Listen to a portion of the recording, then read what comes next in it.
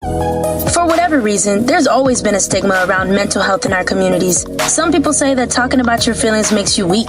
But you know what? It doesn't make you weak. It makes you human.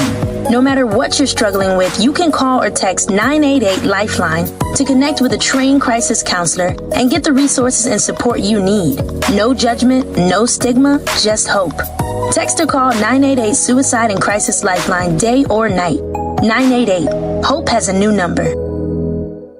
From iHeart Podcasts, Supreme, The Battle for Roe, tells the story of the unlikely champions behind the landmark case Roe v. Wade, starring Maya Hawke as 26-year-old lead attorney Sarah Weddington. We're challenging the Texas abortion laws in federal court. And Academy Award nominee William H. Macy as Supreme Court Justice Harry Blackmun. Time is not the most important factor. Getting it right is. Listen to the podcast Supreme, The Battle for Roe on the iHeartRadio app or wherever you get your podcasts. It is the County 10 Sports Podcast. Welcome you back. Jared Anderson, Wyatt Bridgka with you, and we bring in our special guest for the week, the new media professor at Central Wyoming College, longtime Fremont County sports voice, John Gabrielson is with us. John, how are you? I'm well. Thanks for having me. Good. First-time caller, long-time listener. Good to have you here. Of course, we are breaking down the upcoming Fremont County Sports Weekend, but it's hard to really look beyond the big marquee matchup this weekend. Lander Riverton steals the spotlight. Every time these two teams play, it's the keeper of the gold game. And what do we decide on, Wyatt? This is the 129th?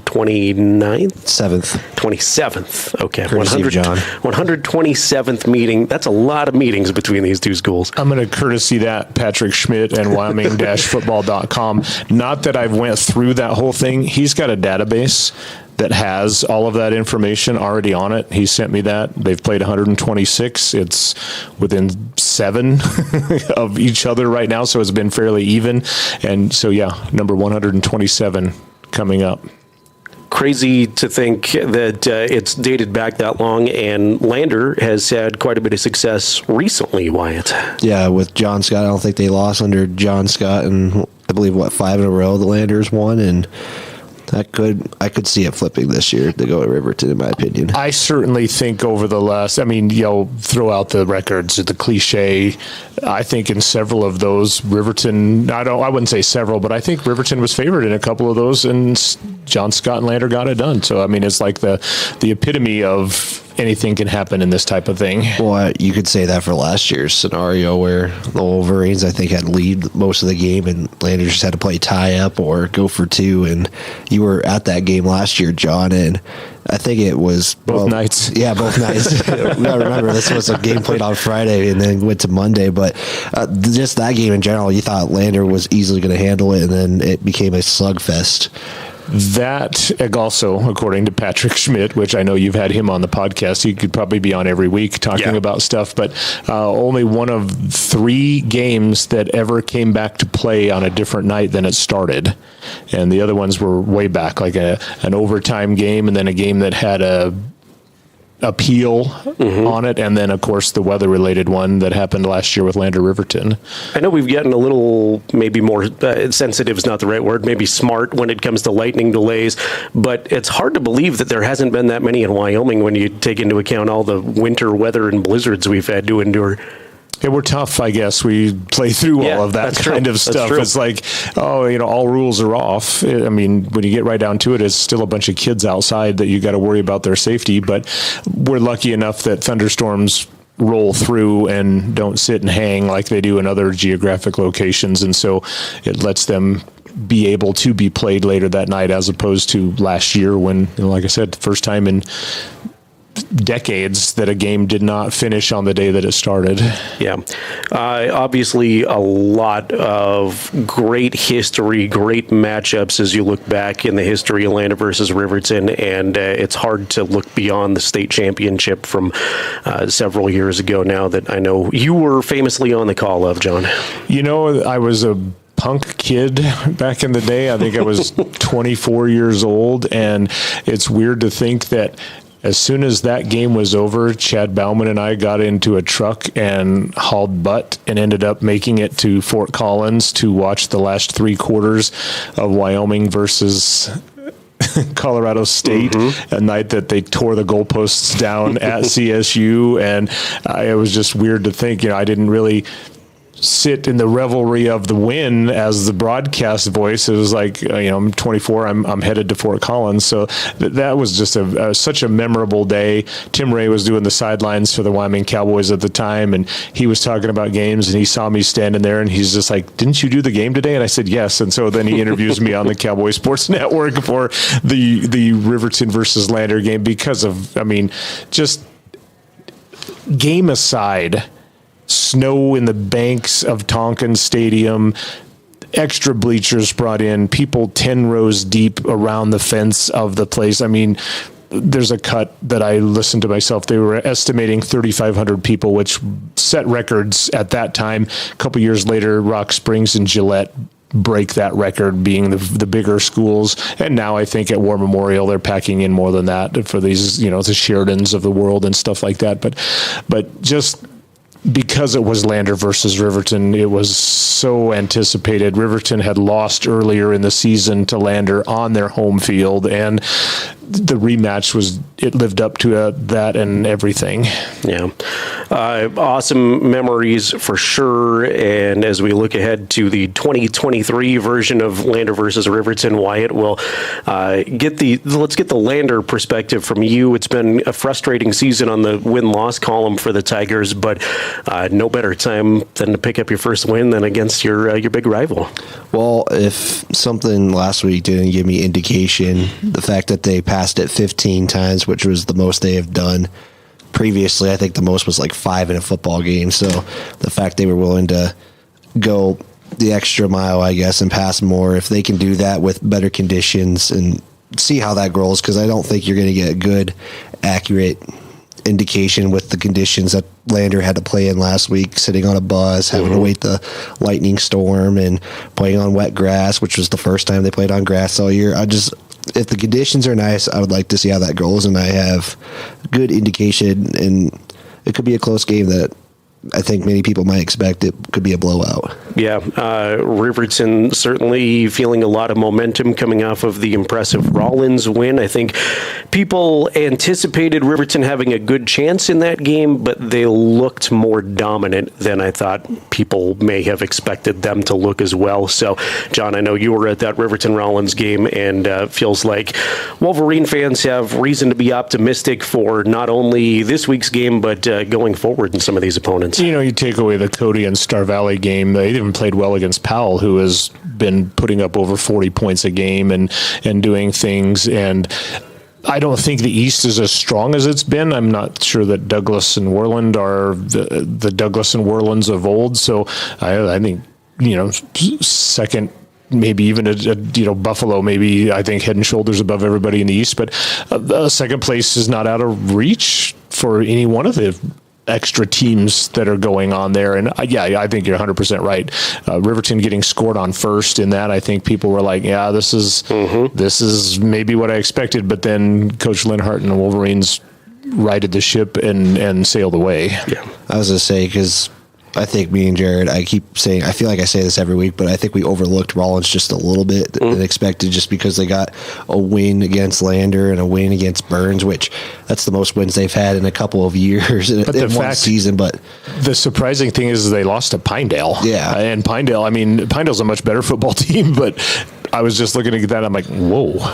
Yeah, 6-0. No disrespect, Pinedale, but maybe tongue-in-cheek disrespect, because perennially they hadn't been very good, and Rollins loses to them, and we're like, well, what are we getting out of this? But then they go and do some other things. So sorry to jump in all over you. You're not wrong about that, but it's just like, I feel like we were assuming it was Lander, Riverton, and Worland for basically the 4th seed, and for 3 and 4. But I think now 2 through 3, like John mentioned, is probably as wide open as it gets, because Douglas, struggled against Worland, and I think they didn't even score in the second half, and Worland put a couple of good drives together and made that a closer game than probably people expected. Mm-hmm. Riverton got their homecoming win. This will be homecoming week for Lander. I chatted with Mark Lenhart before the Riverton game, and he said, I don't think there's a high school coach in America that likes homecoming week because there's so many distractions and so many other things going on. But broadcasters don't like it because of 20-minute half times. Yes, we did. We'll have to endure. We did definitely see that as well. But we've got homecoming week for Lander. Do you think that adds any emotion into the week for the Tigers, Wyatt? It does. I don't think it doesn't affect other schools. I think it does affect all schools. I would rephrase that. Yeah. So in some instances, yes, it does. And I think we saw it last year with Landers arguably one of the best teams, and they dropped one in the homecoming game. Mm-hmm. As far as rivalries across the state, Wyatt, you're from Cody. John, you have spent years covering teams around the state, yopreps.com back in the day. Where do you think Riverton versus Lander ranks among the great rivalries in the state of Wyoming? Because there are a lot. I'll defer that to you, John. It's got to be up there. I mean, it's different now because the landscape has changed, Gillette Sheridan, but now it's Thunder Basin and Gillette. They've got the rivalry, as and Sheridan's on the outside looking in. Rock Springs, Green River, they barely get to play because of different divisions and things like that. Star Valley Jackson is a heck of a rivalry, but it's pretty lopsided a lot of times in those. Cody Powell, as Wyatt will attest to. But, since Lander started playing, I wrote some notes down. Lander started playing clear back in 1908. Riverton didn't start till 1922. Lander didn't have a team from 1911 to 1921, but they played twice a year. So not only do you take into consideration they're your rival, but you played them twice a year for 20 years. And then once a year until they met in the playoffs for a couple of times. But it's one of the fiercest, I think, and then you've got some of the smaller schools, like Wind River Shoshone has always been a pretty good rivalry in that. And it's got to be up there among the top five.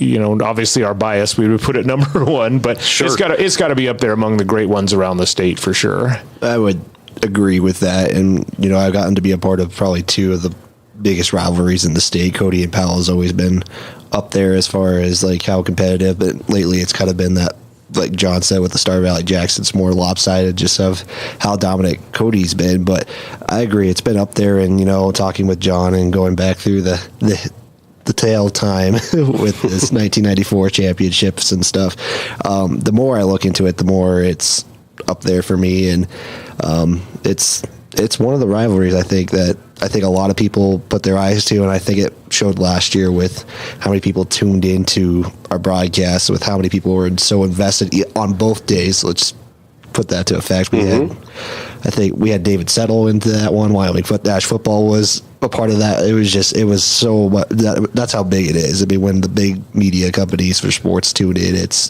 big. Definitely. You both probably get this, but you're the voice of the Tigers. When's Lander's next game? People ask you questions, but the one question I think that is consistent is, when does Lander and Riverton play? And that's the sports fans' biggest question that I normally get around Fremont County, just to put that into perspective. I would also throw Lusk and Southeast as a vicious rivalry between those two. Last week. And then you think, though, to yourself, it's like, it's a small school, but it doesn't mean the rivalry is not fierce, but most people equate it to the bigger ones, and so that's why, putting Lander Riverton near the top. Yep, definitely. Is it a sports fan sort of cliche to say throw the records out when rivals meet, because this feels like it's going to be a slugfest no matter what? Is that more of a cliche, or do we think that's concretely true in these rivalry games? Just all kinds of crazy things happen. Based on last year, I would say it's inherently true. It's a thing. I mean, there are some years like Lander had very good teams. They pummeled Riverton when they expected to pummel Riverton, and vice versa.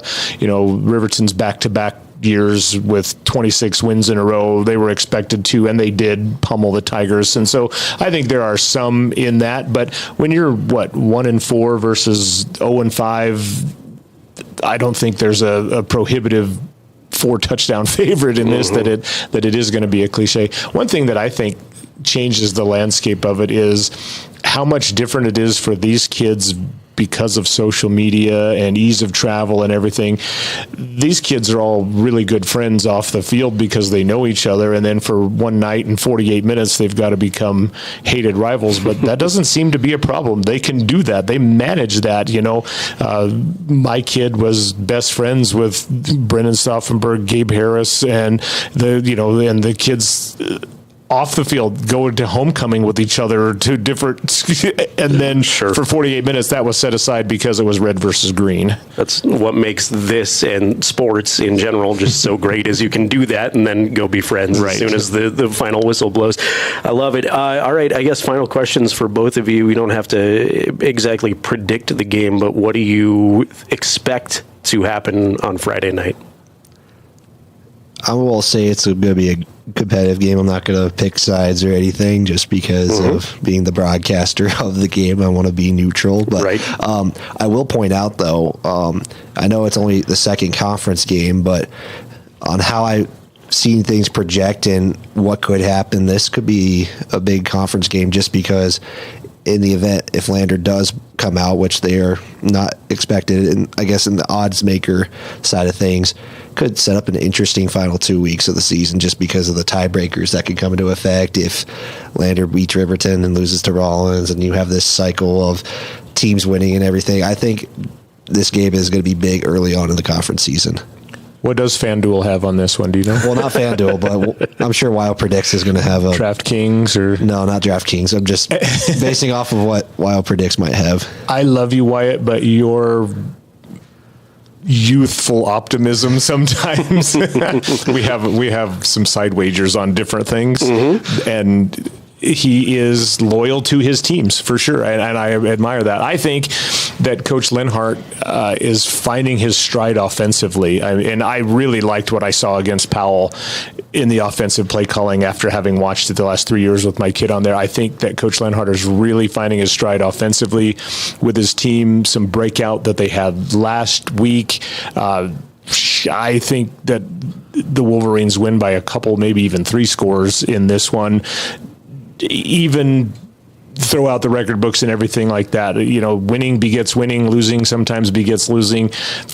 If things don't go well for the Tigers early, it could be a long night, and I think that the Wolverines finding their stride will capitalize and keep continuing to cruise with that. Definitely a lot at stake for both of these teams, not only for bragging rights, but Wyatt, as you alluded to, in the standings as well, and going forward here into the second half of the season. So, all right. So anything I missed? Any final thoughts we want to throw out there before we count down to kickoff? As I've been doing research through Patrick's website, the Tigers have won a state title, and I don't know why I didn't know that they had won one, because I know that in modern day they've been in a lot of them, but never could quite get the dub. But 1948, 10-0 under the head coach Bill Bush, who the stadium is named after. So I thought that was worthy of some mentioning. Both teams have kind of been on the struggle bus as of late down the postseason. The Tigers haven't been past the quarterfinals since 2004 when Steve Simpson got them into the championships, and the Wolverines haven't been there since Coach Patterson took them to the semifinals and lost to Cody, I believe 17 or 18 if I'm looking past that. So is it going to matter? Will a East team break through past the West in the first round of the playoffs? I don't know. We'll find out. But tonight, as Wyatt pointed out, goes a long way toward A, securing a spot in the playoffs, and then B, allowing you to climb up the ladder a little bit. Definitely. Wyatt, any final thoughts? No, it should be fun tonight. I'm excited, and we'll have a good call, Jared. Yeah, I'm looking forward to calling with you as well, Wyatt. Thank you, as always, for tuning in. You can catch more conversations here by subscribing to the County 10 podcast, and depending on when you're listening to this, Wyatt and I will be back on very soon with you. You can watch the game on County 10's YouTube channel. Go ahead and subscribe to that. Turn on the notifications as well, and we'll notify you every time we go live there on County 10's YouTube. Kickoff Friday at 6 o'clock from LVHS. Just want to say we're only 50 away from that 1,000 mark, so It's got to be even closer now. I bet we're up to like 48 away. Oh, well, let's hope. Let's hope. Go subscribe if you're the 1,000th subscriber. Wyatt will give you a high five or something. All right, Riverton and Lander football coming at you, 6 o'clock kickoff here.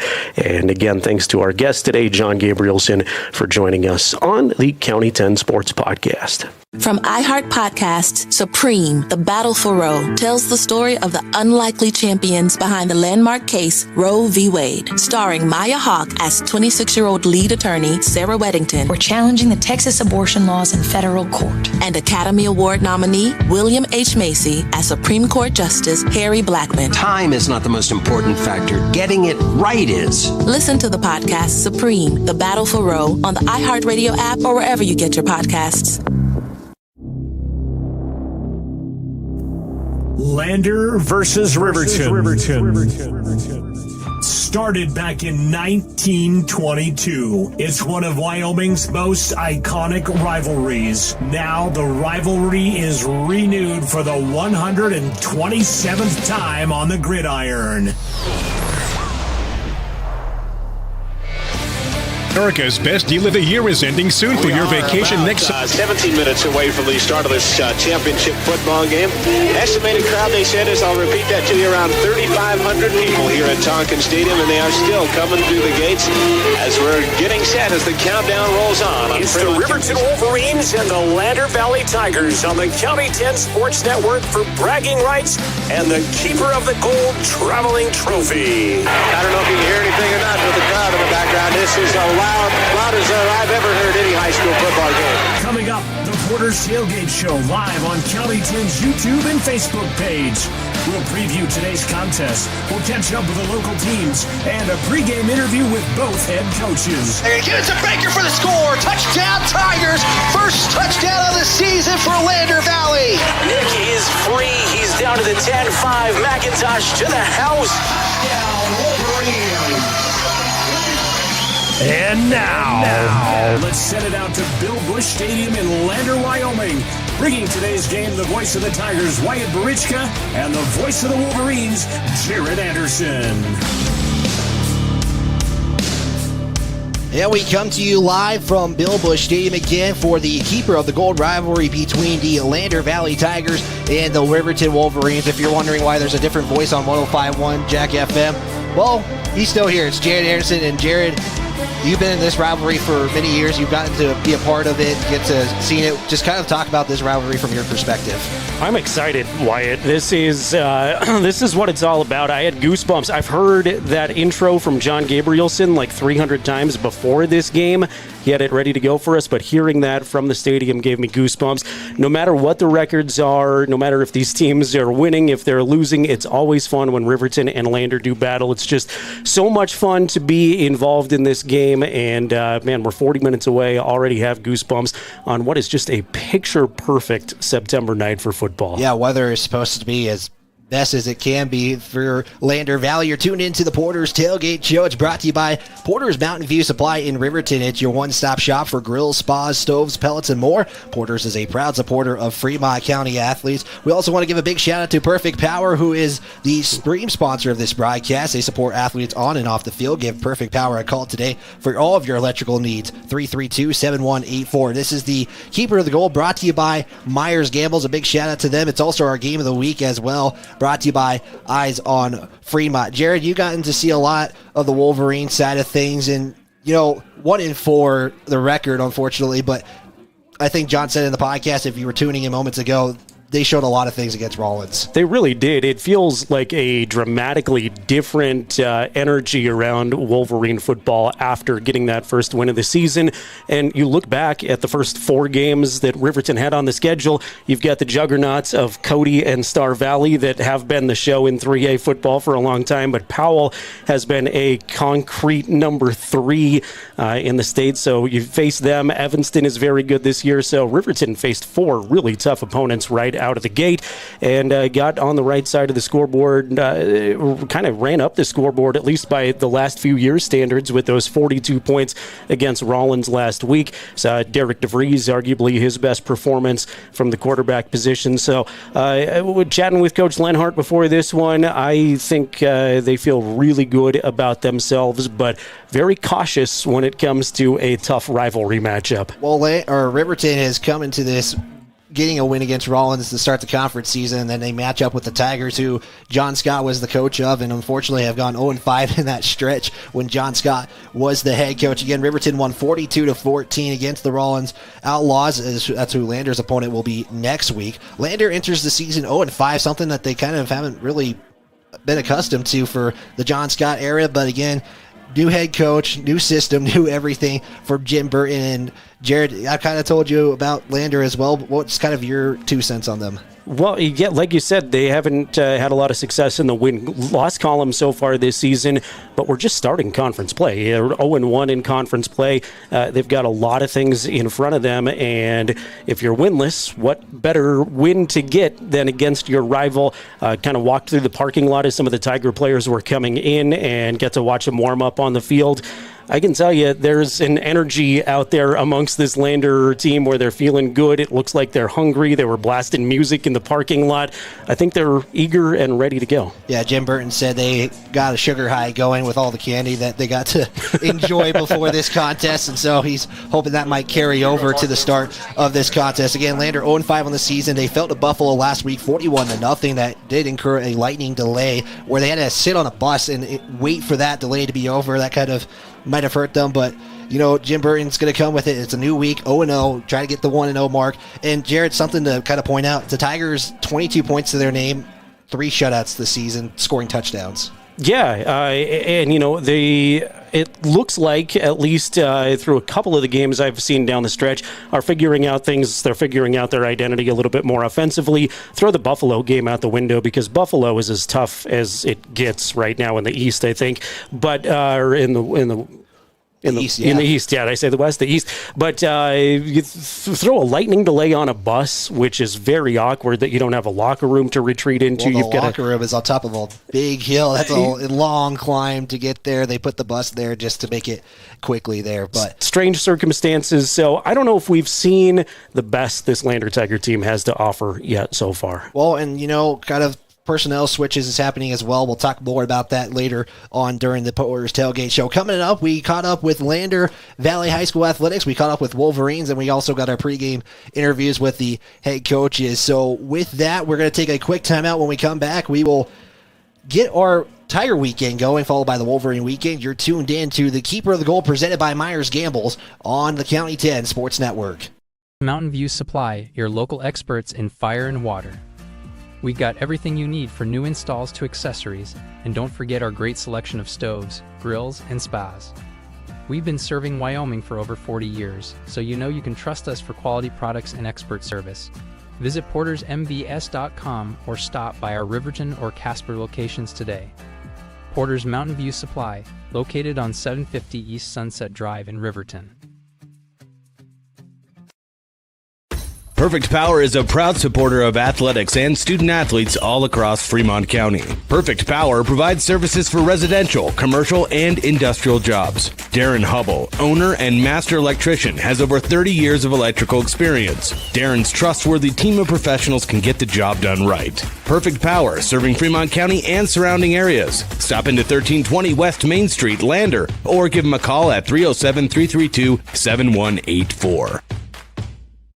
At Eyes on Fremont, we know that good vision is about more than just seeing clearly. That's why we're dedicated to providing expert eye care for the whole family. From children's exams to contacts, LASIK to glaucoma treatment, we're here to help. We accept most insurance plans, and our experienced team will make sure you feel right at home. Schedule an appointment today at 111 South Broadway in Riverton, or give us a call at 307-856-9000. Visit WyomingEyes.net to learn more.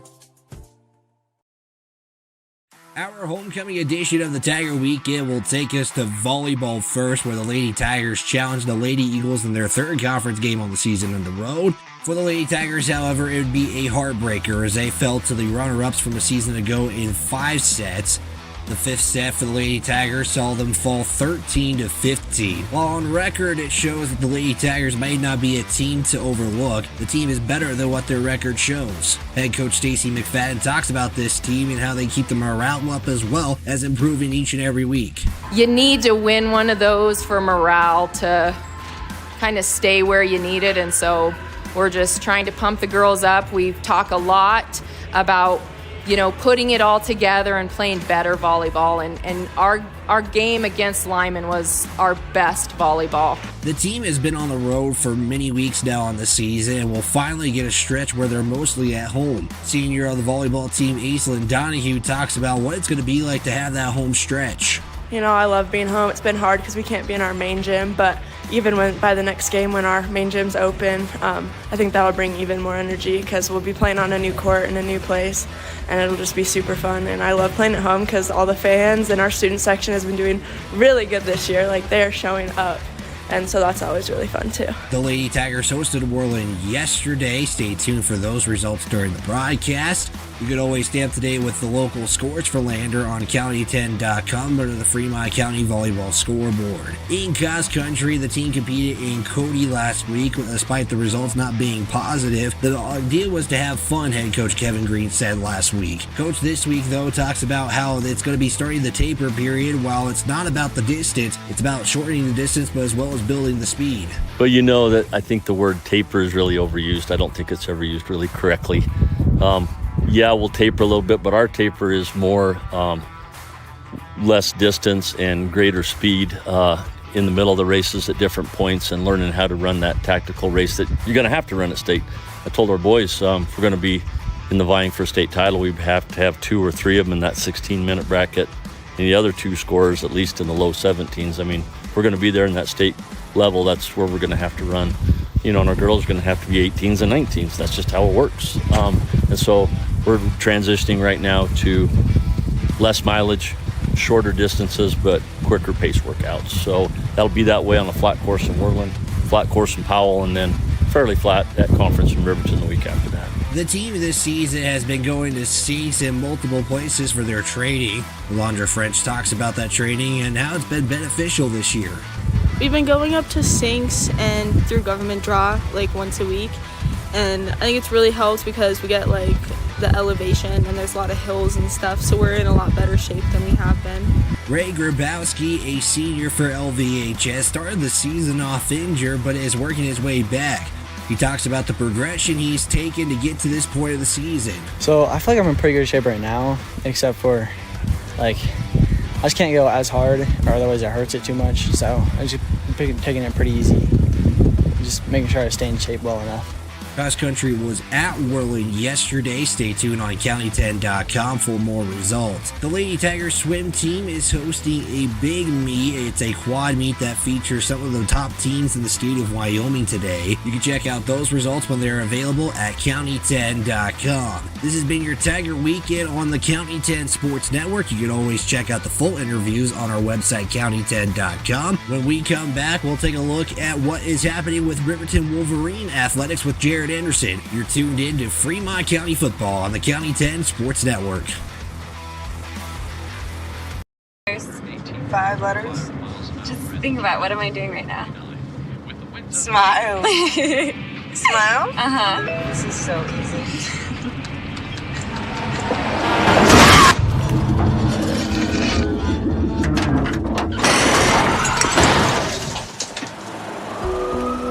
Nobody likes to be stopped by the police, but if I'd seen her texting while driving and given her a ticket, it just might have saved her life. Myers Gambles is your one-stop shop for furniture, mattresses, and appliances in Lander, Wyoming. We have an unbeatable selection of furniture for your living room, bedroom, and dining room. Plus, we have the latest trends in home furnishings. Our mattresses are comfortable and affordable, and our appliances are built to last. Whether you're looking for a new TV, sofa, or refrigerator, we have the perfect finish, style, and function for your home. Visit us at 420 Main Street in Lander, or check out our website, landergambles.com today. Let's start your rivalry night edition of the Wolverine Weekend by backtracking a couple weeks as we continue to salute the 3A state champion boys golf team. For a third year in a row, Riverton High School golf is state champions. Head coach Lars Flanagan said it did not come easy again this year. It's such a stressful 2 days. People feel like the golf game comes easy to our kids and we just walk over there and we win it. But this was a battle from the first tee shot to literally the 16th green where Parker ended up getting the eagle shot. But I'm really, really, really proud of these kids. I mean, boys and girls both, on just how well they all competed and maintained their composure and had fun. And you've probably heard by now, but Riverton has a pretty good golfer in Parker Paxton. 4 state championships, one for each year of his high school career. It's a privilege. It wasn't easy. My freshman year and my senior year were decided by 3 shots my freshman year against a really good player in Jaron Calkins, and this year by 2 shots. I'm still trying to process it, but obviously just right now it feels great. Ultimately, Paxton shot a 2-day 133, beating Parker Lind of Evanston by 2 strokes. Riverton's senior Brody Dale finished 4th. Riverton junior Kyler Graham finished 8th. The girls' golf team finished 3rd overall. Their leading contributor was Annika Stanley, a sophomore who shot a 2-day 177. Tylen McDonald finished 11th. As we jump ahead to action this week, the Riverton cross-country team opened up the activities weekend with a race at the Whirlwind Warrior Invitational yesterday. Ultimately, the Riverton boys finished 4th in the team standings. Alexander Truix, a senior, finished 5th to lead the way individually. Davian Spoonhunter had a 12th place finish. Marshall Walton came in 14th. For the Lady Wolverines as a team, they would take 7th place overall. They were led individually by Kiana Swan, who finished in 12th place. Lady Wolverine Volleyball has a couple of conference matches this weekend. In fact, they're just about to get going at 6 o'clock tonight. They're in Rock Springs for a conference matchup. Tomorrow, they're back in front of the home fans, hosting Kelly Walsh at noon for the varsity start time. Recently, setter Emmy Weber told us about her individual goals this season. I want to hit 2,000 career assists by the end of this season. How close are you? I need about 700. Okay, that's manageable, right? Yes, I had about 730 last season. Okay. So. And Riverton girls swimming is headed into their final month of the season under new head coach Christy Spriggs. Spriggs has a long history of Fremont County swimming, growing up in rival territory. Well, I grew up in Lander. I'm from Lander. I guess there's something in the water there. And I swam for Bruce Presley since I was 3. Through all the way up through high school, and then I ended up in college in West Virginia. So I went and I had a full-ride scholarship there for swimming, and then from there I ended up teaching scuba diving in California and coaching a swim team there, and my family's here, so I moved back, and I guess aquatics is in my blood. Lady Wolverines will be in the pool at a Pinedale Invitational this weekend. Senior Amelia Tate has already qualified in 5 events. Just to keep my placements for state and hopefully to get high enough that I can be in the top 3 for the fly at state. That Pinedale invite is set for tomorrow. Find more girls swimming interviews and more local Fremont County sports content by following the County 10 Sports Podcast. With a look at your Wolverine weekend, I'm Jared Anderson. To explore Wyoming's stunning parks at Fremont Motors during the Open Road Sales Event. We're giving away a complimentary Wyoming State Parks pass with every vehicle sold, so you can get out and explore our beautiful state behind the wheel of a brand new vehicle. Plus, all Fremont vehicles come back by Fremont Care, so you'll be covered no matter what the Open Road has in store. Visit Fremont Chevrolet GMC in Riverton, or shop online anytime at FremontMotors.com and start your Wyoming adventure today. Back on the Porter's Tailgate Show, chatting with Coach Lenhart. Coach, I can just leave it at this, I guess, but Riverton-Lander rivalry football, I know this is your first time coaching in this game, but I'm sure you're aware of the rivalry and what it means to the communities. Yeah, no, this is super exciting, and like I was just saying, I've never been a part of a rivalry in terms of football where it has conference implications. When I was in Torrington, Wheatland was our rival, but they were 2A and we were 3A, and in Rock Springs, Green River was 3A and we were 4A, and so in the other sports, they got to continue that rivalry. We did not, and so I'm excited for this. This is a big game for both teams. We need this one to get ourselves a 2-0 in conference, and they need this one to get a win and get themselves in playoff contention, and so hopefully we can find a way to come out and get to a fast start. You know, we haven't had a lead in one game yet this year, and we have not started fast, and so hopefully our guys can come out relaxed. You know, we're a little bit older than they are, and we're still playing quite a few young kids, but hopefully we can use some of that experience of playing in this game to our advantage and be ready to roll right away. It's kind of amazing how much better you feel after you get that first win, but it looked like you put a lot of things together in that Rollins matchup last week. How was the week of practice and getting back after it after such a great game last week? Our Monday was good with our install, and then Tuesday was the best Tuesday we had all year, and then Wednesday was maybe the worst practice we've had all year. So I've learned at this level, don't ever look too much into those things. I've coached games where we've practiced really poorly and played well, and then I've coached games where we practiced well all week and played poorly. So, you know, hopefully we can find a way to start stringing that together as well, because, you know, I think that to me, Friday nights is just a byproduct of what you've done throughout the summer, the weight room, you know, and then in practice, and then you get to earn the reward on Friday nights. And so hopefully as a program, we can continue to take steps and understand the importance of preparation and doing things right in the process day by day. And then the results will take care of themselves in the long run. So, you know, I'm excited for our kids. This will be a fun matchup, and hopefully we can find a way to go get it done. Lander, it seems like their game plan, at least through the season so far, has been physical play out of that flex bone offense. Battles of the trenches are always important, but is that even more so on display tonight? Yeah, I think this is a similar game to what we played last week, in the fact that it's, you know, we got to win on first down. We got to get them behind the sticks. You know, they're playing a young quarterback, and so they're going to have to, you know, find a way to hopefully throw the football against us. Not saying that they can't, but I think the more that we can get it into predictable situations, the better it is to our favor.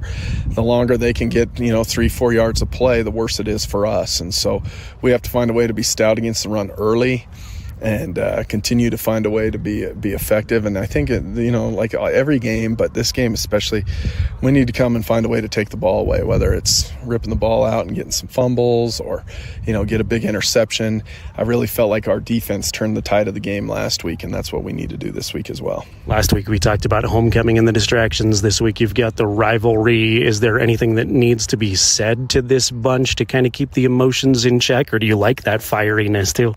Oh, I like the fieriness, and I think kids are kids, you know, and one thing I've learned, you know, in my short time here is every team you coach is different, and so I'm still trying to learn these kids' personalities. I feel like I'm starting to get a feel for it, but it's, you never know. You never know what's going to happen, and like I said, there's you got to be a brave guy to coach high school football, because anytime you're putting your livelihood in the hands of 16 to 18-year-olds, you probably have a screw loose. So hopefully we can hopefully it's the better end of it tonight for us, but I like the way that we're improving. I think we're getting better. I'm pleased with the way these kids are learning the system, and for, you know, first year in the system, we've thrown a lot of formations, a lot of scheme, a lot of different things at them, and I think they just continue to get better at it, and hopefully that can just continue on from here. Final question, health, injuries, how's everybody feeling? Everybody's good. Ryan Cox will be back. Jordan May is still out and going to be out for the foreseeable future, but for the most part, we're healthy. I think Derek's feeling as good as he's felt all year, and don't be surprised to see him make some appearances on defense tonight as well. Awesome, Coach. Good luck. Thank you. All right. Thanks, guys.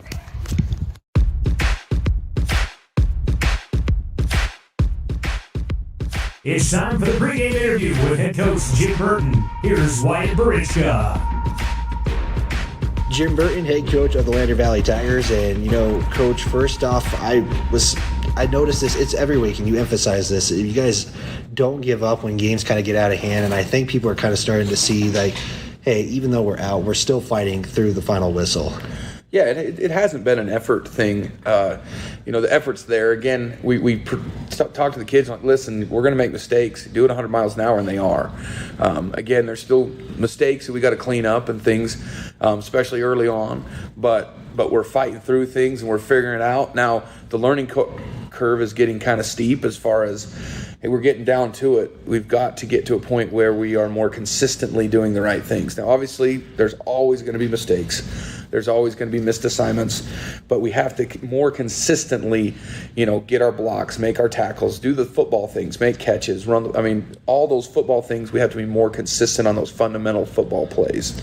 And last week too, I think there was a lot of confidence that you were kind of showing with that team, as well as for the amount of times you guys went through the air. It was the most you've done all season long, double-digit pass attempts, even though the passing kind of was struggling just with the interceptions. One of them was just spectacular. I don't think there's nothing you can do about that, but just the confidence too. How have you kind of given that to the players as this season has progressed? Well, and again, it's get back on the horse, right? You get bucked off, you got to keep going. Pax throws a couple tough interceptions early that are deflected, off receivers, and that's hard to take. But understand that, when they're giving us those opportunities, we have to take them. And we took advantage a little bit, but again, it's something we're going to have to do when teams load the box, because that's the story, right? And that's what everybody's been doing. So we're working on getting to the edge more and taking advantage of that passing, running, just to get them to loosen up a little bit so we can do some other things. What are some things that you took from last Friday's game and try to implement at practice this week? Big thing is, obviously take care of the mistakes. Turnovers still kind of bit us last week. Penalties, we're getting much better at the not doing the silly things. The procedural stuff is not a huge. Again, gets a little chippy every once in a while, and we end up with somebody said something, somebody shut, all the little chippy things. And again, this week's no exception with the rivalry. Right, it's going to get chippy, and we just have to realize that we have to walk away. Pride, ego aside, get back to the huddle, do your job, and make it the next play. Well, you got into rivalry. I'm going to get to that in just a moment here. But, this week, kind of a big week just in general with homecoming and everything. As a coach for you, how do you approach this, and how has it been different than when you were in Evanston?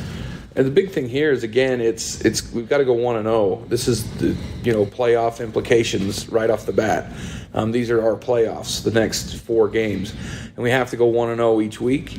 And to keep those goals alive. We still have the goal of getting a home playoff game, and if we run the table, that's an option, right?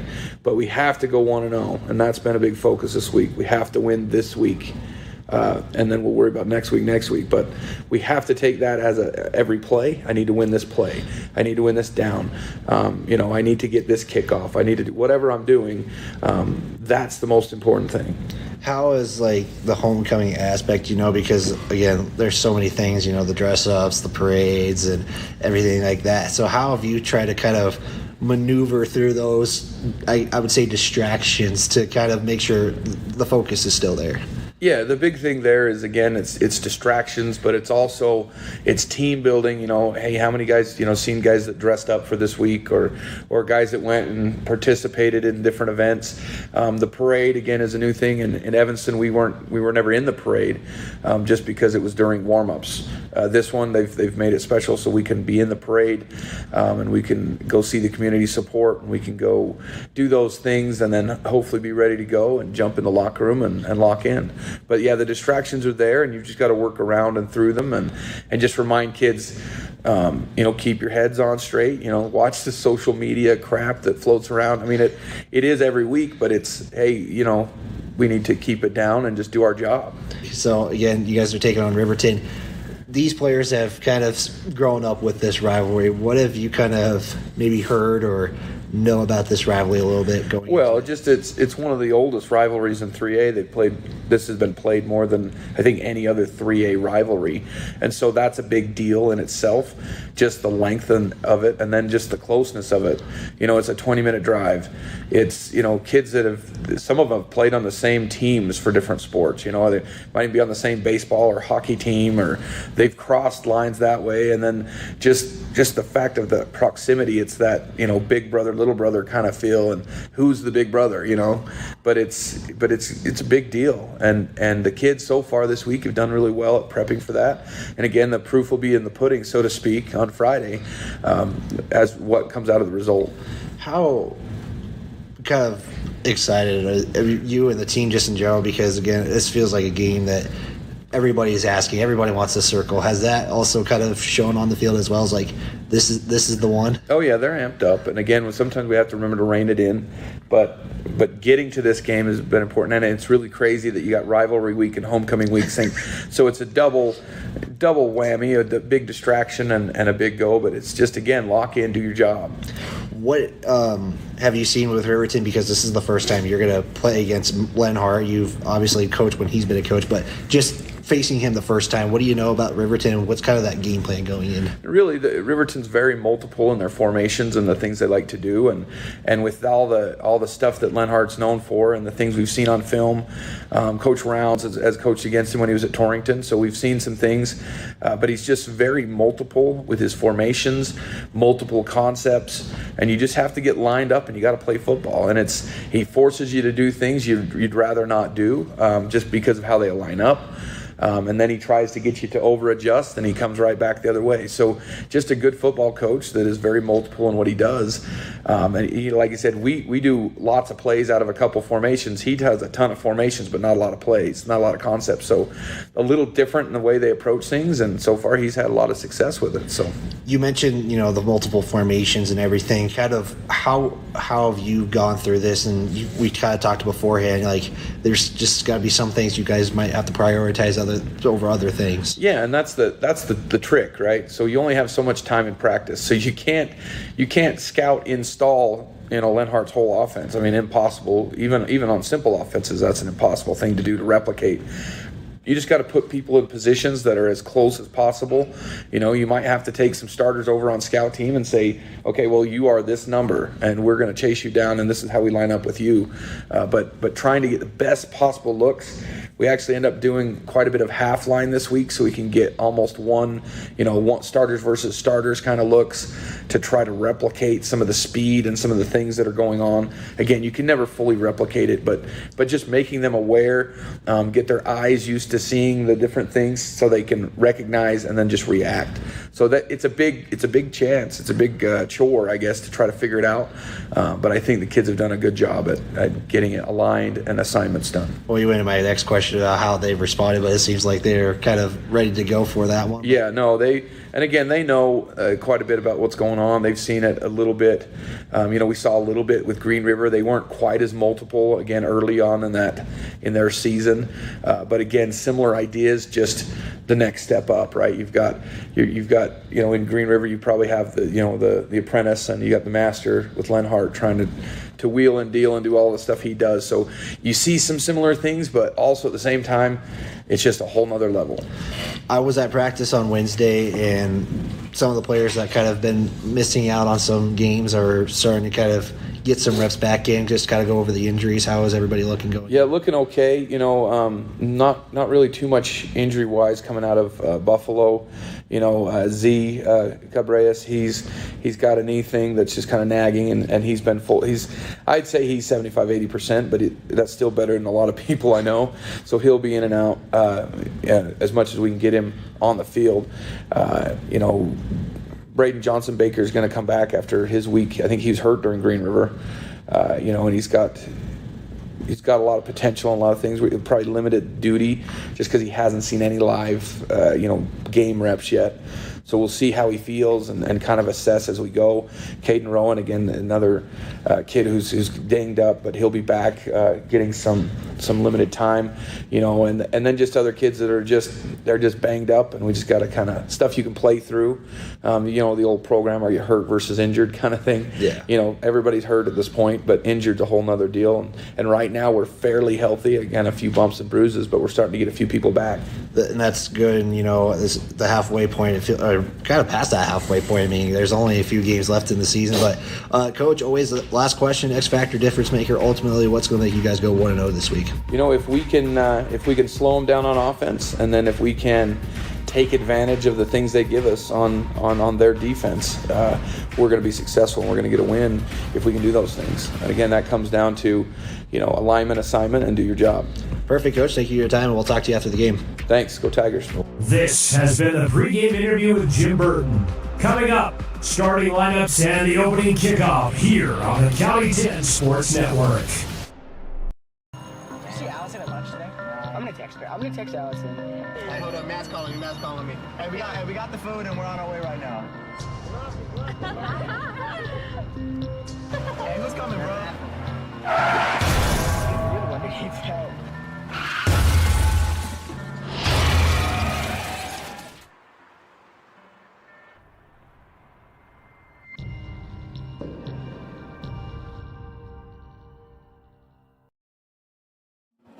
Welcome you back to the Porter's Tailgate Show here on Jack FM, KOVE, and County10.com. Longtime Fremont County sportscaster John Gabrielson was kind enough to send us over a few thoughts when it comes to this historic Lander-Riverton rivalry.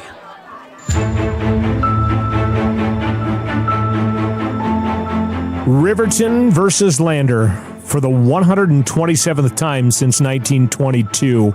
They played twice a year for the first 22 years or so. They even played 3 times in 1925. Then starting in 1945, there was a 50-year span that saw the teams only play once a year. Well, the year they played twice again was, in my opinion, the year of the biggest game played between the two schools. The year was 1994. Riverton and Lander finally met for a 3A state football championship. You knew we were going to end up here this week the minute I started these little pregame radio programs, so here we are. Don Julian was in his first year as the head coach after the passing of Tino Navarro, who had led the Wolverines the previous 3 seasons, getting RHS into the semis in '91. Lander was in the middle of the Jeff Savage era, who in his 4 years took the Tigers to the title game 3 times, only to come up short to Star Valley on each side of the championship game with the Wolverines. The Tiger defense in '94 was phenomenal. They shut out 3 of their 10 opponents while holding 2 others to 1 score. In fact, in the first 6 games, the Tigers only allowed 25 total points. That's a little over 4 points per game. The Tiger lone loss was to Star Valley and Afton. Riverton prevented a Braves-Tiger repeat title game with a resounding 36-14 thrashing of the Crimson and Gold in Afton in the semis. So what about Riverton? Did you remember that the Wolverines and Coach Don Julian were 2-3 at one point that year, and they lost 3 games in a row?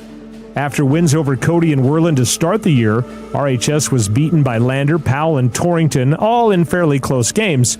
The Torrington loss on the road, however, woke up the Wolverine offense, who didn't score less than 33 points in their next 5 games en route to the title.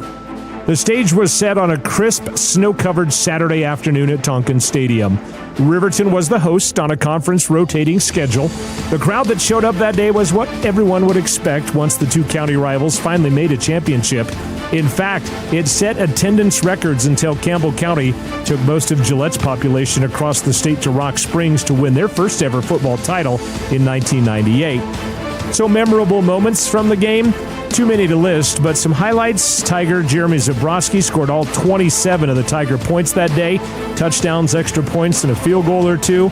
Riverton's Court McGuffey threw for over 400 yards. His profile was in the Faces in the Crowd section of Sports Illustrated a week later. All-State Tigers that year: Jeremy Zabrowski, Chris Packer, Doug Spriggs, Mike Noseep, Terrell Weston, Tom Heil. All-State Wolverines: Court McGuffey, Corey Fabricius, Jeremy Appleby, Kevin DeVries, Dane Starbuck, Chris Wilson. Now, I think by this point, you're waiting to hear the call of the game-winning touchdown or maybe that final defensive play, but I'm going to leave you with some quotes that sum up why we love sports. The first from Court McGuffey, who would later go on to win the Harlan Hill Trophy and a national championship with Northern Colorado under the direction of former Wyoming Cowboy coach Joe Glenn. He had stated during a senior spotlight interview that year that it was his dream to be in a state title game down in the final minutes. John said in your very first interview at the beginning of the season, that was your dream. 2 minutes, the championship. You did it, buddy. We just went our 2-minute and we knew we had plenty of time. The receiver just got open. Kevin made a great catch. I'm just glad to win it for this community. They've been backing us all year long, and I'm just glad to win a championship one. The second quote comes from Coach Don Julian, who was thinking more of others after that win. And we are here with Coach Don Julian. He's holding the game ball and the state championship trophy, and I don't think you could be any more content right now, could you? No, I actually shouldn't be holding these. I think my assistant coaches and the team should be holding them. Great win. I don't know if a person could see a more exciting high school football game. I would say maybe the only regret I have out of the whole thing is that Mr. Navarro wasn't around to watch it.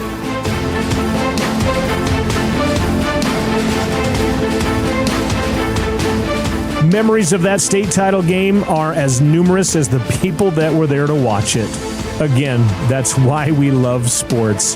Here's to a memorable one tonight between the Tigers and the Wolverines. Back to Bill Bush Memorial Stadium in Lander. The voices of tonight's game, Jared Anderson and Wyatt Barichka. Man, that just gives you chills in general. He's done a great job, and I guess he does it for all the Riverton broadcasts, Jared, and that was a good one to hear. Yeah, Scott Fuller and I are lucky to be able to have John do those for us regularly on Wolverine broadcasts, and looking forward to this one with you, Wyatt. It's the first time we've done a game all season, so good to be back with you. Good to be here at Bill Bush Stadium and in front of a packed crowd. It'll be Riverton to kick the football away here to get this one started. Yep, Riverton deferred to the second half, so Lander will receive and defend the south end zone. It will be Gattenbein to send it away here. Freshman McFadden will be deep to receive for the Tigers as he's going to stand at the 5-yard line. Tigers going to be in their home greens, white bottoms, black numbers trimmed in white. Wolverines going to be in the all white with the cardinal red numbers trimmed in black. And you're already hearing it now, Jared. The crowd is getting ready to go, and we are underway here in the Fremont County rivalry. Keeping their goal presented by Myers Gambles, and that is going to roll out of bounds. So Tigers will set up shop at the 35-yard line. And not what you want as far as starting field position for Riverton. Don't see many kickoff out of bounds, especially early on from Hunter Saltzgaver. I've seen him do that a couple of times late in games, but not a lot of those this season. Taking a look at the Lander starters, we'll start on the offensive line. Tristan Osborne, Zane Gabrielis, Caleb Hamilton, Gavin Romer. Cody Phillips will play right tackle. Caden Rowan, who has been injured, is going to get some lineman opportunities today. The receivers will be Bryce Mason, Joel Jubber. Quarterback, sophomore Paxton Hollinshead. The A-backs, Hunter Velarde, Parker Burton, and Braden Baker will be the B-back for the Tigers to start things off. Tigers going to go in the gun in that flex bow formation. Baker going to line up behind. Hollinshead will take the snap and give it off to Braden Baker on the first carry, and that will be maybe a gain of 1 if they mark it nicely here. Talked with Coach Lenhart before this game. He said it's going to come down to the battle in the trenches, especially the way this Lander offense is designed. So many games come down to that offensive line versus defensive line, but we'll see who's tougher tonight. It's going to be 2nd down and 9, so they give him a courtesy 1. It's going to be at the 36-yard line. Again, Tigers just trying to find some offensive momentum. 22 points have been accounted for on the season. Back again in the gun with Hollinshead. We'll have Baker in the backfield. It's going to be a toss to him to the right side of the field, and he's got some room. He's at the 50, 40, 30, 20, 10. I feel like I called this early on, Jared, and it's in. Tigers touchdown, and they take a 6-0 lead. That is something they haven't seen in a long time. What a spectacular start for the Lander Tigers. 2 plays and points. Couldn't have drawn it up any better for this green and black crowd. Yeah, 65-yard drive on 2 plays. Doesn't even take 50 seconds off the clock. And the PAT will come away here from freshman Caleb Andrews. And that is something they have missed all season, or most of this season, as Burton's going to be the holder for the Tigers.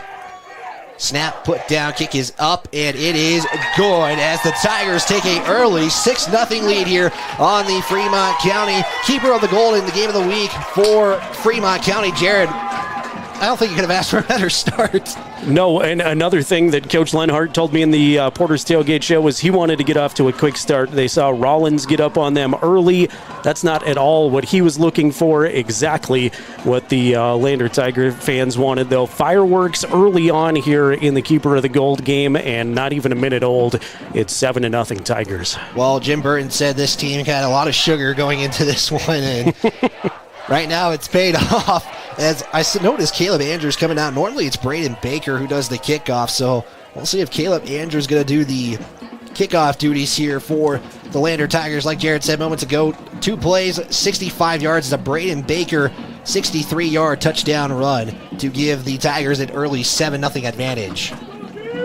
Impressive start for Lander, and like you said, Wyatt, maybe it's some of that homecoming parade magic. I don't know if it's the candy, I don't know if it's the pomp and circumstance around homecoming, but like I said, walking into the stadium, it felt like these Tigers were ready to go. Yeah, it is going to be Caleb Andrews to kick it off, and I talked with Jim Burton just a little bit before. He's like, nobody fell off the float, and the candy was eaten, so they're going to be okay to go, as Caleb Andrews will put it away for the Tigers. It is going to be fielded by Sheets. And Sheets going to try to make some room, and he will get down to about the 21-yard line. And it'll set up 1st and 10. I apologize. That's Nick McIntosh on the return. Yep, see both McIntosh and Sheets back there for the Wolverines, returning kicks, and likely will all night long. And Jared, what are you kind of expecting here offensive-wise? They're better on the passing side of things than the rushing side. Yeah, Coach Lenhart says he's a run-first guy. He loves to establish that run, but Riverton saw an injury to their first running back of the season, Jordan May, and unfortunately Jordan probably won't make it back this season, so it's been running back by committee, but we'll see the strategy here. Riverton ranked 2 in the passing, 9th in rushing, as DeVries will throw it out. It's going to be caught by the Wolverines there, and it's going to be taken down. Is on the play is Nick McIntosh on the reception. Give him 5. No doubt that McIntosh has been one of the 2 favorite receivers for Derek DeVries so far this season. And we got a whistle on the ball, and actually it's not a 5-yard gain. Give him 7. They're switching footballs out. The ball will be placed at the 39-yard line. Second down and 2 to go here. As a former ball boy, Wyatt, I know that each team gets their own ball, so they had the Lander ball out there for the first play. Can't have that, can't allow it. It's the Riverton one out there now. Didn't seem like to affect him on that first play there. Second down and 2, clock at 10:32 and counting. DeVries going to line up under center. As a man go in motion, 2 receivers, bottom of the screen. Handoff is to Gattenbein, who's going to lately gain the carries, and he's going to be close to the first down. We'll see where they spot this football as the officials will rule at the 40-yard line. Nice job there by a couple of Tigers, not letting Gattenbein get across that line. It looked like he was going to have the first down easily, but I think we're going to see a 3rd and short. 10:07 in county. I talked with Jim Burton. He said he likes how they're defending the middle of the field, but they got to defend those edges, and we'll see if the Wolverines take advantage of that. It's going to be 3rd down and 1, so they give him officially a yard. The ball is at the 40-yard line. 2 receivers left side of the formation for DeVries. He'll just keep it himself and take it up the middle just to get the first down. He's able to do so, and he'll have 4 on the play. And Wolverines fans have seen that work quite a bit this year. DeVries is very good with the keeper, gets that surge from the left side of the line that time, and moves the chains for the first time this season for Riverton, or for the first time this game for Riverton. Riverton, the number 6 offense in the 3A ranks, averages about 327 yards per game. Rushing wise, Jared, just 66 yards on average. And again, DeVries had a big game on game 1 against Powell, and really it's just kind of been more the throwing quarterback in this one. Spread formation, 2 receivers each side. Running back in the backfield for DeVries as they'll check the sideline. And we'll get this next play going. Clock at 9:10. DeVries will survey the defense, now takes the snap, keeps it himself as he's going to be taken down in Lander territory at the 49, gain of 6, 2nd down and 4 to go. You take that most times on first down, a gain of 6, and for the first time, Riverton into Tiger territory across midfield. So not quite the fireworks we saw. Lander score 2 plays, 7-0 here with 8:43 to play first quarter on the Fremont Chevy scoreboard, but Riverton marching here methodically down the field. They actually give them 7 on the carry, so it'll be 2nd down and 3. And again, both teams give up a lot of points in games. Riverton gives up about 40 points a game as Ryan Cox is the man in motion. DeVries again will keep it himself, gets the first down, gain of 5. or gain of 4, on the play. It gives them the first down. And you mentioned Ryan Cox goes in motion, sets up on the left side. DeVries follows the big guy there. Ryan, one of the team's leaders on defense. We've seen him in the backfield a little bit more, and a very powerful blocker. First down and 10 at the 45. They're going to put a lot of receivers. 4 receivers to the right side of the formation. Nick McIntosh with the reception is able to get past the original line of scrimmage. Flag on the play, and we'll see what the call is. I would imagine this will be assessed to Riverton. Lander coaching staff certainly thinks so on the little bubble screen attempt. Riverton, coached by Mark Lenhart in his first season, comes from Rock Springs, and Jared, everywhere he's gone, Torrington was able to take him to a couple of state championships, has taken Rock Springs to the state championship. He just hasn't won that big game yet. Yeah, exactly right. It's been fun to hear some of the opposing coaches as I travel with Lander talk about their respect for Coach Lenhart. He's well respected across the state, and by pretty much all opinions across Wyoming high school football, Riverton got a really nice hire, and of course, one of the big storylines coming into this game and this season were 2 new head coaches for both of these teams. Yep, Jim Burton, the head coach in his first season, first time he's played against Mark Lenhart. DeVries will roll out to his right. Now he's going to look at the other side. It's going to be caught there for a few yards. It's Blake Gattenbein on the play, and we'll get 5 on the reception. Third down and 15 after the holding play. Actually, should be second down and 15. As the down marker never changed on the original play there, so second down, 15 to go. Clock at 7:35 on Riverton's first possession. I know I've said this a couple of times, but just a beautiful night. Flags are straight down. There's no wind. Sun setting beautifully over these mountains here, the Wind River Range and Lander. It's a great setting. Yeah, normally the home side is on the east side of stadiums. This one's going to be on the west side. So we got flags on both sides, and it's going to go against the Tigers, and that will give them, the Riverton Wolverines, a free 5 here.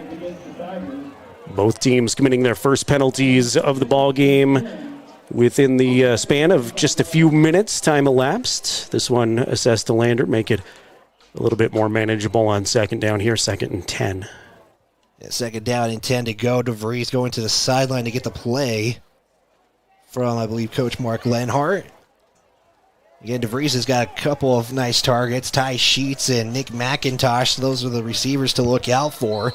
They'll set 3 receivers left side of the formation, and we have a timeout taken by Lander. We're going to take a 30-second timeout. We'll be back. It's 7-0. Tigers up here on the Keeper of the Goal game presented by Myers Gambles. You're tuned into Fremont County football. If you're looking for an upgrade to your vehicle, Wyoming 4x4 is the place to go for all your upgrade needs. From lift kits to bumpers, grill guards to bed liners, we've got everything you need to take your ride to the next level. We use top brands for our bumpers like Fab 4s, Ranch Hand, and Road and more.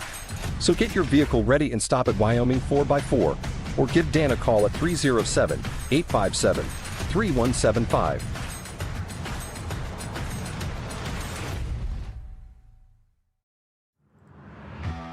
You're tuned to the Keeper of the Gold, presented by Myers Gambles. Now, back out to Wyatt Barichka and Jared Anderson. 6:55 to play in the first. 7-0 Tigers lead on the Fremont Chevrolet scoreboard. It will be second down and 10. Ball is at the Lander 45. Riverton committed a penalty of the 10-yard variety. Lander just committed a 5-yard penalty. Feels like it should be third down. We've seen a lot of plays here at the middle of the field. A couple of penalties on both teams. Timeout was taken by the Tigers. They're down to 2. They'll put 2 receivers on the right side of the formation for DeVries in the gun. Has Ryan Cox in front of him, and now a motion man will come in. DeVries fakes the swing pass, will take it himself, and he has a lane and a first down, and he's going to have a big yard carry. It's going to give him 13 on the carry. It's going to be another first down in 10. It's the 4th time Derricks ran for 29 yards. Riverton fans like seeing him very confident on that ankle. Heard it in the second play of the season, basically, against Powell. Has come up hobbled on the ankle in several other games. Didn't play against Cody earlier this season, but looks back to near 100% in the last couple of weeks. I believe one missed game he's missed this season. He's kind of just gutted it out. And that's kind of the point of the season. You're going to have bumps and bruises here, Jared, and you're going to just have to play through some of those. 2 receivers each side of the formation. DeVries going to be in the gun again. They'll check the sideline for Mark Lenhart, see if they change the play. They will audible it here. Again, 2 receivers, man in the backfield. DeVries again will keep it himself and just kind of go with the line, and we'll get maybe 4 on the carry. It's been the Derek DeVries running the football show for Riverton this drive. 5 times now, 33 yards. Clock continues to churn. We've made it past the halfway point of the first quarter as Riverton continues to march down the field now at the Tiger 29-yard line. Again, Lander on top, 7-0 here. Early first quarter action from the keeper of the gold game. Remember, Riverton had a 10-minute drive and went all the way to the 1 and wasn't able to score. It's kind of having that similar kind of feeling here. DeVries hand off to Gattenbein, and it's going to be tackled by Larvey. Give him maybe a yard on the carry, maybe 2. It'll be 3rd down and a medium. First time we've seen 3rd and medium for the Wolverines so far in the game. We'll see how the Tiger defense responds. Yeah, well, Wolverines have kind of been just up the gut type team right now. They haven't really tracked the edges. It's kind of one of the, I would say, weaknesses of the defense for Lander in this one. 3rd down. They're going to tie things up here. 4 receivers to the far side of the field. It's on the short side. DeVries will keep it again. Trying to get around to the outside. He's going to be short. And it's going to be 4th down and short, and I would not be surprised if Riverton went for this. I wouldn't either. This is a good point in the field where you would think that Coach Lenhart would be capable of doing that. They have seen a great field goal kicker this year in Hunter Saltzgaver. Haven't seen him kick one quite this long yet, but 4th and relatively short here. I'd expect him to go for it. Yeah, it looks like that's what they're going to do here. John Gabriel's giving me an update between another kind of rivalry in the Class 4A ranks. It's 7-3 Cheyenne East at the moment. Or Sheridan leads, excuse me.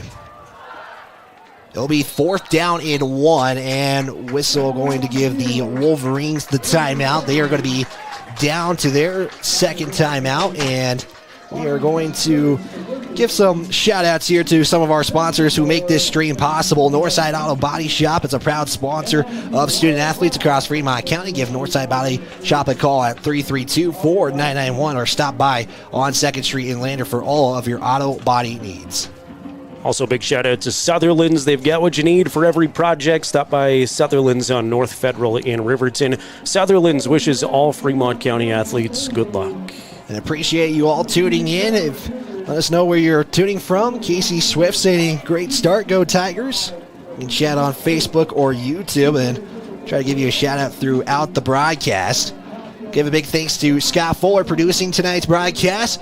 Kendall and Kaylee Ray up in the top of the press box, up outside kind of dealing with the warm conditions right now, so we appreciate them for doing the camera duties. And give a big shout out to Brett, who was kind of helping us through some of the difficulties we were experiencing before this broadcast. But again, we thank everybody enough, and also Scott Fuller, who was able to get us on the broadcast tonight.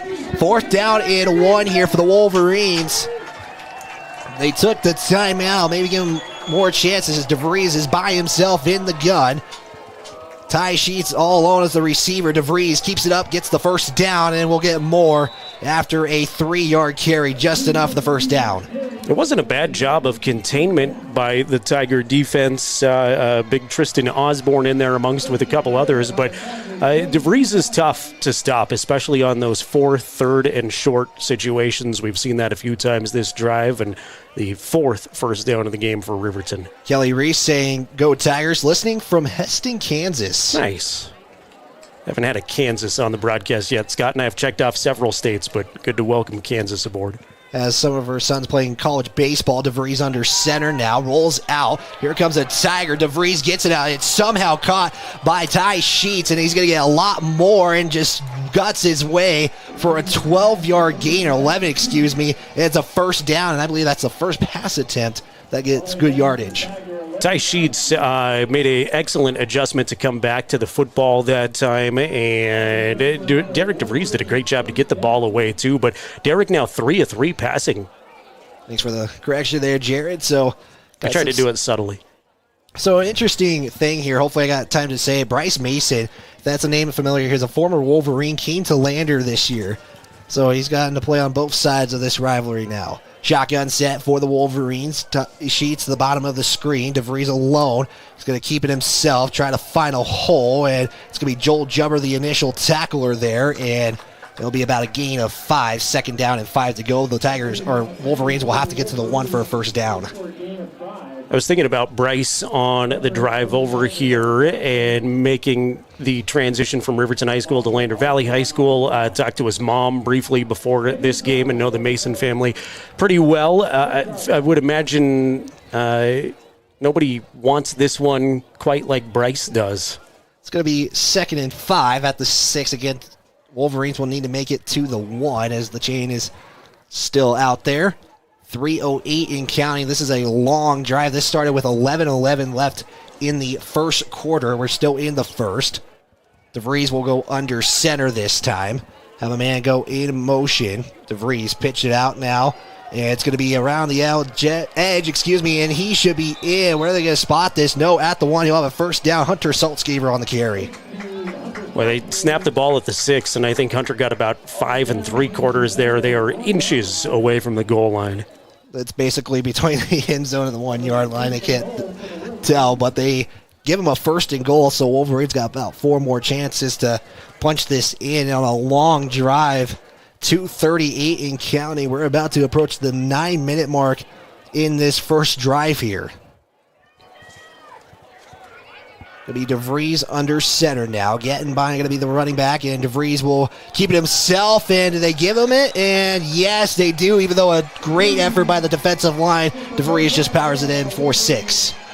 Yeah, just a hard, tough nose running from Derek DeVries. Lander did a much better job, I thought, trying to stop him that time. But when you need an inch, Derek is tough to not give up an inch to. And that will give the Wolverines their first score of the ball game. It's 7-6, awaiting the PAT here from Saltzgaver as he awaits for it. Putting it down is Nick McIntosh, and Nick McIntosh is going to keep it himself, and I don't think the Tigers were ready for it, and that will give them an 8-7 lead, as that looked like design all the way, Jared. Yeah, I absolutely got to think it was. I don't know if we can see it on the Gambles replay or not, but looked like a designed play for sure.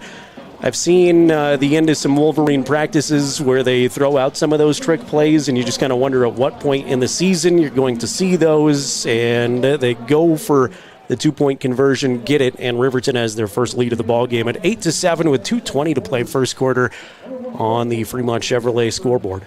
As I was trying to get a countdown, unfortunately, I couldn't get the exact time of possession. I believe it was 10:49.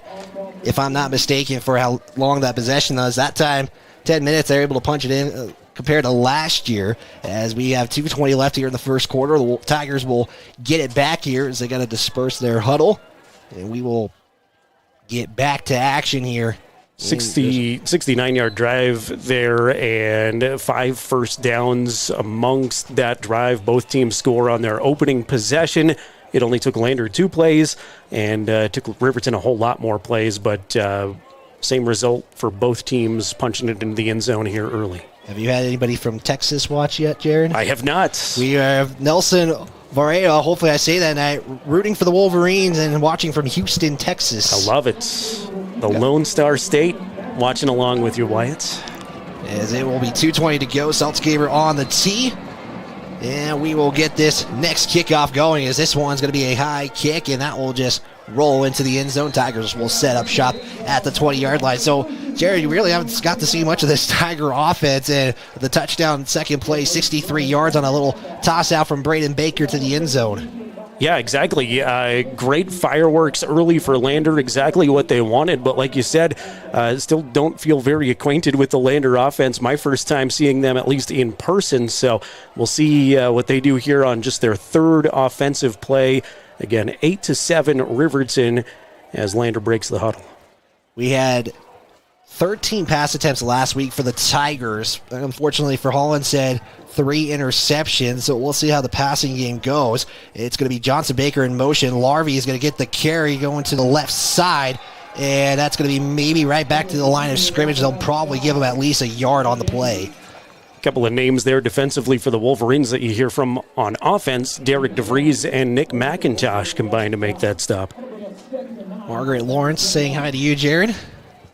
To me specifically, or to both of us? Just says hi, Jared. All right. Stream, so getting a little shout out there. Hi, Margaret. 2nd and 9 at the 21. 1:50 to go here in the first quarter, and if the Tigers run it, this quarter will go about as long as it goes right now, as it's 1:40. Hollinshead under center, the flex bone formation.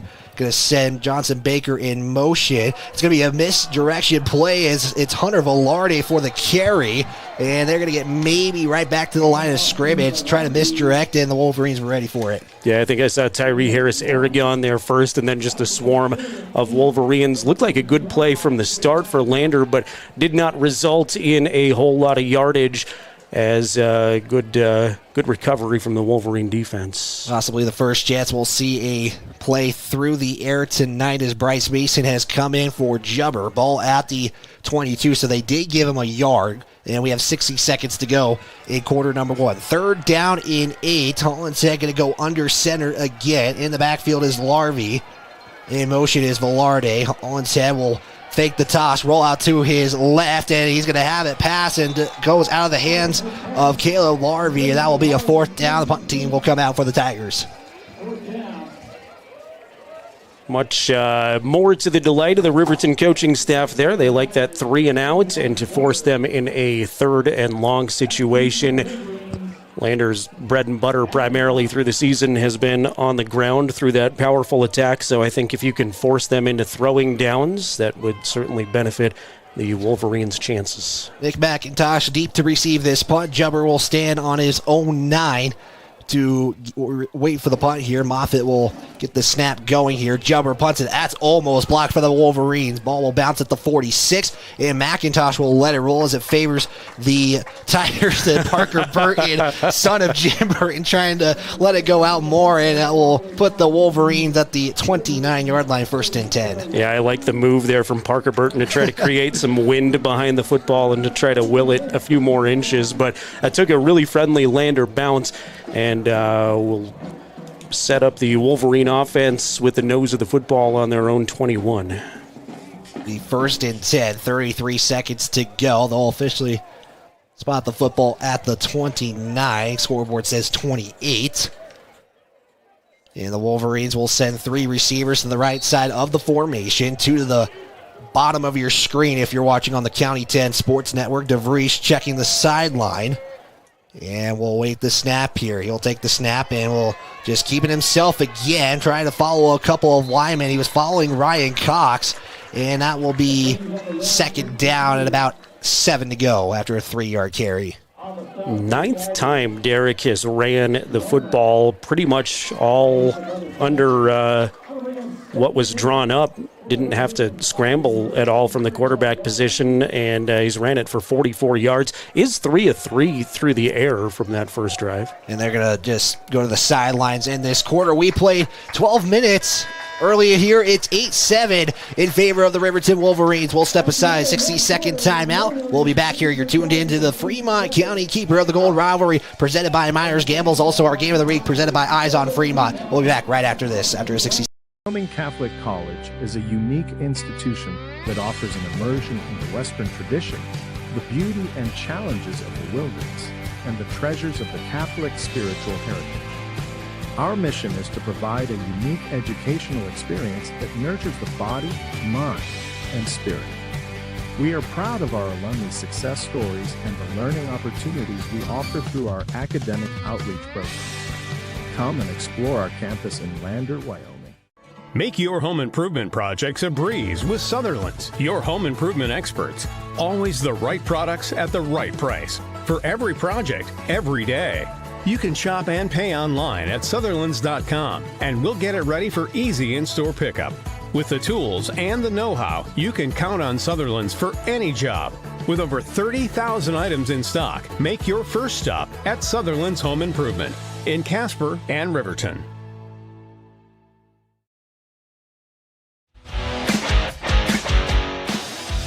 Subscribe and turn on the notification bell to be alerted every time a new video or game is on County 10's YouTube page. 8-7, Wolverines lead after faking their PAT, Jer. That was designed all the way, and they have an 8-7 lead going into the second 12 minutes of this game. Wolverines with the football. 3 receivers to the right side of the formation. DeVries all by himself. Will drop back, look for a throw. He's going to go deep for Nick McIntosh, and well defended there by Landon Jones. It is Nick McIntosh who was the intended receiver, but that was a deep shot, something we haven't seen yet from the Wolverines. Yeah, I was going to say, first time we've seen Derek try to throw deep, was well protected, but Landon Jones, just outstanding coverage. Can't ask for anything better than that, especially single coverage, and really prevented the big play there. Then he turned his head, so that's what didn't give any penalty call. Riverton was looking for one. Landon Jones comes to the sideline. He's being attended to by Adam Simon, who is the former trainer for CWC. And we will have a 3rd down and 8 here. Lander trying to cause a 3-and-out as well.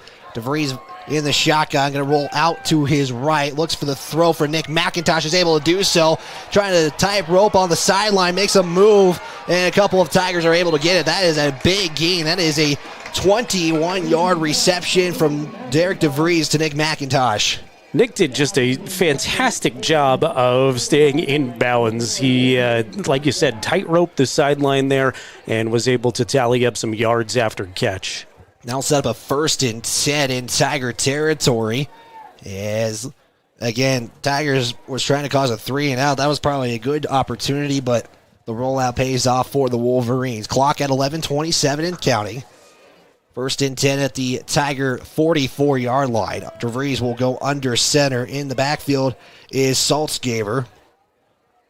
DeVries hands off to Saltzgaver, and the Tigers are right there initially making the tackle. It's Hunter Velarde, and that will be right at the line of scrimmage. Hunter had great penetration into the backfield. Saltzgaver didn't have a chance there with Velarde right in his pocket, basically as soon as he took the handoff. 2nd and 10 is, again, that roll a gain of nothing. The Tigers originally were a 4-4 defense. They have now gone to a 3-4 defense. And they switched that last week going up against Buffalo. DeVries now will have 3 receivers left side of the formation. Got one on the bottom of the screen. Takes a snap. DeVries rolls out to his left. Will get the pass, and it's going to be completed there. And once again, it's Nick McIntosh, one of DeVries' favorite targets, and he will get maybe 2, and they're going to give him just 1 on the play. Yeah, very minimal gain. Riverton offensive line did a good job bringing up a would-be blitzer, being able to pick up that pressure, but it's still 3rd and very long. 3 receivers this time to the right side. Got 2 on the short side of the field. DeVries drops back, looks for a deep throw. It's Ty Sheets, and he's got him. 5 touchdown. A 43-yard touchdown connection from DeVries to Ty Sheets gives the Wolverines another 6. Great job of route running by Ty Sheets. DeVries got rid of the ball quickly, but again had good protection, and we've seen Riverton with some big plays like that throughout the year.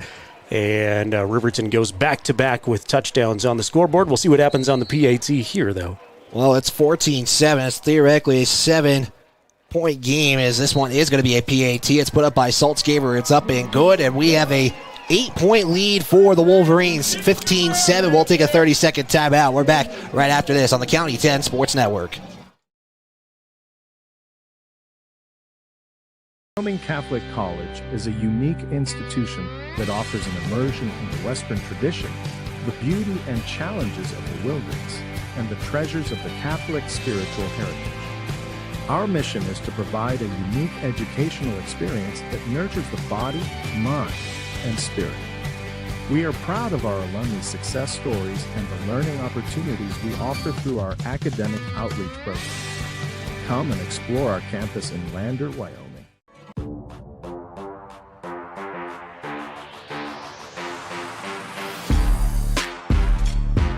You're tuned in to Fremont County football on the County 10 Sports Network. Are you ready for some football? 15-7, Wolverines score on a 43-yard touchdown pass from DeVries to Ty Sheets. Gives them a 15-7 lead here, and Wolverines trying to just now keep the pace up. 71-yard drive for the Wolverines, capped off by that big 44-yard strike to tie. Saltzgaver puts the foot on the ball, as this is going to be Receive here by McFadden. That is right on the goal line. He's going to try to get some room. Breaks the tackle. He's got more. He's at the 40. Saltzgaber's the man to beat. He breaks the tackle. He's got more. Just one man to beat. The Tigers get in front of him. He's at the 25-20. Makes a move inside, and he is in. Touchdown, Tigers. What a run back. 100 yards to the end zone.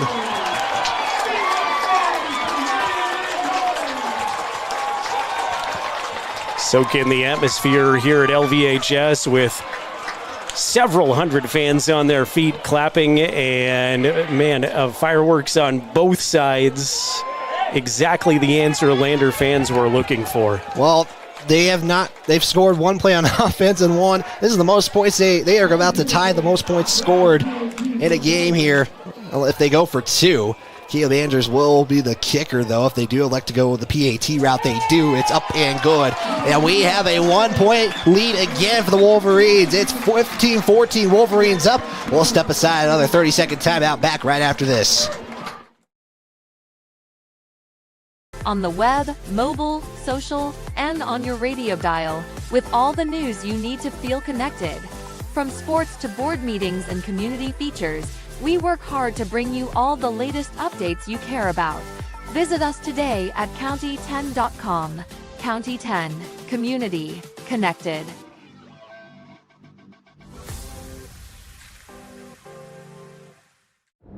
This guy was driving way over the speed limit.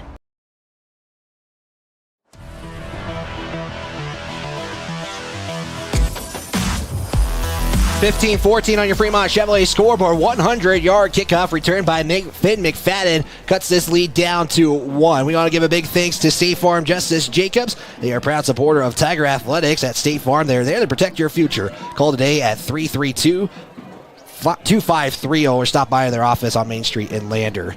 What a return there. What momentum. What a response there by the Tigers, Jared. Yeah, just unbelievable, and you get the feeling that it might be this way all game long. It's a rivalry. It's fun. We just saw the Wolverine side explode. It's got a lot of Wolverine students on the far side of the football field from us, and I don't think there was a Lander fan that was not standing on that 100-yard kickoff return. Well, the Wolverines have been able to capitalize on both possessions so far. They'll try to make it 3 of 3 here. 9:49 to play in the second quarter. Like we mentioned, 15-14 on the Fremont Chevrolet scoreboard. Braden Baker will kick that out of bounds, and that's going to set the Wolverines up at the 35. Did not look like just kind of whipped on that kick.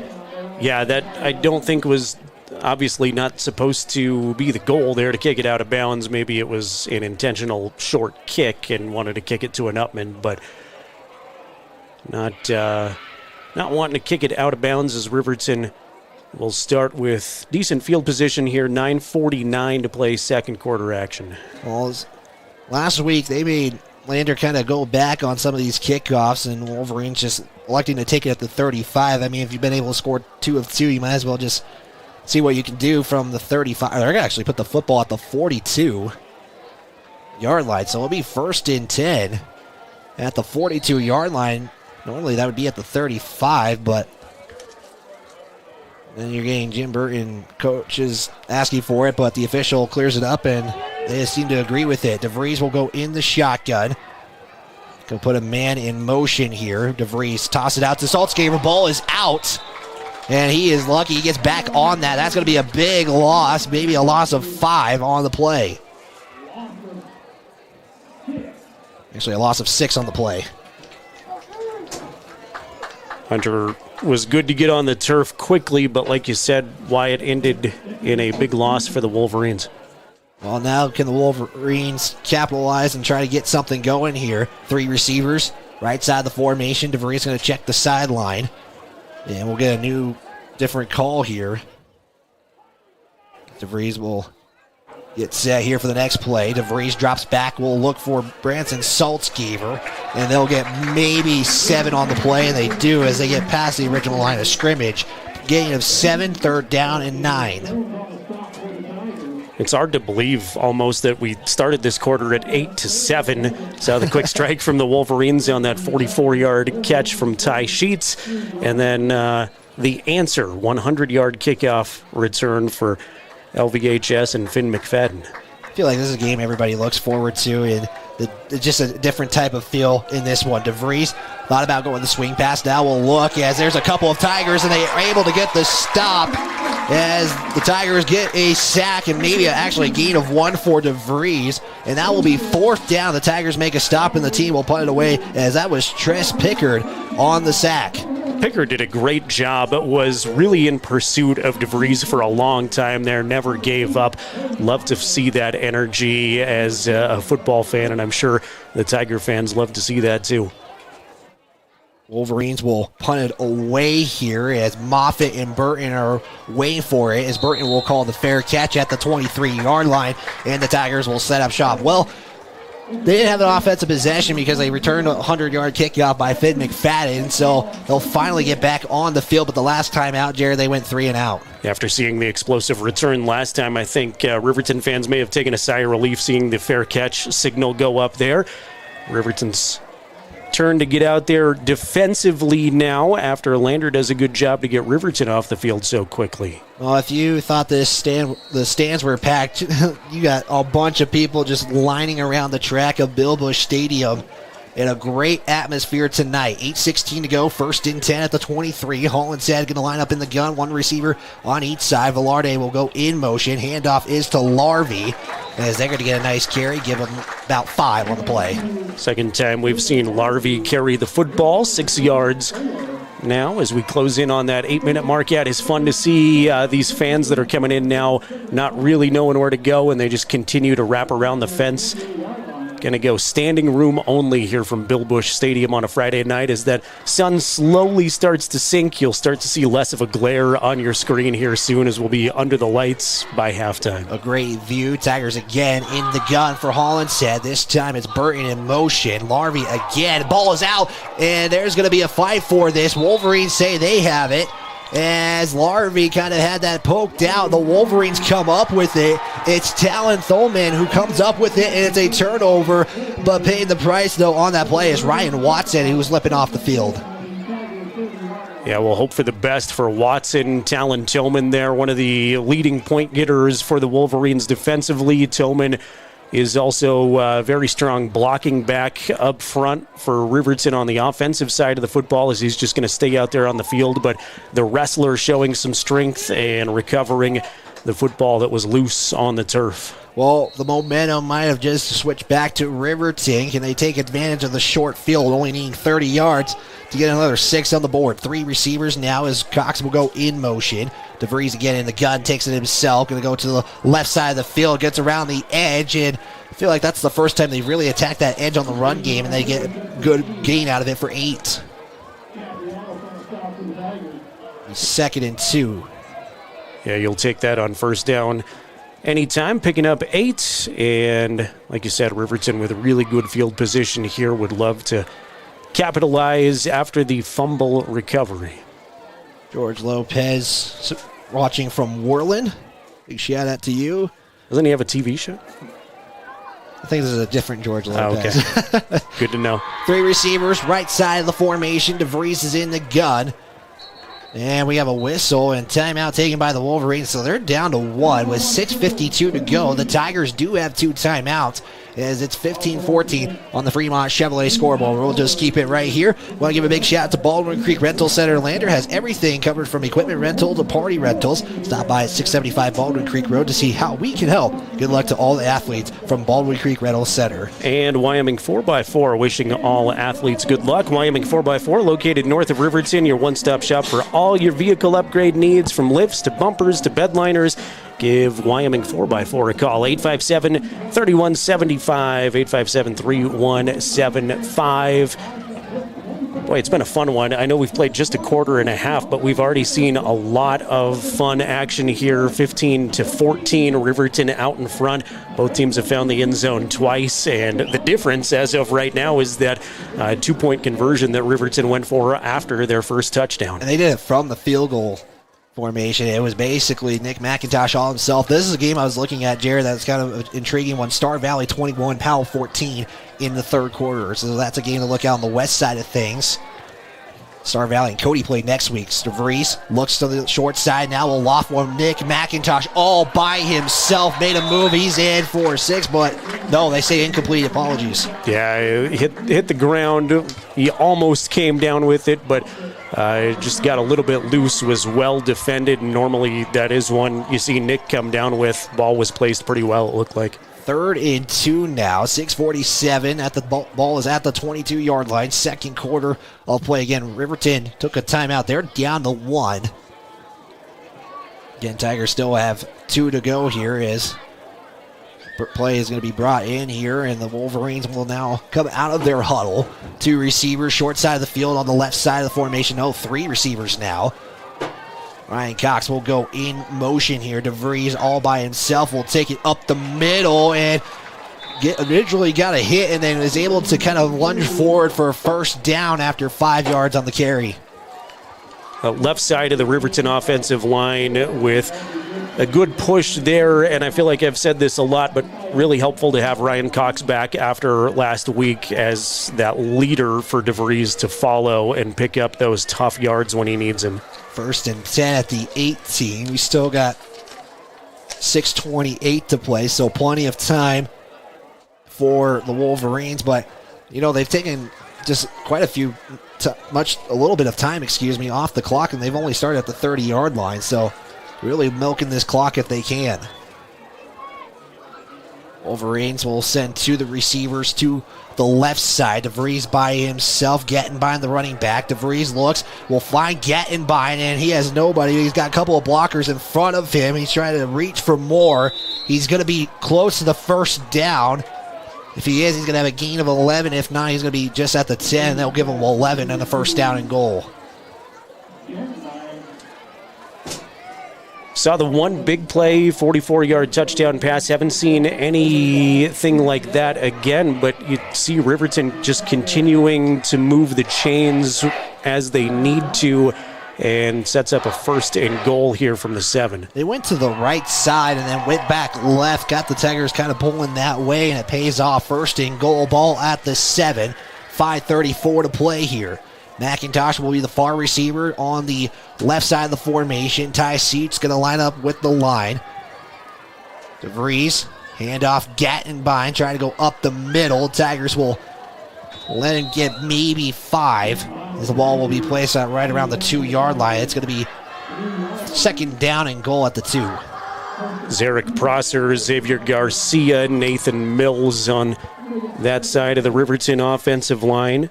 Also see Lyric Gordon, Tyree Harris, Aragon, Aiden Sanchez comes out there too for this Riverton offensive front that has allowed their teammates to pick up some yards when needed. DeVries under center will try to take it himself for his 2nd score, and he is standing up. Touchdown Wolverines, as there's the arms going up, and that's going to be a 2-yard touchdown run by Derek DeVries. 21-14 Wolverines with the PAT awaiting.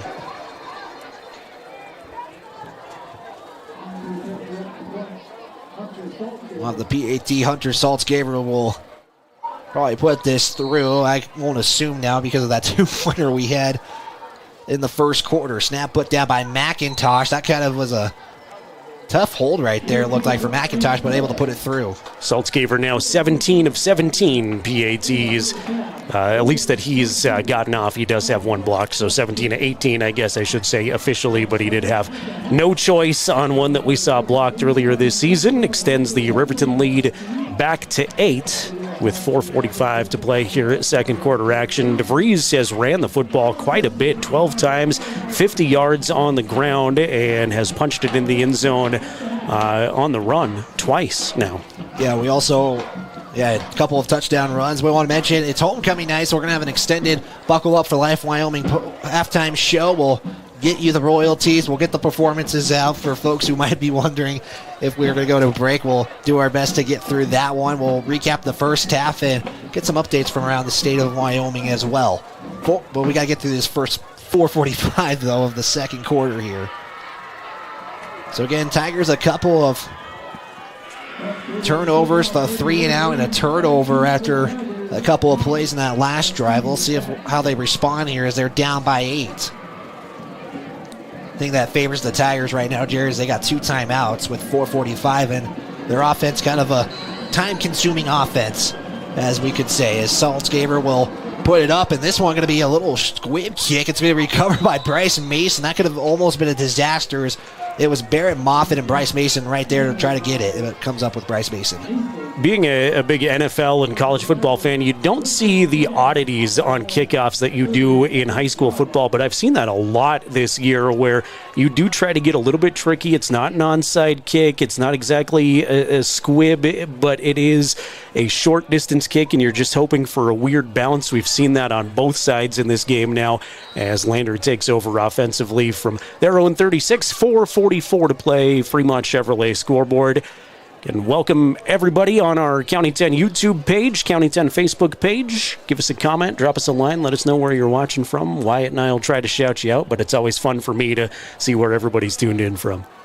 Going to be 1st and 10. Hollinshead is going to line up in the gun. Jumper going to come way out in the formation on the left side. 2-back set. Hollinshead will toss it out to Baker. Tries to get around the edge and will get maybe a yard on the carry. It'll be 2nd down and 9, 4:35 to play.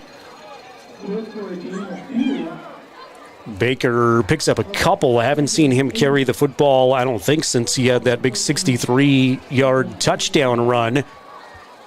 And a nice job extending the defense by the Wolverines out there on the left side. 4:18 to go here in the second quarter. And again, if you're going to try to consume as much clock, you might have to think about a couple of passing plays, just because this offense in particular, Jared, sometimes it's not really about big plays. It's just trying to go forward. Moffitt going to line up to the near side of the screen. Handoff is to Larvey up the middle. Give him 2 on the carry. It's going to be 3rd down and 6 to go. Unofficially, and you can correct me if I'm wrong, Wyatt, but I think we've only seen Hollingshead throw the football once, and that was on the 3rd and 7. So slightly less to go here, 3rd and 5 this time around, but we'll see if it's a passing situation for this Jim Burton offense. Well, if they get close enough, I would not be surprised if they go for it, especially how much time is left on the clock here. Hollinshead in the gun. 2-back set behind him is Larvey and Baker. It's going to be Johnson Baker, the receiver, handoff up the middle, and they're not going to get enough here for the first, maybe 2. And an interesting decision coming here from Jim Burton. Tyree Harris, Aragon, Talon Toman in there on the stop. And yeah, this is the first real interesting decision I think we've seen Landers offense have to make. 4th and 3 at their own 43-yard line. Still obviously early in the ball game here, late second quarter. Well, when Hollinshead is still in there, that means they're going for it. It's 4th and 3, like Jaron mentioned. 2:46 to play. If they turn it over here, Wolverines have great field position. 4th and 3, Hollinshead under center. Motion is Parker Burton. I think they're going to try to draw off sides, and they do so. Timeout taken by the Tigers, and most likely we'll see the punt team now. Yeah, I like that. You throw out an opportunity to do that. You've got the 2 timeouts with just 2:34 to play, so use one right there, see what you can do, see if you can get somebody to bite here in this emotional football game. Wolverines stay disciplined, though, and we'll see if Lander decides to punt it away. Mama's Kitchen. Can't wait to cheer on our local athletes. Mama's is your go-to breakfast and lunch spot in Lander. Stop by it and enjoy all the home goodness at 226 Grandview in Lander. I forgot to mention this before the game, the Touchdown Tiger burger deal. It's actually at 20% now off of burgers. Is Mama's on you? Is that what you're saying? Scott and I get to go to Mama's on your dime tomorrow with that 20% off? Why not? Discount? All right. Sounds like a plan. We'll do that tomorrow with 2:34 again in the second quarter. Again, big shout out to Mama's Kitchen. Again, White, I want to remind you that seatbelts save lives. Buckle up so you can stay in the game every time, every ride. Again, we'll have a Buckle Up for Life halftime show. Again, it's going to be extended. Royalty going to be announced here. Again, it's our homecoming game in. You know, last 2 years, at least since I've been here, both the Fremont County rivalry games have been on homecoming for the Wolverines and the Tigers. Yeah, interesting how that worked out. Riverton celebrated their homecoming last week in a win against Rollins, and festive atmosphere for homecoming. We'll see more at halftime in just a few moments. Jubber will punt it away. Ty Sheets awaits for the football. Jubber, a nice spiral punt. Ty Sheets is going to let this go, and it favors the Tigers again. The bounce will go. Parker Burton trying his best. He maybe got an inch on that one as it gets put at the 10-yard line. What a punt there by Joel Jumper to give the Wolverines making 90 yards to score again. Such a weapon to have a punter that can pin a team deep, and he's gotten some really nice rolls in this game. Love the trying to will it a few more inches to at the end of the play. Jumper from Kansas actually came this year for the Tigers, a senior as well. So, the Wolverines have been able to score on every drive. They've been able to do so except for once where they're 3 and out, but 3 of 4 ain't too shabby if you're the Wolverines right now, up 22-14 and a chance to make this a 2-score game, and they get the football to start the second half. So, really a big drive here could set this game going away here. The Tigers going to have to play some defense, though. 1st and 10, shotgun set for the Wolverines. In motion is Saltzgaber. Snap, toss out now. That's Saltzgaber on the carry. He's going to have more, and he's going to have a big carry for 7. 2nd down, 3 to go. Saw a lot of pressure coming off of the left side from the Tigers defensively. Riverton was ready to go, though, with the pitch the opposite direction. Picked up a few yards. Still plenty of time here, though, deep in their own territory. Spread formation, 5 receivers on the formation. 2 to the far side, 3 on the right side of the formation. DeVries all by himself in the backfield. 2nd and 3, 1:50 to go. DeVries looks, pump fakes, rolls out to his right now. Now he's going to find a throw to Nick McIntosh. He's going to have a big reception. They're going to be taken down at the 38-yard line. Give them a 20-yard reception on the play, and the the Wolverines will just continue to go here. Clock at 1:43. Nick's been the favorite target for Derek. 5 catches, 62 yards. Derek DeVries is going to go under center this time. They'll bunch up this formation here. DeVries, play action, roll out to his left. We'll throw it now. That's going to be caught and a lot more. Give him 8 on the reception as Jackson Larson is the intended receiver and gets 8 on the play. Wolverines again with their hurry-up offense. 1:18 clock ticking, second quarter. As 1 timeout, 4 receivers, 2 on each side. DeVries will look to the far side. Going to be incomplete there, intended there for Branson Saltzgaber. And it'll be 3rd down in about 2. Watching the Wolverines every game this season, they've been so good in these situations late in the second quarter. They've scored a lot of points right here. And an interesting 3rd and short from their own 46 coming up. They will get to huddle for the first time in a while, though. Well, the incompletion does stop the clock. 70 seconds to go. 22-14 on the Fremont Chevrolet scoreboard. Again, DeVries will have 2 receivers each side of the formation, a man in the backfield. DeVries keeps it himself, and he's going to have the first. Helmet comes off for the Tigers. And it's going to be 1st down and 10 after a 3-yard carry. Derek's so tough. He had a guy wrapped around his waist most of the way there, but just kept his legs churning. Velarde, his helmet came off, so he is going to be out for a play here. 1st and 10, clock continues to roll. 53-52. DeVries keeps it himself again, going to the left side. The Tigers are able to make a stop, and the Wolverines will burn their final timeout with 45 seconds to play. It was a great effort from the Tiger defense, maybe kind of sniffing out the Wolverine game plan after now 14 carries designed by quarterback Derek DeVries, but gave up a yard and not much more here as Riverton does cross into Tiger territory, but just 45 seconds remaining and now no timeouts. I mean, Jared, you probably got to expect everything, but I would not be surprised if the Wolverines might go to the air just a little bit more just because they're out of timeouts and probably attack those sidelines. I've seen Coach Lenhart very liberal with taking timeouts early in games. We saw him burn the 2 timeouts, and I think part of that is just first year not knowing exactly, the full situations with the kids here early in the season and using every opportunity he has to talk to his kids early in situations. But if you're Riverton, you'd love one more here late in the second quarter.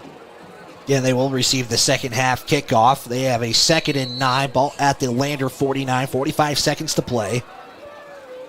2 receivers each side of the formation. DeVries drops back, looks, and watch out. Cody West was right there, and it's going to be caught by the Wolverines. It's Hunter Saltzgaber who gets the reception. He's going to be short of the first, he should be having a first down based on where the spot of the ball is.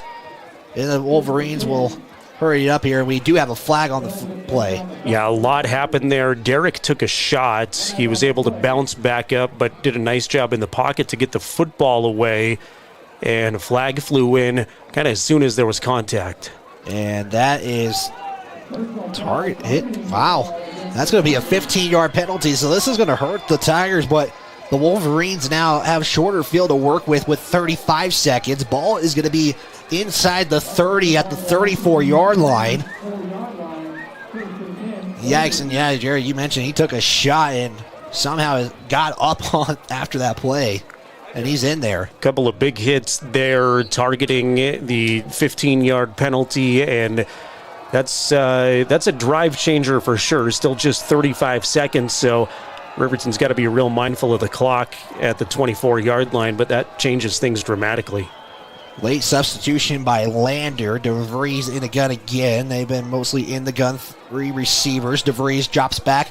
Looks in the middle of the field. Is going to be deflected there by Barrett Moffitt. Intended for Nick McIntosh. And that is a heck of a play by Barrett Moffitt to save a potential touchdown right there. 29 seconds as the clock stops. Yeah, the sophomore there in the backfield, Barrett Moffitt, did a fantastic job. That was a touchdown preventing stop and deflection. Excellent time for DeVries, but thanks to Barrett Moffitt there in the secondary, Riverton's going to have to line up and try it again from the 24. You saw that replay brought to you by Myers Gambles, also the keeper of the Gold Game broadcast sponsor.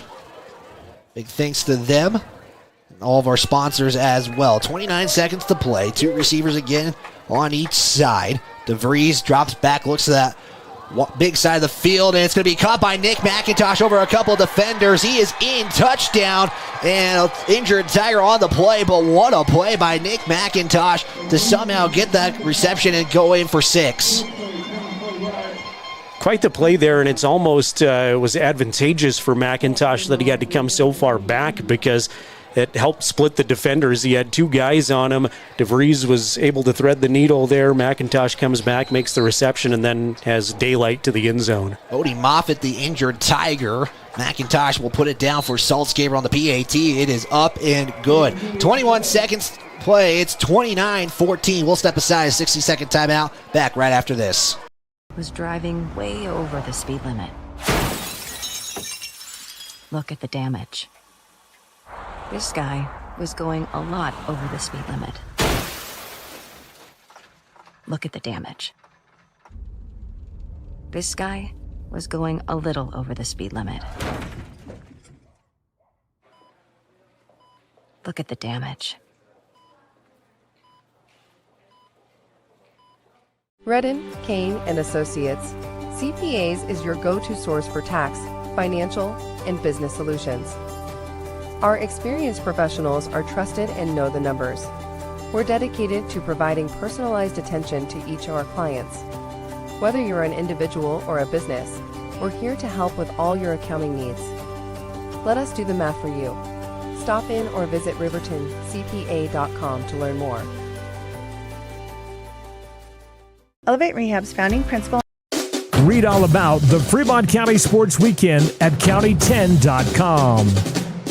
29-14. Wolverines score again on a connection from Derek DeVries to Nick McIntosh. Here's another squib kick. It's Landon Jones on gets the kickoff, and he's going to be tackled at the 42-yard line. 1st and 10. Tigers got to work with 17 seconds, and not really a passing offense, and you might have to go through the air if you try to close this game just a little bit. Riverton has certainly changed their kickoff strategy after McFadden took that one to the house. I wonder if they're just trying to keep it away from him at this point. Speedy freshman hasn't got one. And, read County 10 sports stuff, and big shout out to Randy Tucker, who's on the sidelines tonight getting some photos of this ball game. 17 seconds to go. Tigers are going to have 3 receivers, 2 on the right side of the formation. It's Bryce Mason on the near side. Hollinshead, fumble, snap. Now he's going to roll out to his right. Here's the throw. It's caught by Hunter Velarde. Hunter Velarde going to be tackled at about the 15-yard line. Now we got a flag on the play, so that favors the Tigers because the clock stops, but What's this penalty now? We'll find out. Assuming it's on the Wolverines, it would favor the Tigers, certainly. As the white-hat official is pointing to the Wolverines sideline, probably where the spot of the foul. It is a first down, as the Tigers are backing up. Wolverines have stand still. I haven't seen anything from the officials, but the Tiger body language is suggesting that they might know it's against them. And Youch blocking the back. That's not what you want. It is a first down. They're going to do it from the spot of the foul. And again, the clock favors the Tigers because it's stopped, but now you only essentially get a yard on that play after really a nice play after a bobbled snap by Hollinshead. And now we'll see what the Tigers do with 9 seconds to go. The Tigers do have one more timeout. They elected to use it, and the clock is rolling.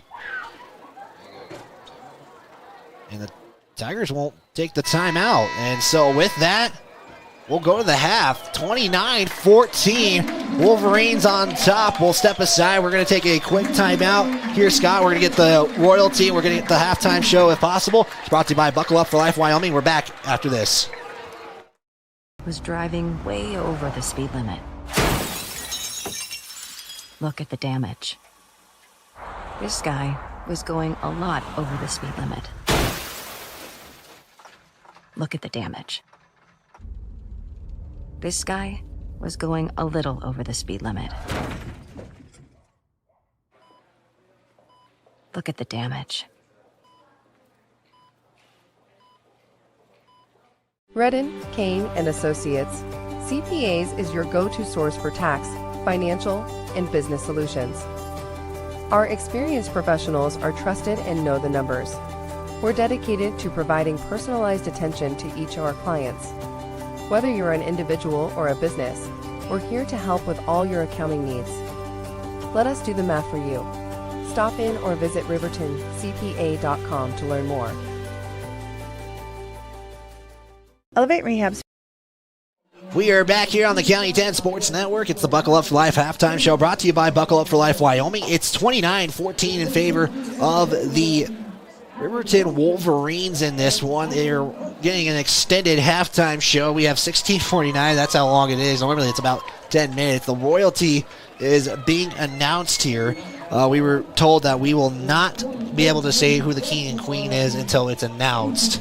Okay. So that's all something right. we have to. We can't spoil it? We cannot spoil it. That's all right, that was the one direction Cheryl Stauffenberg told us not to do. So to give you a look, the Eagle Whistle royalty, Jordan Amaro. You have the FFA royalty, Haley Wilson and Michael Putman. Your 2023 freshman royalty is Maisie Delbridge and Finn McFadden. McFadden returned that 100-yard kickoff. Yep, Finn's having a good night.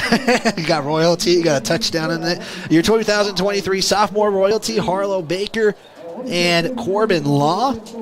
Your 2023 junior royalty, hopefully I see this right, Andrea Braveheart and Tyrus Savage. Hopefully, again, apologies for the mispronunciation. And your 2023 senior royalty, Cassidy Lane, Madison Clancy, Ty Martin, and Raphael Grabowskis, excuse me. I actually interviewed him on the Tiger Weekend show, and so we're just a little bit ahead here in the royalty announcing. Again, we cannot announce anything of the king and queen. And so I like it. We'll leave it a mystery. We'll have the big unveiling. It's kind of like you're tuned into The Bachelor or something where you get the big reveal on your screen here coming up. But, man, homecoming festivities, always a lot of fun. And I know you had the parade and all the other great stuff going on here at LVHS that will continue through the weekend. It's a busy weekend in Lander, too, with the Fremont Toyota shootout and a lot of people in town, a lot of festivities going on. And you bring basically all of Riverton over for this game. It's a full community. It's a big event. There's also softball, I heard, that's going to be happening this weekend. The unveiling of the pickleball courts, which look very nice. I've seen it. It's here at the high school, which is pretty cool to see. Again, you're seeing the royalty announcements. Again, we will not announce the king and queen until after, because, again, we were instructed not to. So once they are announced, we then will announce it as well. This is the halftime show brought to you by Buckle Up for Life Wyoming. Again, 29-14 here. And, again, it's a big night, too. Again, A, it's the rivalry, but B, Lander has a little bit more of this because it's homecoming, and you have a big crowd here. It's the biggest crowd I've seen all season long for any football game. Yeah, I think that's the case pretty much every time. It's the Lander-Riverton game. Easy transportation, obviously, for the other team, but I think you also get some casual fans from around Fremont County who may not necessarily have rooting interest, just want to come see the spectacle that is Lander-Riverton, and I think we're seeing that on our live stream, too, with people from all over the state and all over the region tuning in, checking out this one. It's always a fun one to be part of, and we had John Gabrielson on with our County 10 Sports podcast earlier in the week, and he talked about some of the great rivalries across the state. Every time Rock Springs and Green River play, I want to tune in to see that slugfest. Jackson and Star Valley, I think it's that way for people all over the place when Lander and Riverton lace it up. It's a big rivalry weekend. Sometimes I kind of wish the rivalry games were kind of last week of the season. It feels like when more's on the line, but we kind of talked about it on the podcast as well. This is a big game regardless because of the East Conference. The 3A doesn't get many conference games compared to some leagues like 1A 9-man, which Wind River defeated Wyoming Indian 66-8 last night. DuBois got a big win, 88-41 in that one. As again, we're getting final announcements here as we're seeing the announcements for royalty here. Is again, big thanks to Kendall for that shot, and they're just announcing it now. Let's see if we get a PA. All right. The big moment. Just missed it. Our timing was rough, but King and Queen this year, Cassidy Lane and Ty Martin are the homecoming King and Queen this year as they're receiving their crowns, and that's the royalty going on. Also, there's a lot happening tonight as well for this. They got the boys team running a lap. You got the dance performance. You have marching band who is getting lined up to go, as well as we're going to have to talk a little bit over this just because it's radio, but let's take a 30-second timeout, Sky. We'll be right back and let the band perform right here on the County 10 Sports Network. Principle on you is evident from your first visit to the last. Our practice model ensures treatment as you deserve, a private one-on-one session with a licensed therapist the entire visit, every visit. All therapists hold advanced credentialing, including 2 certified hand therapists, an orthopedic clinical specialist, an MDT therapist, as well as pelvic floor and pregnancy rehab offerings. With over 100 years of combined experience between our 7 clinicians, Elevate is your ticket to health. Find us in Lander, DuBois, and visit our website or Facebook page. Choose Elevate Rehab to elevate your.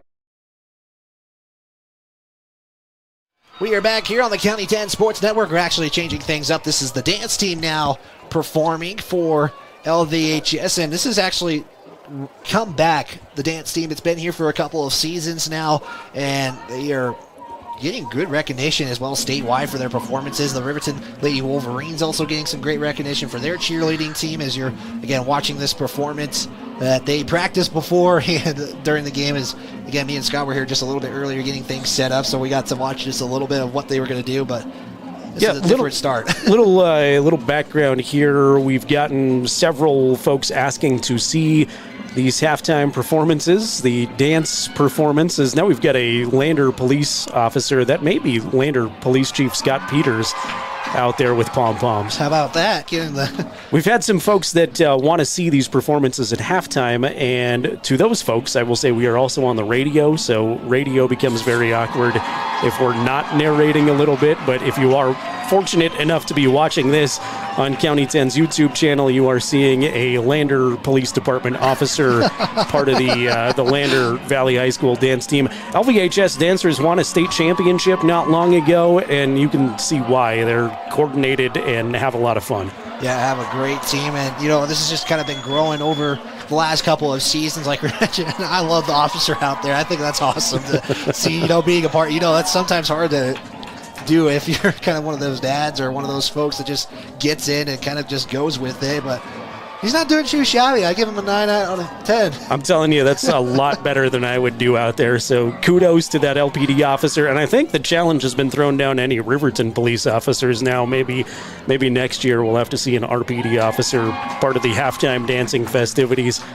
Getting Riverton on top of Lander 29-14 here at the Buckle Up for Life Wyoming halftime show. The police officer just did the gritty, so tell you how much he's ready for this. Again, like you were mentioning, 29-14 as well. Again, a lot of festivities here in the Buckle Up for Life halftime show, brought to you by Waida's.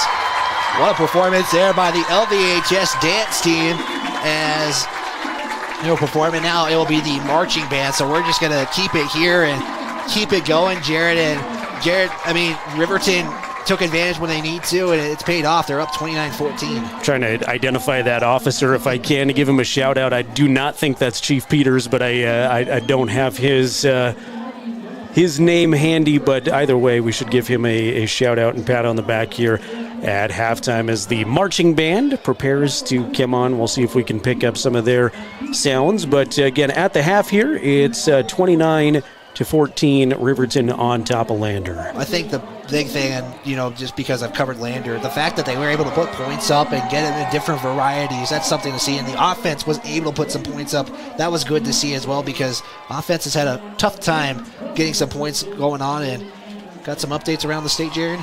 I can do my very best. The score that I think, Wyatt, you and I have been interested in most of the week is how Star Valley and Powell are going to do against each other, number 2 versus number 3.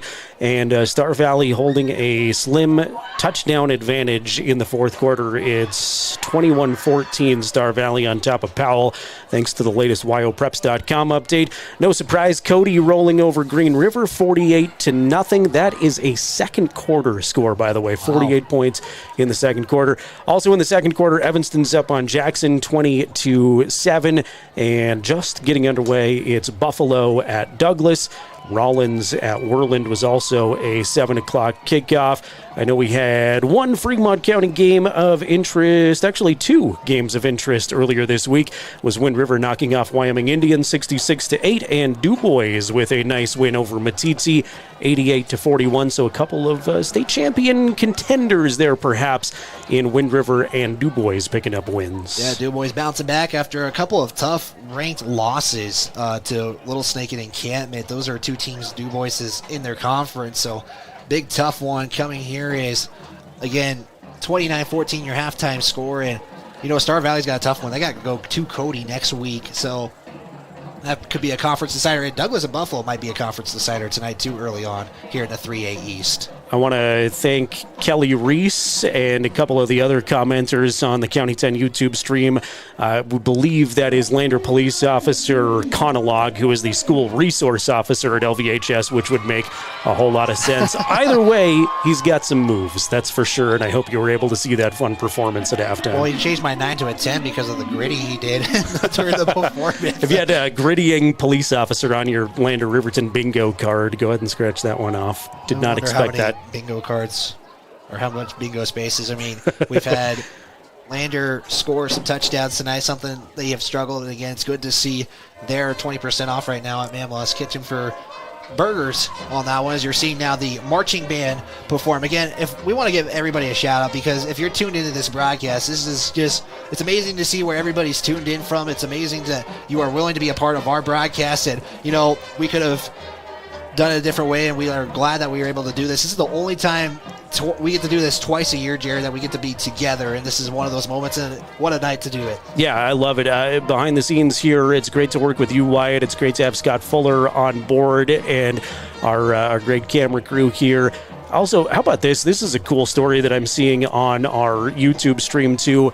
Shout out to Ryan and Adam. Ryan is a Riverton parent. Adam is a Lander parent. They both work at Chemtrade Refinery Services outside of Riverton. They're watching the game together, so cheering for opposite teams, but with a kid on either side.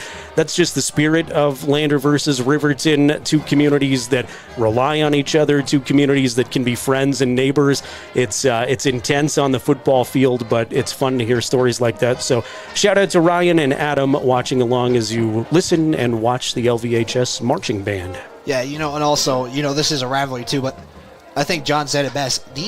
Some of these players are friends from other schools, so it's good to see how well tight everybody is together. And again, they'll leave the football game on the field, and then they'll be back to friends after the game tonight. Again, there'll be one more time these 2 teams will play against each other in basketball, which we will have coverage of, and that's going to be taking place at the newly renovated Bob Carey Mobile Fieldhouse. That's getting renovated right now. They're actually hoping that they might get that done sooner than expected and might be able to get a couple of matches. And they also host regionals, so they really got to get that done. Yeah, definitely. You got to do volleyball there last night, right? How's it looking? At the Ox Gym. And was it the auxiliary gym? Okay. The auxiliary gym. And again, I want to give a shout out to Brett, who has been able to accommodate us and get us going here on the airwaves. And again, in the auxiliary gym, but we're hoping maybe the Keeper of the Gold volleyball match might take place at the Bob Carey Memorial Fieldhouse October 17th. We'll have coverage on YouTube and Facebook, as that's a video-only broadcast. We'll have a couple of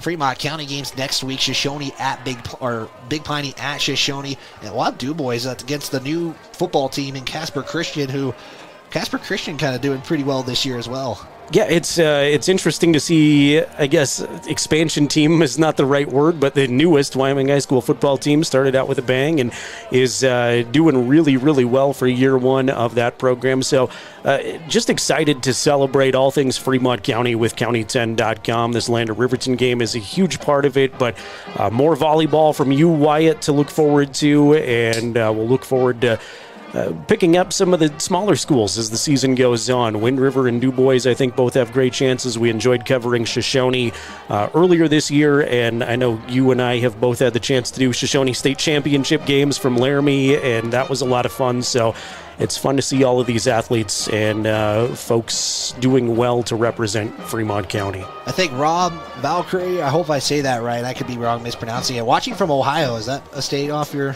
list already? Or? I think so. We're just going to play the state game, I think, throughout the season, but we're crossing a whole bunch off. Welcome everybody on our County 10 YouTube stream, County 10 Facebook, and those of you listening on radio on 105.1 Jack FM, as well as KOVE 1330 AM 107.7 FM. KOVE is where you can catch Wyatt and Lander all season long, and Jack FM is where you can catch Scott Fuller and myself do Riverton games all season. Riverton will wrap up their final road trip of the regular season next week at Douglas, and then they'll host the next two. And I know Wyatt, you're off to Rollins next week, so we'll both be on the road. Yeah, we'll both be on the road. And, you know, I Scott Fuller's here, and again, we want to give a big thanks to him because, you know, he's doing the producing. This was the first year, if I'm not mistaken, he's really gotten into it and kind of going through it, and you know, got us get on the waves tonight. He's doing all the production, and, you know, Scott, again, big thank you tonight on the broadcast for making that possible. And we do have one more festivity thing, and that is getting previewed right now. We're going to see it in just a moment after the marching band. It's the Lander Valley swim team. Like Randy Tucker said a couple of podcasts ago, there's not a documentary on this team yet, but eventually there'll be one. Every year, the swim team wins another championship, I say somebody has to make a movie, and I know I'm not alone in that. It's an unbelievable feat what Lander Swimming has done through decades, and we'll likely see some more championship hardware this year as the swim season goes on, but really, really cool to be able to spotlight Lander Swimming and to see their lap around the stadium here coming up very soon. Speaking of swimming, I was able to chat with Lady Wolverine new head swim coach Christy Spriggs and 5 Lady Wolverine swimmers. You can listen to that back on the County 10 Sports Podcast if you'd like to, but great, talented group of ladies representing Fremont County sports in the pool at both Lander and Riverton. Well, and with that, since the band is coming off, we will get the final festivity here. And Jared, we did not take a timeout during this whole halftime show, so a way to pull that off again. This is the halftime show brought to you by Buckle Up for Life Wyoming, and now going around the track is the 27-time straight state champion Riverton Lander Valley. I'm all over the place, but they're taking their lap around the track here. It's kind of a tradition they do here at Lander Valley High School. They're going to be followed by the mascot and I believe the principal, Brad Neuendorf, for Lander Valley High School. It's really decent weather to be out in a Speedo, but it's still chilly. I was just thinking about putting my light jacket on here in the press box, but those guys are making me feel like a wimp up here. Well, I think Scott's reaction said it best, but you see them making their way, and we will finally take a timeout right after they kind of round the final 100 down the stretch they come. The one time the track's being used so far in 2023 fall year. Again, cross country does that as well. Again, volleyball for Lander Valley fell to Whirling in 3 straight sets yesterday. 26-24, 25-21, 25-21 in that one. Riverton Lady Wolverines, I believe, in Rock Springs tonight for volleyball. Yeah, off to Rock Springs tonight. They'll host Kelly Walsh tomorrow. Noon is the varsity start time. Well, there's the final 100 meters. They are going down the track, and they're carrying their state championship banner, and they pick up the pace now. As you're seeing that great shot there from Kendall for that, and also Kayla Urier for doing the camera work tonight. So they are taking a 3-minute warm-up timeout. We are going to take a 2-minute timeout and give us a chance to rest our voices before this second half. Expected to be a great second half. So with that, we'll be back in 2 minutes. You're tuned in to the Fremont County Game of the Week presented by Eyes on Fremont, and the Keeper of the Goal presented by our Myers Gambles. Looking for the best home cooking in Lander? Look no further than Mama's Kitchen. Our mouth-watering menu will have you coming back for more. From our famous Ma'am Ma's breakfast to our burgers, we've got something for everyone. Our friendly staff and welcoming atmosphere make us the perfect spot for a family meal or a night out with friends. Don't take our word for it. Check out our rave reviews. Call us today or visit our Facebook page to learn more.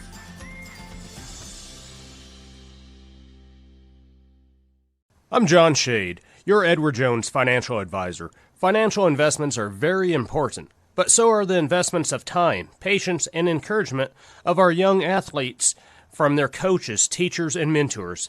That's why Edward Jones is a proud sponsor of the Lander Tigers on KOVE. Call John Shade or stop by my office at 824 West.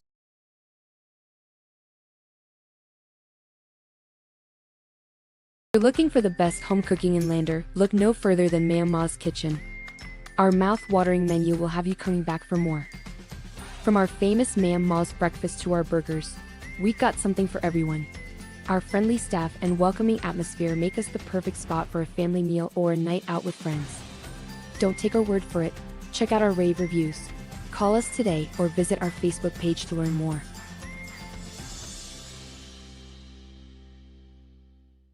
I'm John Shade, your Edward Jones financial advisor. Financial investments are very important, but so are the investments of time, patience, and encouragement of our young athletes from their coaches, teachers, and mentors.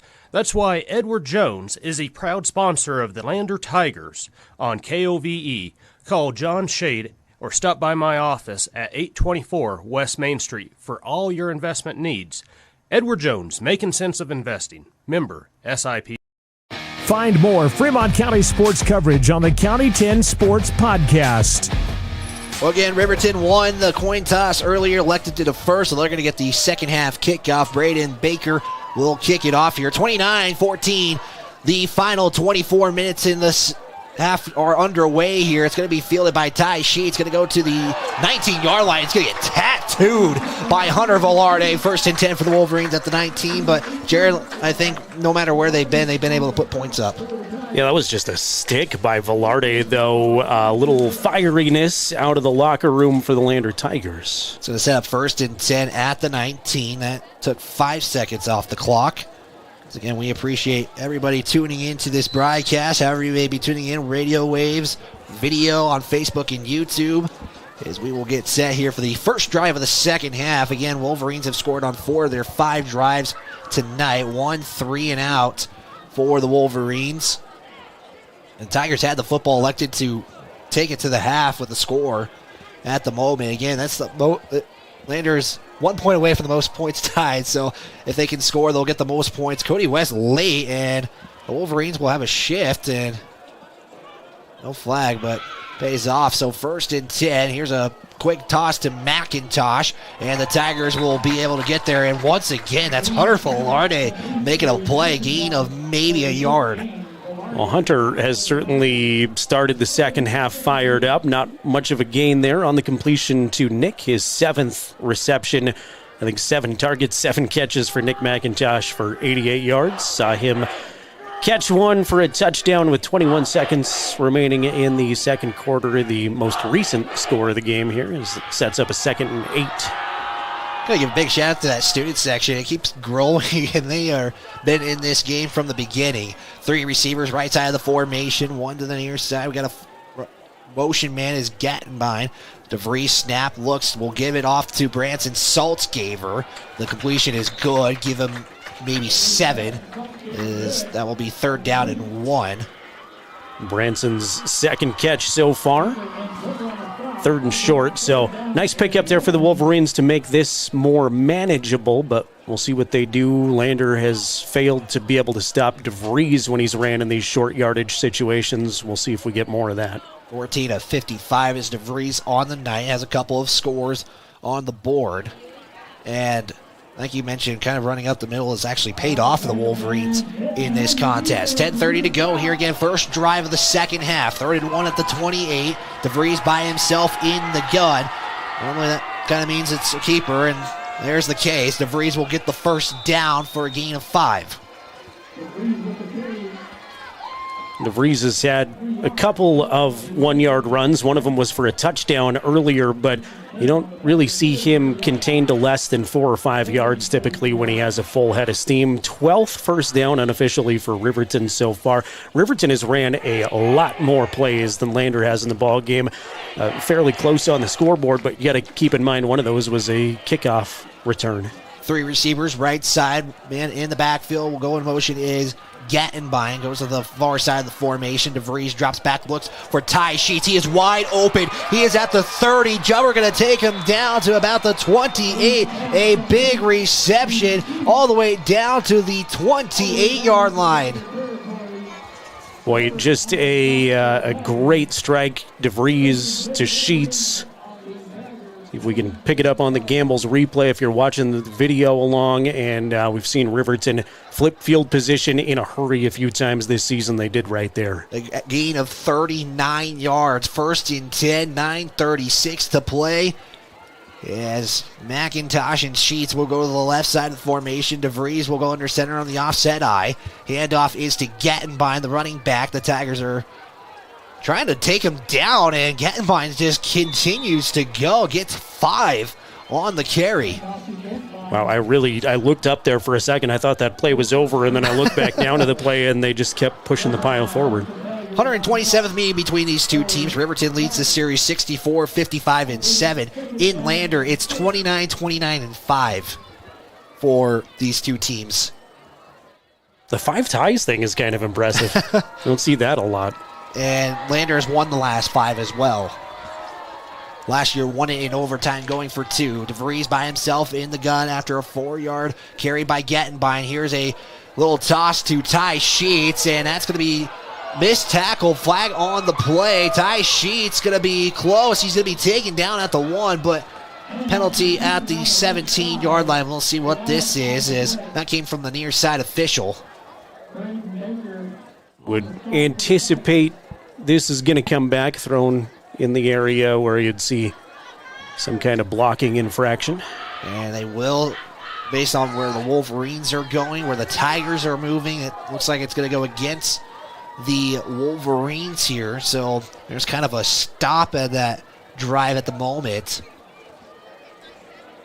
So we are still figuring this out here. Block in the back on the Wolverines is the case. I believe they're going to do this from the spot of the foul, which they will.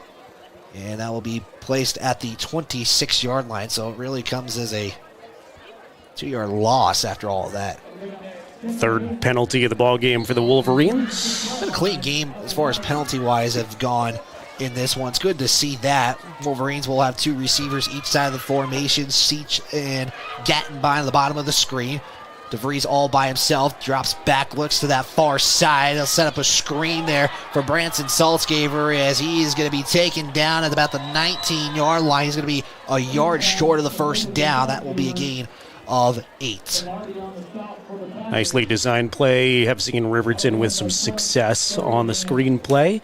3rd and short again. We'll see what Riverton opts to do this time. Kind of go one way and then kind of wait for that development. It paid off. It's going to be 3rd and short at the 20. They spotted officially. Kind of between the 19 and 20, so we'll give them the 20, and now scoreboard changes that to the 19. And DeVries going to be have the Wolverines all tied up here. Offset eye, keeps it himself. We'll have the first down and more. Give him 4. I know I've said this several times, but it is just hard to stop Derek with a full head of steam, especially the surge that offensive line has given him. And it's not just been against Lander that they've done that this season. They've had success against some really good teams in 3A with those little quarterback draws. Well, they're above their average by 40 yards, 107 yards on the night for the Wolverines on the rushing side of things. 333 yards of total offense. Wolverines will have 3 receivers. Far side of the formation, McIntosh Sheets on there. Toss to Saltzgaver. Tries to spin, but the Tigers right there to end things there, as that was Cabriellis on the tackle. Gain of 4, maybe 5. And becoming a fairly time-consuming opening drive here for Riverton. A little deflating maybe for Lander, who came out of the locker room pretty fired up with a good stick on the kick return and a good opening play of the game. We'll see if Riverton's able to punch it in here, but nothing like a long, time-consuming drive to slow down a fired-up defense. Well, the Wolverines have taken 2 really long possessions. This time they've been able to put them in. 3 receivers on the right side. DeVries will roll out to his right, tosses it to Ty Sheets, and we're going to have a gain of what appears to be 7. And that'll set up a second down. Parker Burton is credited for the tackle. I believe it'll be a 1st and goal after the Ty Sheets catch. I've seen Ty take a lot of contact this season and almost hold my breath when he gets hit so hard. He's walked off the field a couple times and then he comes right back out, but a tough competitor. And the speedster Ty Sheets now with 4 catches, 102 yards unofficially. Wolverines will have this football for 6 minutes with 10 seconds to go. DeVries keeps himself left side. He is in. Touchdown Wolverines, and that extends their lead by 3 scores now. And Wolverines slowly but surely have been pulling away here against the Tigers. 3rd time we've seen DeVries run to the end zone, and the largest lead of the ball game for the Wolverines with 6:04 to play 3rd quarter. 5 minutes and 56 seconds was that drive. Saltzgaver to make it 36-14. That is the case. 36-14, 6:04 to play. Wolverines are up. We'll step aside. We'll be back after a 60-second timeout. You're tuned in to the Keeper of the Gold on the County 10 Sports Network. Looking for the best home cooking in Lander? Look no further than Mama's Kitchen. Our mouth-watering menu will have you coming back for more. From our famous Mama's breakfast to our burgers, we got something for everyone. Our friendly staff and welcoming atmosphere make us the perfect spot for a family meal or a night out with friends. Don't take our word for it. Check out our rave reviews. Call us today or visit our Facebook page to learn more.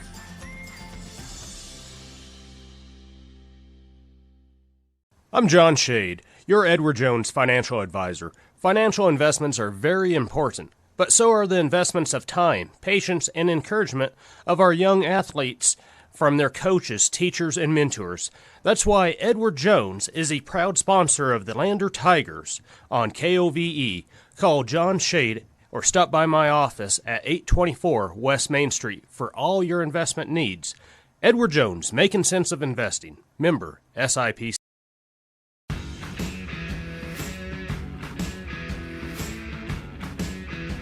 Tonight's broadcast is powered by Perfect Power. They are a proud sponsor of Fremont County Athletics. 36-14, Wolverines score with a 5-minute and 56-second drive, and it's 36-14 in favor of the Wolverines. DeVries again putting it in for 6.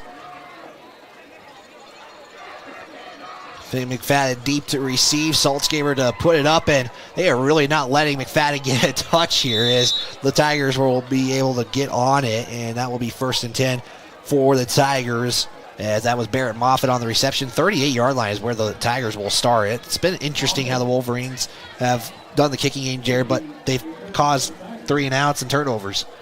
Yeah, exactly. They're deferring 10, 15 yards in exchange for not letting Finn McFadden touch the football with those low-line drive kicks that are fielded by Upman.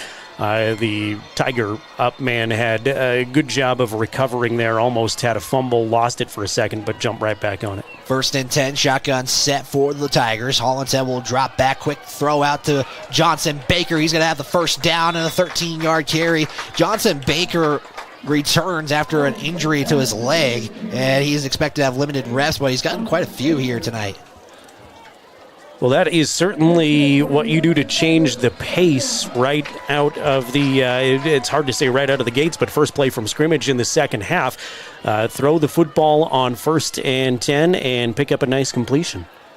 1st and 10 at midfield, 5:57 to play.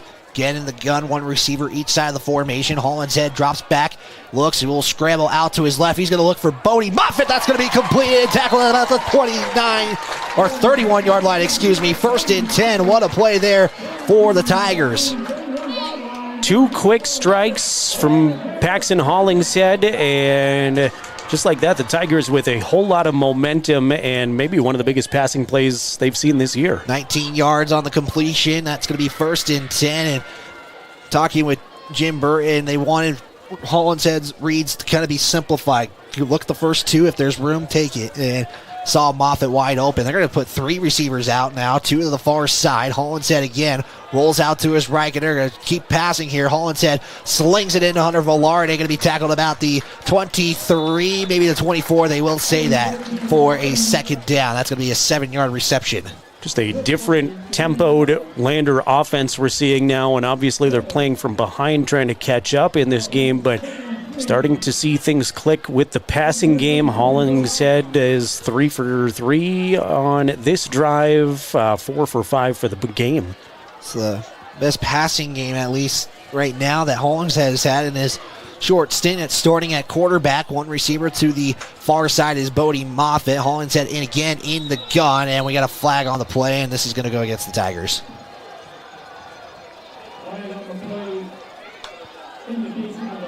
They will say the false start, take them back 5, and you can't let that kind of halt the Tigers, and I'll back them up 5 again. The Riverton student section breaking out some construction gear and then ordering them to go backwards. Great Lander student section, great Riverton student section. I know I've said this 300 times, but the atmosphere has been great here at LVHS for rivalry football. And if there's folks standing out there, big shout out. They've been standing almost the entirety of this football game. Shotgun again, so Tigers electing to go in the gun. RV in the backfield. Hollinshead will roll out to his left. He's got to look and throw as that's almost deflected and turned over there. Gattenbein didn't really look for it, just trying to make the tackle, and it's going to be 3rd down and 8. Good coverage. Aiden Sanchez that time stretching things out, knocking it away, and the first incompletion we've seen for Hollingshead here of the quarter. 3rd down and 8, 4:28 to play at the 29 of the Wolverines here. We'll see what Lander dials up here. Again, this is kind of a scenario. How do you feel? Are you comfortable with your kicker as far out? I saw Caleb Andrews kick a 42-yard field goal, so they would have to get some more yardage here. They would need to get to maybe about the 22-yard line to make that happen. Shotgun set, 2 receivers, left side of the formation. Hollinshead drops, rolls out to his right. He's going to throw it to Hunter Velarde. Tries to shift around, but can't do so. And he's going to get maybe 3. And this is going to be a 4th down and 5 for the Tigers now. I know you said the kicker's in good shape, but looks like Lander may opt to go for this here. They've got to pick up some points to try to close the deficit a little bit, and I see Hollingshead giving some signals on a 4th and 5. Well, and you also got to think he's a freshman kicker. You got to see where he's comfortable at. They felt comfortable more 20 and in if they were really to go.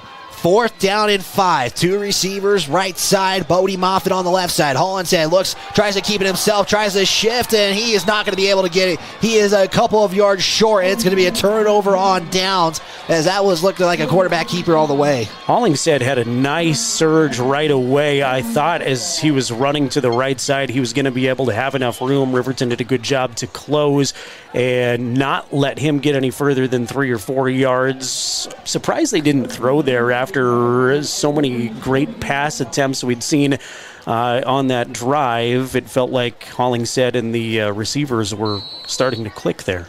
Well, now if you're Lander, you got to really play some defense. This could be a deciding drive early here in this second half. 3:41 to play, 36-14 on the Fremont Chevrolet scoreboard. 3 receivers to the far side. One at the bottom is Ty Sheets. DeVries rolling out to his left, looks, will throw it, gets it right in there for completion for 12 yards, as that's going to be a first down for the Wolverines. That it will be Jackson Larson on the reception. Second time we've seen Jackson make a catch, 20 yards. Derek DeVries now 18-22, 245 yards. That is unofficial, but he's having a great night throwing the football. Well, he's also had a great night running Yes, as well. he has. I was going to say, you really kind of balanced as far as offense goes, and it's kind of been Derek DeVries on almost every aspect of the Wolverine offense tonight. First and 10 at the 35 after a 12-yard reception. 3:10 and counting to go. DeVries will line up under center in the offset eye. Motion is Ty Sheets. He'll go to the backfield, fake the toss, give it to Ty Sheets. He's got room up the middle. He is breaking away. He's at the 40, 30, 25, 20, 10, 5, touchdown. Big drive, and we got a flag on the play way back after the score. It was Bryce Mason tangled up there by an offensive lineman. That was Harris Argon, who was tied up with Bryce Mason, and that could cost the Wolverines 6 here, Jared. Yeah, not what you want to see from either team, and just kind of a scuffle way after the play. Coach Lenhart's way out on the field trying to get his guys back. I think it looks like they're going to count the touchdown, but the officials coming over to chat with Jim Burton. And now Jim Burton making his way on the field. This is kind of a regular occurrence, and I think he is upset, and a personal foul on the Wolverines, and they're going to, I guess, assess this. It would probably assess it on the kickoff if you're not going to come back. It was after the score, though, so it's the 6 points. Will go for the Wolverines, 42-14. A big drive. The flag was at the 32. PAT will await here. And we are still waiting. The white-hat official got to make his way down. 3:07 officiating here tonight for this football game. And now we'll get the PAT with 2:52 to play. Snap, put down, kick is up, and it is good. It's 43-14. Wolverines keeping the momentum alive. We'll step aside. We're back in 30 seconds on the County 10 Sports Network. Realtors are proud to sponsor sports across Fremont County for the 22-23 season. RE/MAX All-Star Realtors was founded in 1991 with the goal of doing real estate in a way that would make our clients' lives as easy and uninterrupted as possible. They've completed many transactions involving residential, commercial, vacant lots, farm and ranch, and investment properties, and can help you with any goal you might have regarding any of these today. RE/MAX All-Star Realtors, 938 West Main Street, Riverton. See them online at remaxriverton.com. Central Bank and Trust is a local bank that is focused on technology and convenience. We have a simpler online mortgage application process. You can use your computer or mobile device to upload required documents and sign them online. We have a variety of personal and business banking services. Stop in or visit centralbanktrust.com. We live here. We work here.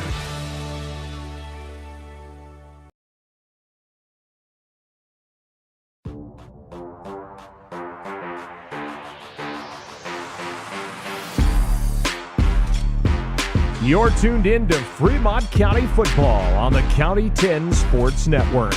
Are you ready for some football? Back here on the County 10 Sports Network, 2:52 to go. The personal foul was on the Wolverines. They have assessed it off the kickoff because the score came first before the penalty, so that's where our confusion was coming from. So they're going to kick this off from the 25-yard line, Jared. That's something you also normally don't see either. Yeah, this may change the strategy, too, from those low-line drive short kicks. Well, they're going to bounce this up, and McFadden's going to get a chance at it. He'll field it at the 22-yard line. He's going to try to go.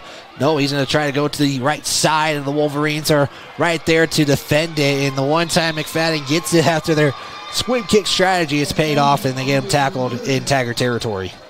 Pretty nice job by the Wolverine kick team to hustle down there. Still decent starting field position for the Tigers after that penalty, which was unfortunate because it took kind of the spotlight away from a great Ty Sheets run. But the speedster goes 65 yards to the house. We've seen him out in the open a few times earlier this season, and he is tough to bring down once he gets a full head of steam. 43 points, now the most points that Riverton has scored this season, breaking their 42-point mark they had last weekend against Rollins. It's going to be 1st and 10. Ball is at the 33-yard line. Hollinshead will go in the gun. They really kind of like to go back into that gun. 3 receivers set, 2 to the left, 1 to the right is Jubber. Hollinshead will roll out, and we have a flag on the play. And this will give Tigers a 5-yard penalty. Those could be drive killers too, and they haven't even started this drive yet either. As Bryce Mason looked like he was credited for that one just based off his reaction, the former Wolverine here. 2:38 to play as well, but it's going to be 1st and 15 now, and sometimes that's kind of been a struggle for the Tigers this year. We saw Paxson only throw it twice in the first half. He threw it 5 times on the last drive. Would expect to see LVHS try to air it out a little bit more and close some of the differential. 2:38 to play, third quarter. That 43-14 Riverton lead on the Fremont Chevy scoreboard. So 1st and 15 now. 1 receiver each side of the formation. Hollinshead takes the snap, will fake it, pitch it off to Burton. The ball is out, and the Wolverines, and it's a fight for the football, and somehow Burton is able to get that, and it's also a miracle. It's only a loss of 5 on the play. That was wild. That ball went through a few folks' hands and somehow came back to Burton, who keeps it alive for the Tigers. But that was a substantial loss. It'll set up a 2nd down and long here with the clock ticking late stages of the third quarter. And for Lander, that's almost a 2nd and a mile for them. 2:20 to play now as clock rolls. Star Valley 24, Powell 21, your final in that one. So that game got a little closer in the end. Yeah, I'll give you another update on that here in just a second, how that came down to the wire.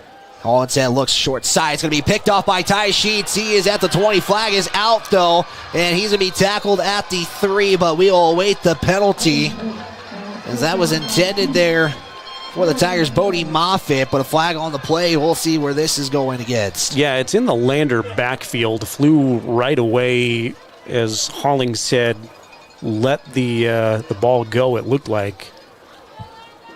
As the flag is at the 23, and holding against the Tigers, as that's going to be declined. So the Wolverines are 3 yards away from letting this one, what could be on ice, as this game could go up to 50-14, and potentially in a moment here. Again, only 1 3 and out for the Wolverines tonight. So that was the first interception by Hollinshead tonight, and it comes late in this third quarter with 2:03 to play.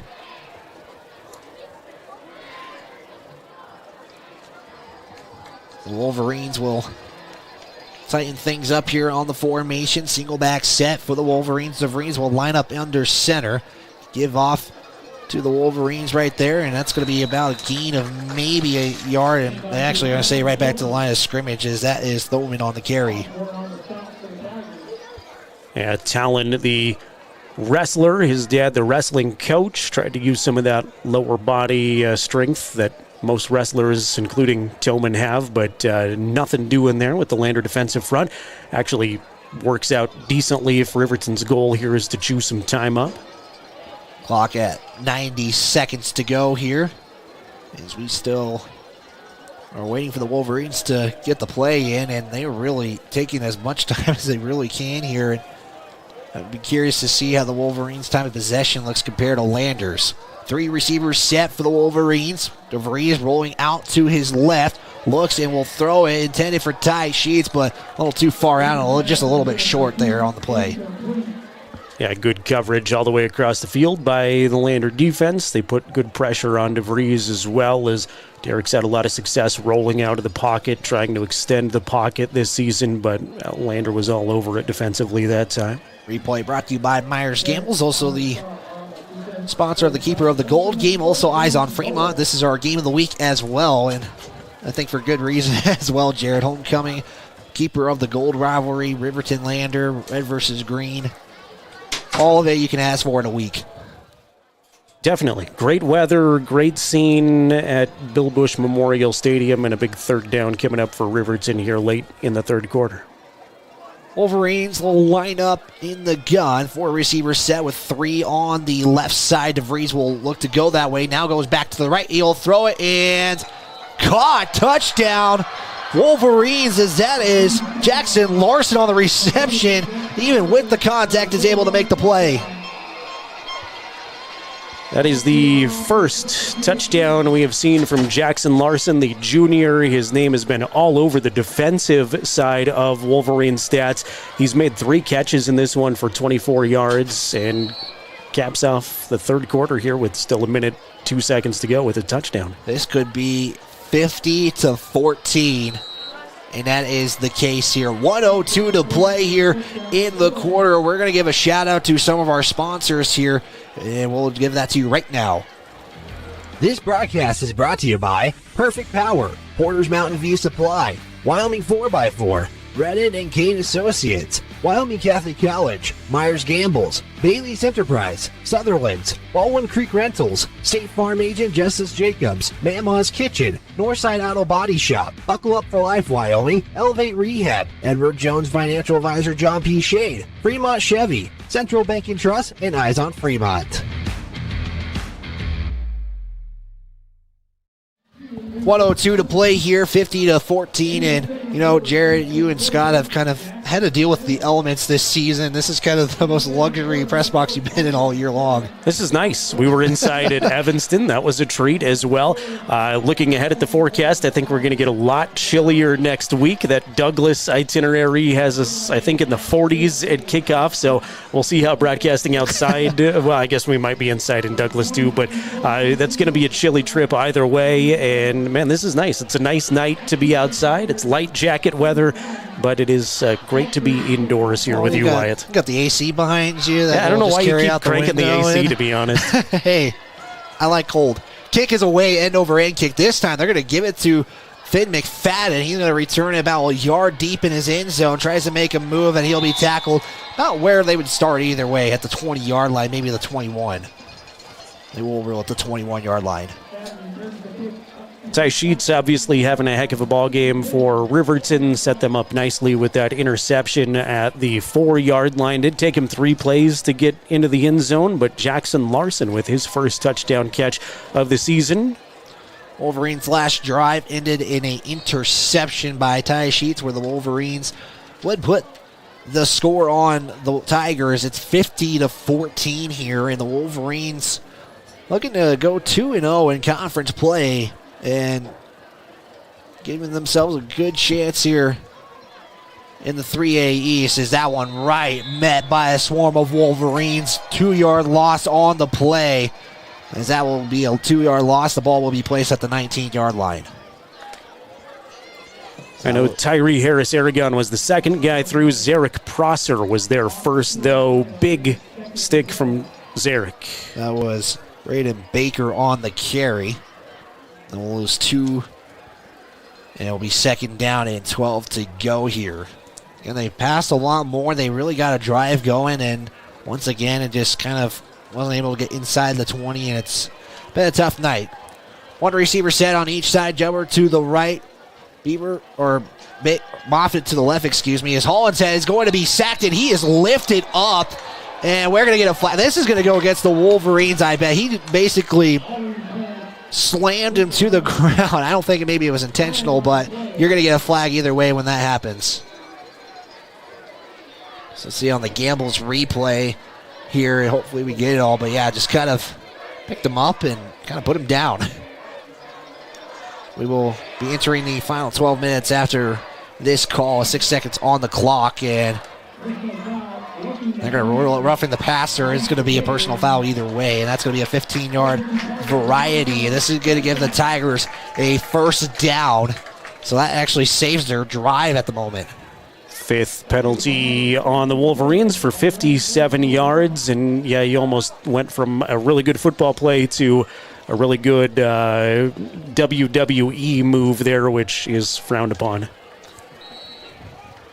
That's harder slamming than probably what WWE would do. 2 seconds, 1 second, and that will do it. Final 12 minutes is coming up. We are going to take a 30-second timeout. We'll be back. Final 12 minutes. Wolverines up 50-14. We'll be back with the final 12 right after this.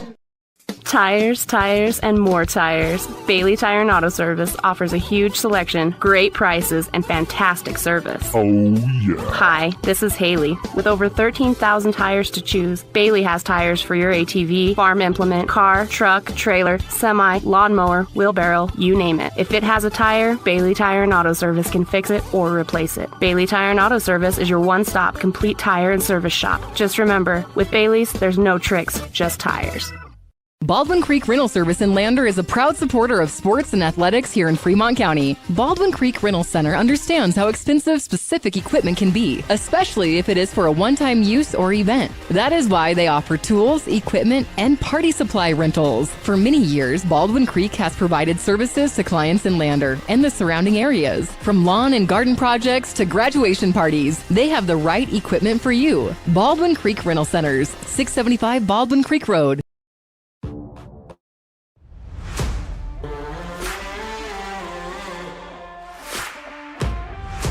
The final 12 minutes are here.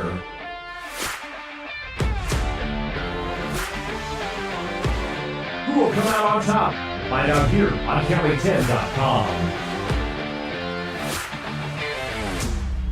Toss to Baker on the right side of the formation. It's going to be a gain of 6 on the carry. It's going to be 2nd down and 4 to go. Final 12 minutes here. Wolverines putting it up to the Tigers 50-14. See the Riverton students on the far side just going crazy over there. They've got a circle of some kind. They're dancing around with the cheerleaders. They've got the flag out.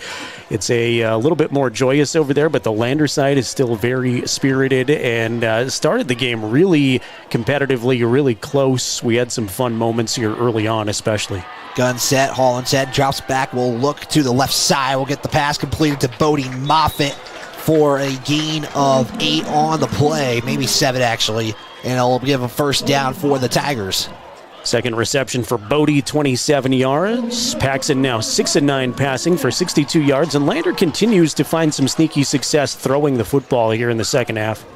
Yeah, just got to get those couple of reads and then pays off there, and this is a 1st and 10. Again, you just want to get some momentum going into the game that probably it could be winnable for the Tigers. They can pull it off. You know, again, Rollins has got a couple of wins. It's their best winning season in a while. One receiver is Jones. Holland said had a jump and ball is out.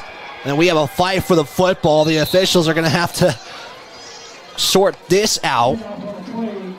As that handoff was to Baker, was he able to get on it? And I believe it's going to stay Lander football. Caden Liebricht was one of many right there. Ryan Cox may have actually came out of the pile with the football. He did. And they're going to keep it to the Tigers. And so, well, we do have the replay advantage, but unfortunately there's no challenging play calls or anything, and probably wouldn't have an angle that gave that fumble to either team, but yeah, the official right there on top of it obviously saw something to indicate to him that it should be Lander football, and sometimes it's a little deceiving who actually comes away in those piles with it. 2nd and 11.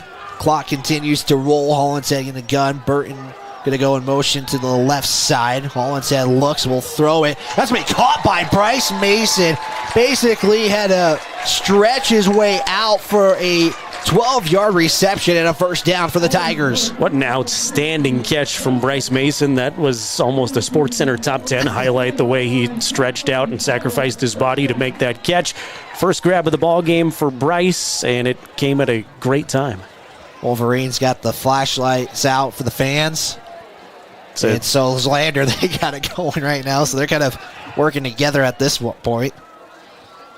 Johnson Baker goes in motion. Swing passes to Johnson Baker. Looks like it was a one-hand catch. Baker's going to make a move. He's going to keep fighting. He's going to get 14 on the reception. Another good pickup through the air for Hollingshead and the Lander offense. That was a cool moment between student sections and maybe a little bit of bonding too. It went concert mode where everybody got their cell phone flashlights on and both student sections waving at each other. Oh, you find creative ways to get into this game, and that's the way to do it. Is Burton's going to come in late here. Hollingshead's going to put Justin Baker as his brace was coming off. Again, he is coming off of an injury. He's got braces on both legs, and we'll probably have to put that back on. And no, he's just going to fling it away. Hollingshead looks to throw and just kind of more likely threw that away. That was intended there for Braden Baker. It's going to be 2nd and 10. Feel bad for Johnson Baker. They're trying to sprint off the field. His brace was coming off. He was trying to go full steam, and then he got so frustrated with it that he just threw it and may or may not put that brace back on. We'll see. Oh, he took it off and just flung it. It's kind of that helicopter game where you spin the ball around. You got to put your one leg over it. I don't know what you're talking about. Oh, this was when I was younger, Jared. You're much younger than I am, Wyatt. I'm not familiar with your games. 2nd and 10. Hollingshead looks and will just keep it himself, and that ball could have easily gone out there. Hollingshead stays on his feet, and we'll get right back to the line of scrimmage. 3rd and 10 coming up, 9 minutes to play. Tigers trying to get some momentum here. Like you said, they're off to Rollins. A winnable game for Lander next week. Would be good to see them with some more offensive productivity here as they try to find the end zone at least one more time in the game. Again, Riverton on top 50-14. Fremont Chevy scoreboard at 8:39 and ticking down here in the fourth quarter. Well, the way this stands, Riverton is going to snap a 5-game losing streak against the Tigers. Shotgun set. 3 receivers, 2 to the far side. Hollingshead going to roll out to his left. Looks to throw. Sidearms it in. That's going to be caught by Bodie Moffitt. He's going to be taking that down at the 5-yard line. That's going to be big reception there for 23. Bodie has had a lot of nice moments in this one. His 3rd catch. Leading receiver for Lander at 50 yards. 8-10 in counting. Moffitt will be subbed out here. As Hollingshead will get the play in. We are under 8 now. Hollingshead going to have a gun set. Everybody tight, throwing that flex bone from the gun. And now they're going to shift this. And Hollingshead going to try to take it himself. And Jared, that looked kind of familiar to you in a sense? We're talking Philadelphia Eagles. I was going to say the tush push is what they call it now. We saw it last week. Riverton get penalized for an aiding the runner call, where it was sort of similar. I'm not exactly sure what the rule book in Wyoming high school sports says about that, but that's become all the rage in the NFL. Gain of 3 on the play. 2nd and 2. It's 2nd and goal, actually. Hollingshead going to line up under center in that flex bone. Baker Mayfield, or excuse me, Braden Baker in the backfield. I don't know where I was going with that. Misdirection, and Hunter Velarde is in. The helmet comes off, and he is in for 6, and the Tigers have gotten the most points scored in their season. They have 20 on the board. Hunter's helmet just flew straight in the air, took a hard shot, but he is fired up, and good to see him come out of there okay. Gets the 6 points for the Tigers on a nice hard run. And that will be 7:04 to play, 50-20. It's a 30-point game awaiting the PAT. It's up, and it is good. 50-21. We'll step aside, 60-second timeout. We're back right after this. Optics for the adventurous. From binoculars to spotting scopes, Maven has you covered. Be prepared for scouting, wildlife watching, or any outdoor adventure. As a proud sponsor of local high school sports, we wish all the Fremont County athletes the best of luck this season. Visit mavenbuild.com for more information and to order. Maven, discover something new. Goddard Construction is a local contractor dedicated to our community. We're proud to support our student athletes in every sport on and off the field. We believe in hard work, crafting excellence, and building legacies one project at a time. We bring your vision to life. Visit GoddardConstruction.com to see what we can create for you. Goddard Construction, building Fremont County one project at a time. Justice Jacob State Farm Insurance. Back here on the County 10 Sports Network, it's 50-21. The Tigers was just able to put some points up. Best drive that had multiple plays, Jared, for the Tigers. Yeah, really nice drive to see them continue to fight in the ball game. It had been since the second quarter since Lander had scored, obviously, on that return to the end zone from Finn McFadden. So maybe the best drive Lander has put together all game long, really, with 7:04 to play fourth quarter. Lander fans still very spirited, making a whole lot of noise. I was going to say, one of the Lander fans saying, we're not out of it yet. It's 7:04. It's 50-21. And here's a little squib kick as well. And the Wolverines are ready for it. It's Saltzgaber who's going to be tackled at the 30-yard line. And it's going to be 1st and 10 for the Wolverines. And again, Jared, it's really, I believe, 1 3-and-out all night for them. Let me get you up to speed here on some 3A scores of interest. I said I wanted to get a Star Valley Powell update. Star Valley actually was tied with Powell late 21-21, but the Braves wound up kicking a game-winning field goal with 0.6 seconds left. So a walk-off field goal of sorts as Star Valley knocks off Powell tonight. Also at halftime, Cody 62, Green River 0. Again, that's a halftime score, 62-0. Wow. Cody's good.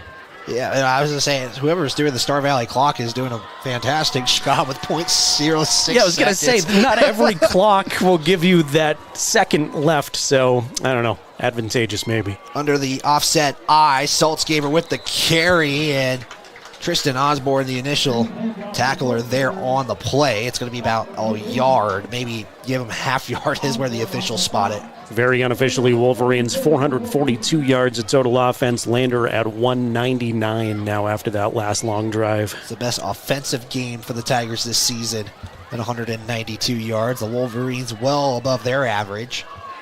6:27 in counting. The Wolverines will probably look to just take this all the way down, depending on how they've been doing their drives all day long. Offset eye, DeVries. You can tell they're letting this go as they're waiting for the official to do the countdown. Yeah, might as well milk the clock in this situation. Hand off to Saltzgaber. A couple of Tigers right there to make the tackle. That's going to be a loss of 3. Great surge by a couple of Tigers there through the line. It's going to be a 3rd down and 12. So you're seeing that on the Gambles replay. We're under 6 to go here. Gabriella's going to come off the field. In the substitution, DeVries going to take his jog to the huddle. And Tigers making a late substitution as well. And again, Riverton, we're kind of noticing just kind of milking the clock at this point, kind of try to go home with the gold. Something they haven't seen in a long time, Jared. DeVries will toss it to Saltzgaber, and again the Tigers are ready for it. It's going to be a 4th down, and you can see the punt team for the second time tonight for Riverton. They will, as the ball is spotted at the 25-yard line. Great defensive effort from Lander. I'm impressed here with the energy in the fourth quarter, especially for the Tigers. Still with something to prove in the game. Clock is their enemy certainly right now as far as the win-loss column, but we'll see if something crazy can happen here in the next 5 minutes. Trevor will put the kick on it. Burton will call fair catch at the 42-yard line, and that will set up the next offensive series where the Tigers were able to put 6 on the board after their last drive, courtesy of Hunter Velarde, 2 yards out. And Jared, there's so many people you're going to have to decide for Riverton's player of the game. I mean, you got plenty of options as well, and that's kind of the hardest part of this broadcast is finding somebody to pick for the player of the game. I'm glad you have the same struggle because Scott and I have argued over basically who gets player of the game for every Riverton broadcast, but looking forward to making that selection in our postgame show. Hollinshead in the gun, tight set for the Tigers. Hollinshead drops out, looks to Johnson Baker again. He's going to get the reception, tries to make a move. He's able to do so. He's going to have more. He's going to have a good reception, tries to keep going, and he's going to have a good one. 43 to about the 26, 27-yard line. And it's a 1st and 10 for the Tigers. And you can tell Johnson, after he lost that brace too, was hobbled on the run, but he's still full momentum ahead and picked up several yards after the catch. 31-yard reception for the Tigers. Johnson Baker with the reception. 3 receivers set. Moffitt and Burton going to go out. Hollinshead snap, looks to his left side. Will give it off to Hunter Velarde, and he's going to break a tackle and get one on the carry, or one on the reception. Good closing speed, Talon Tillman. They're actually going to give him nothing actually on the play. So 2nd and 10, under 4 to play. Clock will just make its way down to the final moments of this game. Okay, make sure you stick around for the Bailey Tire and Auto post-game show. Our plans to get both coaches up here for post-game remarks and player of the game, recapping this game, and look to next week.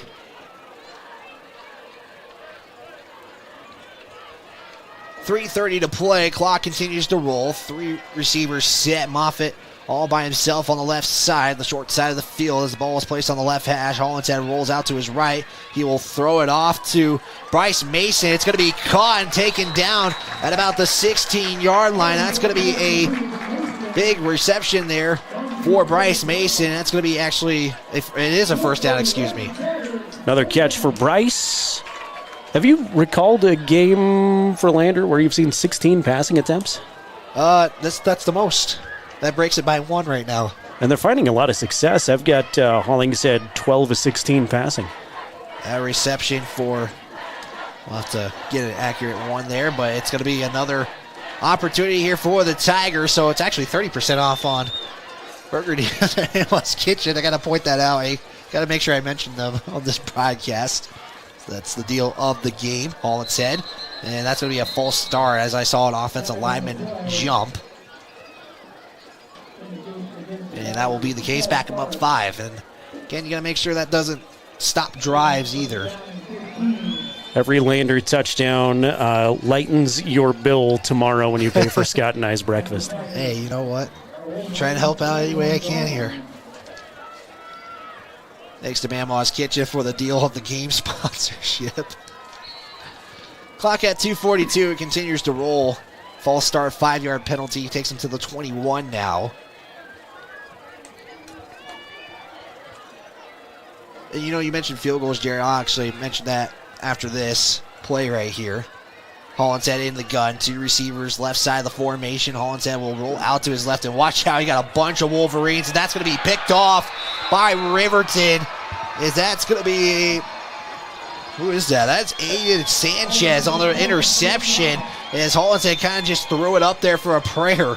Aiden Sanchez with a big pick. He's made a couple of plays on Lander defenders. Had a nice knock away earlier and comes up with the pick there. Also credit Tyree Harris-Aragon, who put a lot of pressure on Hollingshead, delivered a hit in the backfield. May have been one more Wolverine back there with Harris-Aragon, but Harris-Aragon with the pressure and Aiden Sanchez with the interception. That gives the Wolverines the possession, a drive that looked promising. It stops in. Jerry, we're talking about the Star Valley field goal. That takes it back, go back to Class 4A, Cheyenne South, a 61-yard unofficial state record. 61 yards on a night where the South Bison unfortunately fell, but that was a highlight, it felt like, in the 4A ranks on last Friday. Yeah, phenomenal kick there, and it was cool to see a coaching staff. They were getting beat at that time like 50-something to 6 or something like that, and it was cool to see the coaching staff just going berserk for the kid.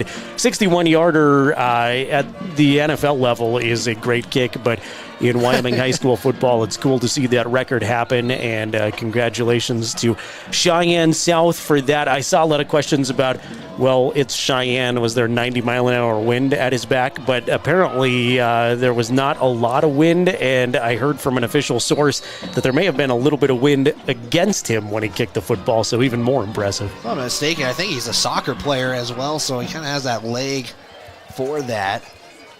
So 1st and 10 for the Wolverines after the interception. 2:18 to play here, and probably just see the clock milk again here.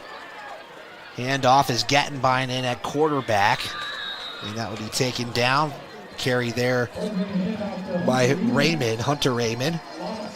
And it looks like the Wolverines have brought the young guys out here. First carry we've seen this season for Hunter Rennig. And the Tigers have done the same as well. They kind of know what the result's going to be. 152 and counting, 50-21 is your score. Wolverines going to send 3 receivers to the left side. Nobody on the far side of the formation. Under center is Gattenbein, one man in the backfield. It's going to be a handoff to Raymond, and he's going to be taken down as that was a loss of 3 on the first play, and then maybe right back to the line of scrimmage. I should clarify and say first varsity handoff for Hunter Rennig. I've seen this season, obviously, a lot of these kids play at the JV level, and know that the freshman-sophomore team, Froshmore's, knocked off Lander earlier this week for Riverton, but I haven't seen Rennig at the varsity level yet. It's 3rd and 12, 1:05 to go. Offset eye for the Wolverines. 2 receivers set. Handoff again is to Rennig, and maybe gets a yard on that. It's going to be 4th down, and no timeouts were taken. Actually, one was taken by the Wolverines just moments ago, and I think they're just going to let this clock roll down. And that'll probably do it here, Jared. The Wolverines advancing to 2-4 on the season. Tigers will drop to 0-6, but the Wolverines, though, making themselves closer to the postseason for the first time in a while as well, going 2-0 in the East Conference. Yeah, we've talked all about the Fremont County bragging rights, the keeper of the gold trophy, but maybe most importantly is the conference win, and Riverton will advance to 2-0 in the conference, which is as good as you can ask for after a slow start, but a tough schedule for the Wolverines. Tigers will fall to 0-2 in conference play, but Wyatt, you've got a trip to Rollins next week, and it's a tough Rollins team, and no disrespect to Rollins, but there's a winnable game for Lander potentially to get on the right side of the scoreboard and start feeling good about themselves. 5 seconds to go here in this one. Basically, one more play will wrap things up here on the Fremont Chevrolet scoreboard. It looks like it's going to be a 50-21 final in favor of the Wolverines. That snaps a 5-game losing streak by the Wolverines, or by the Wolverines. The Tigers have won it the last 5 years, and they're going to be taking some hardware home. Jared, the keeper of the gold traveling trophy, will go back to Riverton for the first time in a while. Yeah, Lander has been keeping that trophy here at LVHS for quite a while, and there was an entire series of kids that went through their high school careers without ever seeing it go to Riverton, and so I'm sure some of the older kids on this team will be especially excited to see it at RHS for the first time. Well, Riverton's not going to punt this, as this is going to be a toss to the outside, and they're going to be taking it down, and that will do it after the carry on the play for the Wolverines, trying to get a running back on that. That was Pressridge, and that will do it. Riverton wins the keeper of the gold rivalry 50-21. We will step aside. Bailey Tire and Auto post-game show coming up after a word from our sponsors. Tyler Watson State Farm Agency is a proud supporter of Riverton High School Wolverine athletics. We understand the importance of community, and we're excited to be a part of it. As your neighbor, we're here to help you with all your insurance needs. We offer auto, homeowners, renters, business, and life insurance. So stop in and say hi, or give us a call today. The Tyler Watson State Farm Agency will be here for you.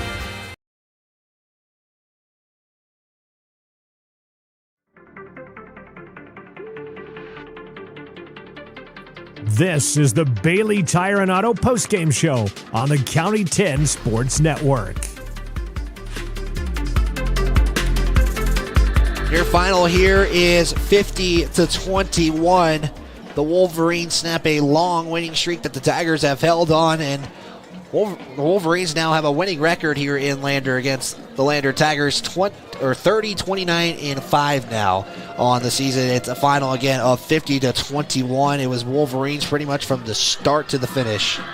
Yeah, 127th meeting goes to the Wolverines. As you see on your screen, a very victorious and joyous RHS student section celebrating with their kids. I like that the two teams were able to shake hands, and then Wolverines turned back after the handshakes were exchanged and get to celebrate with their kids. Riverton now leads the all-time series, by the way, 65-55-7. So 5 years in a row, Lander has held the Keeper of the Gold trophy, but that is the case no more, as Riverton will take it about 24 miles back home to Riverton High School tonight. Taking a look at what we're going to be having on the post-game show, we'll talk with both head coaches. We're going to recap this contest, and we have to make our player of the game selections as well and preview next week. But, you know, Jared, there's good things from both sides on the football field tonight, and the Wolverines really was able to get offense going. They really kind of let the running game going, but it felt like it was the Derek DeVries show from the start. He was pretty much in every play of the game. It really was. Derek, I think, has been a different player the last 2 weeks because he's feeling a lot more confident on the ankle that has been injured. I've heard mixed reports whether or not that's a high ankle sprain or more of a foot injury. Either way, the lower leg injury for Derek DeVries, I think, prohibited a little bit of his movement and what he could do earlier in the season, but you're starting to see the full Derek DeVries effect, who was in on a lot of running attempts and obviously threw for some touchdowns tonight too. But lots of positives, I thought, for Lander, especially early on. There in the first and second quarter, I thought we were in for a shootout. I thought we just may trade touchdowns most of the game, but Riverton pulled away, started to assert their dominance a little bit in the late stages of the second quarter, and certainly kept that up in the second half. But I was impressed with Lander's resilience in the fourth quarter there. They put together maybe their best drive of the night, had a nice couple of stands on defense, and I think if you're Jim Burton chatting with your kids right now, maybe that's the message is, yeah, we lost. It's not fun to lose to a rival, but there's a lot of positives you can take away and maybe some momentum going forward. Well, this is the most points Lander has scored all season. They've almost scored almost all the points they've scored leading into this game. They had 22 points heading in. They put 21 on the night, courtesy of a 100-yard football kickoff return by Finn McFadden. You had a nice couple of plays there for the Tigers to put 6 on the board. You're seeing both teams getting addressed right now. On the team side of things, again, Jim Burton and Mark Lenhart going to be coming up here into the press box for their post-game report, but we want to give a big shout out to Bailey Tire and Auto, as they are a proud sponsor of our local athletes. Full-service tire and auto bodies shops located at 755 South Federal in Riverton. We're going to take another timeout. We're going to recap how this score came to be. We'll step aside. We're back right after this. Construction is a local contractor dedicated to our community. We're proud to support our student athletes in every sport on and off the field. We believe in hard work, crafting excellence, and building legacies one project at a time. We bring your vision to life. Visit GoddardConstruction.com to see what we can create for you. Goddard Construction, building Fremont County one project at a time.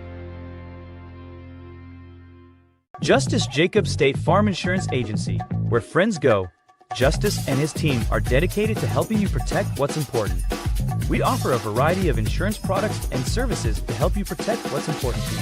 With customizable coverage plans, safe driving rewards, and discounts, Justice Jacobs can help you create a solution that's right for you. Go Tigers! Visit us at 990 Main Street in Lander or online at insuredwy.com. The Tyler Watson State Farm Agency is a proud supporter of Riverton High School Wolverine athletics. We understand the importance of community, and we're excited to be a part of it. As your neighbor, we're here to help you with all your insurance needs. We offer auto, homeowners, renters, business, and life insurance. So stop in and say hi, or give us a call today. The Tyler Watson State Farm Agency, We'll be here for you.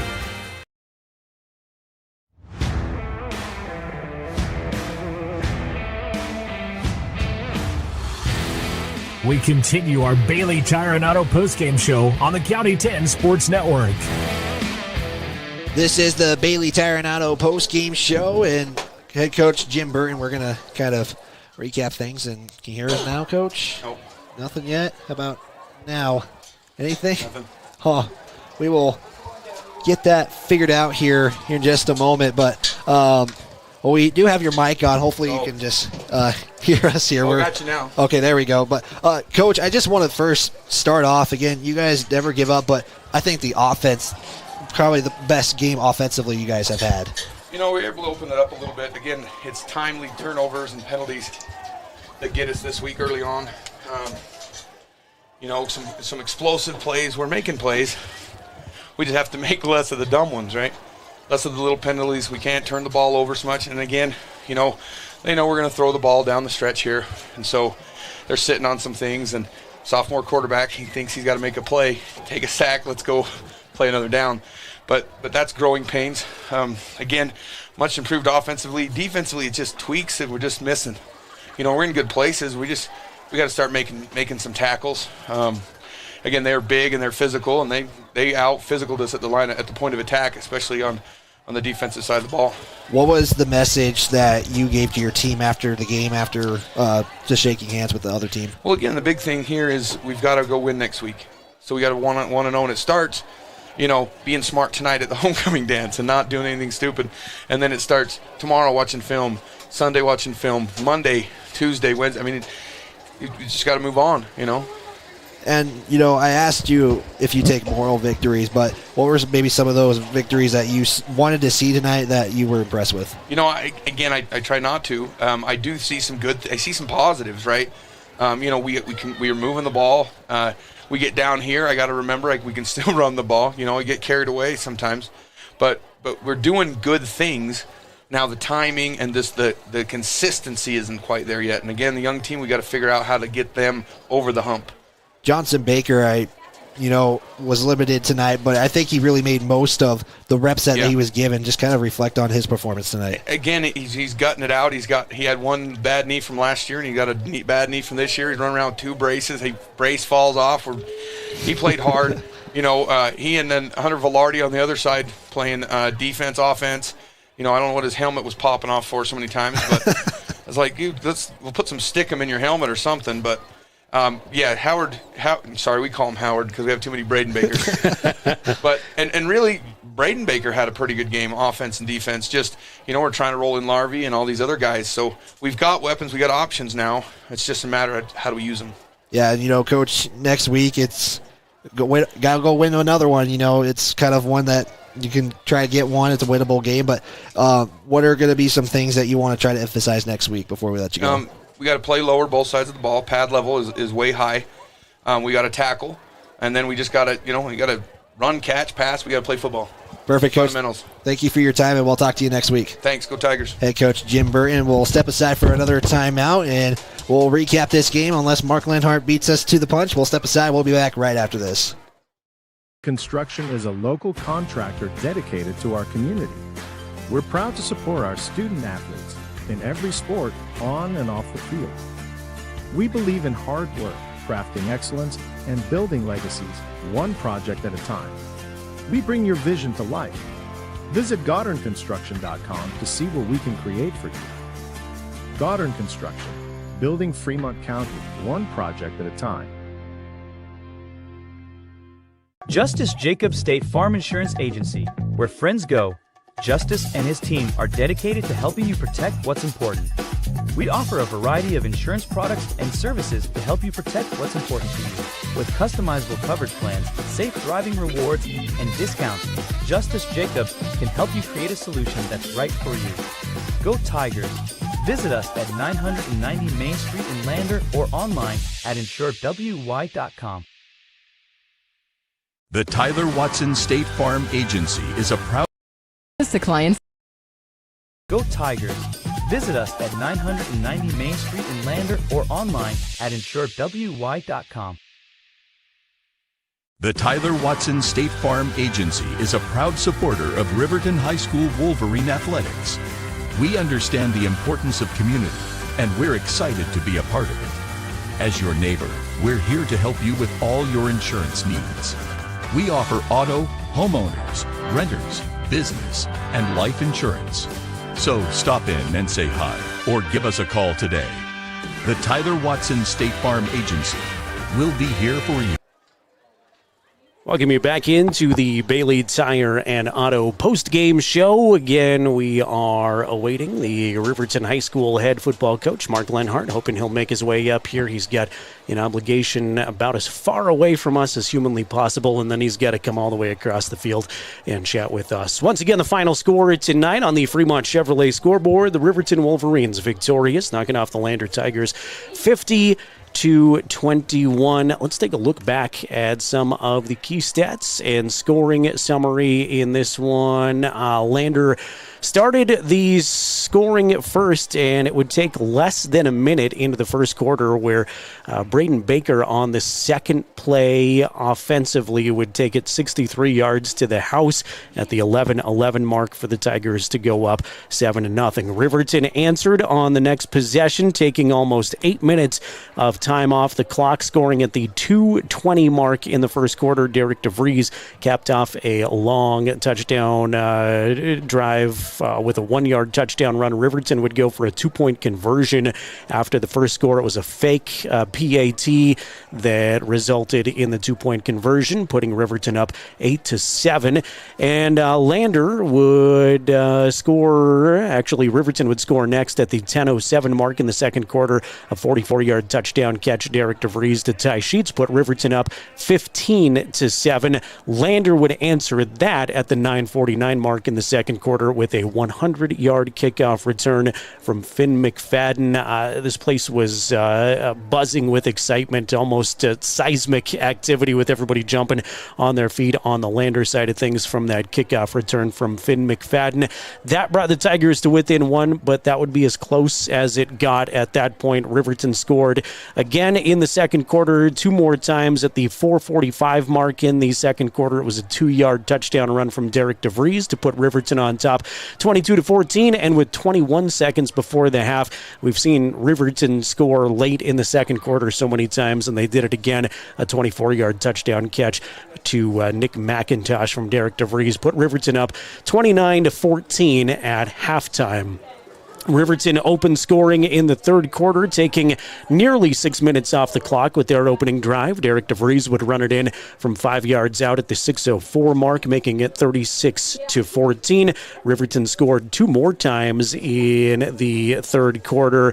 Ty Sheets had that big 65-yard touchdown run that he took to the house, making it 43-14. And then at the 1:02 mark of the third quarter, Jackson Larson had his first touchdown of the season, catching it and making the score 50-14. Lander did add 1 touchdown in the fourth quarter at the 7:04 mark of the fourth quarter. Hunter Velarde had a 2-yard touchdown run, giving us our final score of 50-21. Total offense in this one, very unofficial stats because I kept them, and I'm not a great statistician, but had Lander with 242 yards of total offense. On the other side, Riverton came up with 440 yards of total offense. Riverton had 17 first downs. Lander finished with 12, saw a lot more passing in the second half from Lander. Paxton Hollingshead had 12-16 throwing the football, did throw 2 interceptions, but completed quite a few passes in the second half. Hollingshead also ran it 5 times for 12 yards. Braden Baker, the leading running back for Lander, 5 carries, 72 yards. Leading receivers for Lander, Johnson Baker had 3 catches for 55 yards. Bodie Moffitt, 3 catches for 50 yards. Hunter Velarde had 2 catches for 19 yards. And Bryce Mason missed him. He had 2 catches for 24 yards, including that great one where he stretched out late in the ball game. One of the better catches I've seen so far this season.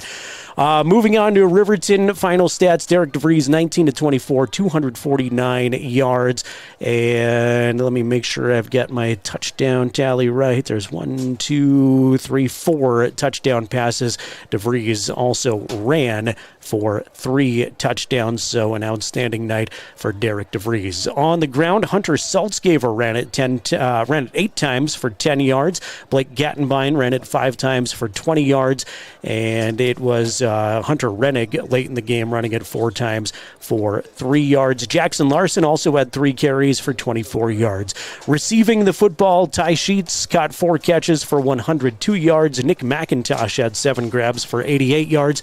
Branson Saltzgaver had 4 catches for 25 yards. Blake Gattenbein had 1 catch for 5 yards. Riverton picks up their second win on the season, and Lander will search for their first win on the year next week, and a trip that Wyatt goes on to Rollins. Yep, and like I said, probably the best offensive night for the Lander Tigers, just because they haven't seen the end zone much. They only scored 22 points, and one of those scores came of a safety, and so just something that the Tigers got to carry this offensive momentum forward to going into next week, just because now the Tigers' playoff chances have kind of shriveled down because of the loss tonight. They're 0-2, and they got Rollins, which is I would say a winnable game, but you can't count on anything at this moment in time. Yeah, absolutely. It's unpredictable, and that's why you play the games. That's the fun of it, and I thought we might be in for a shootout. Like I said a couple of times early on in this one, Riverton does pull away,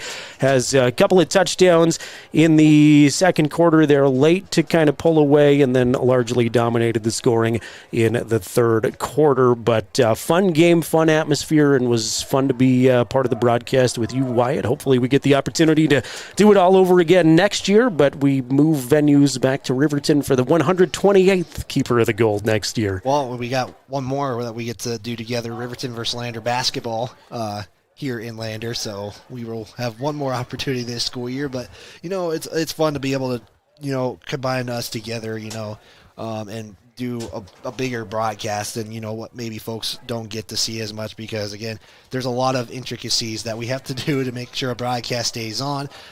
We don't have a lot of people, so to be able to put one crew together, again, big thanks to Scott Ford for producing, Kaylee Ray and Kendall for doing the camera work tonight. It looked amazing what we were able to see, and thank you to everybody who was tuning in tonight if they weren't available to come to Lander and just be able to tune into the YouTube broadcast, the Facebook broadcast, and as well as our radio stations, 105.1 and KOVE. It was really fun to interact with some of the YouTube commenters throughout the night, and one I wanted to focus on here at the end of the broadcast on the Bailey Tire and Auto postgame show was Kevin, who weighed in a little bit earlier, said he was watching in Nashville, Tennessee, said he was a longtime friend of Coach Brant Nyberg on the Riverton staff, former head coach, now assistant coach for Riverton, Brant Nyberg. But Kevin weighed in with a nice comment there at the end of the game, said, great to see both teams hustling and executing to the very last play. That's what I took away from Lander. You get behind fairly big in the second half. You come back in the fourth quarter, put a really nice scoring drive together, a couple of defensive stands, and I just thought we saw both teams competing to the final whistle really well. And that's something you see from Lander every week. Games are kind of out of hand is the best way to put it, and they don't give up. They try their best. They will play to the final whistle, and sometimes things work out, sometimes not. Tonight was one of those examples that worked out for the Lander Tigers, being able to put some points on the board. And this team got to just keep building on what they have, and take the positives that have come out of this game. And I asked Coach about moral victories. He wants wins. Like I was hearing from Len Hart early in the season, trying to get the wins on the scoreboard. So Lander's going to be trying to do that next week at Rollins, and they got 2 road games coming up.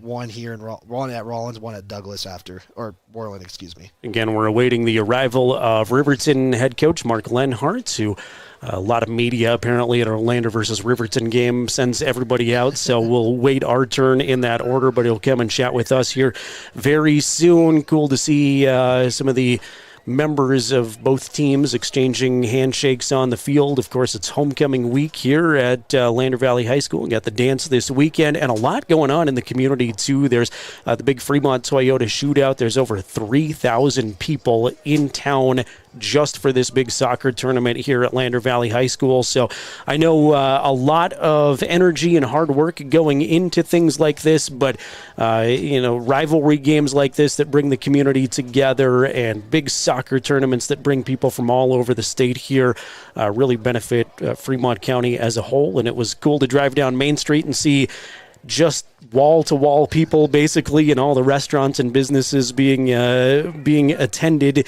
And I'm sure good for everybody in Fremont County to have all of these folks out and about this weekend. I was going to say, you probably could have not timed it any better.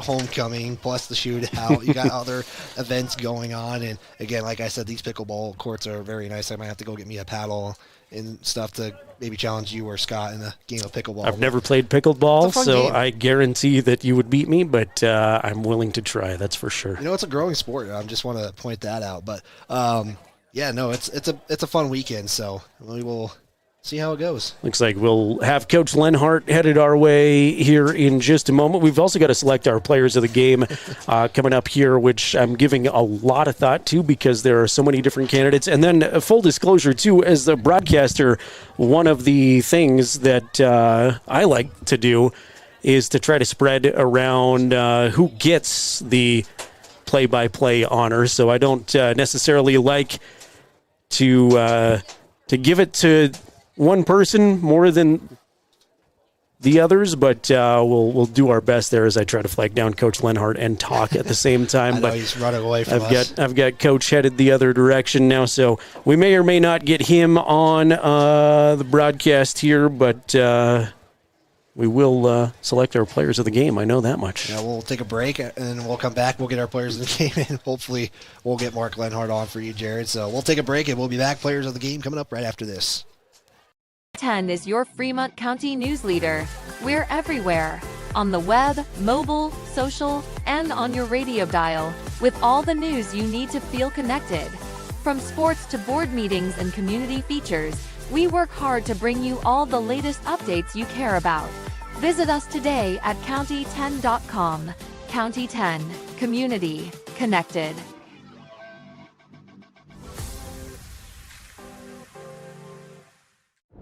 This guy was driving way over the speed limit. Look at the damage. This guy was going a lot over the speed limit. Look at the damage. This guy was going a little over the speed limit. Look at the damage. Redden, Kane & Associates, CPAs is your go-to source for tax, financial, and business solutions. Our experienced professionals are trusted and know the numbers. We're dedicated to providing personalized attention to each of our clients. Whether you're an individual or a business, we're here to help with all your accounting needs. Let us do the math for you.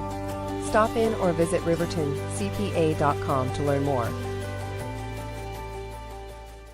Elevate Rehab's founding principle on you is evident from your first visit to the last. Our practice model ensures treatment as you deserve, a private one-on-one session with a licensed therapist the entire visit, every visit.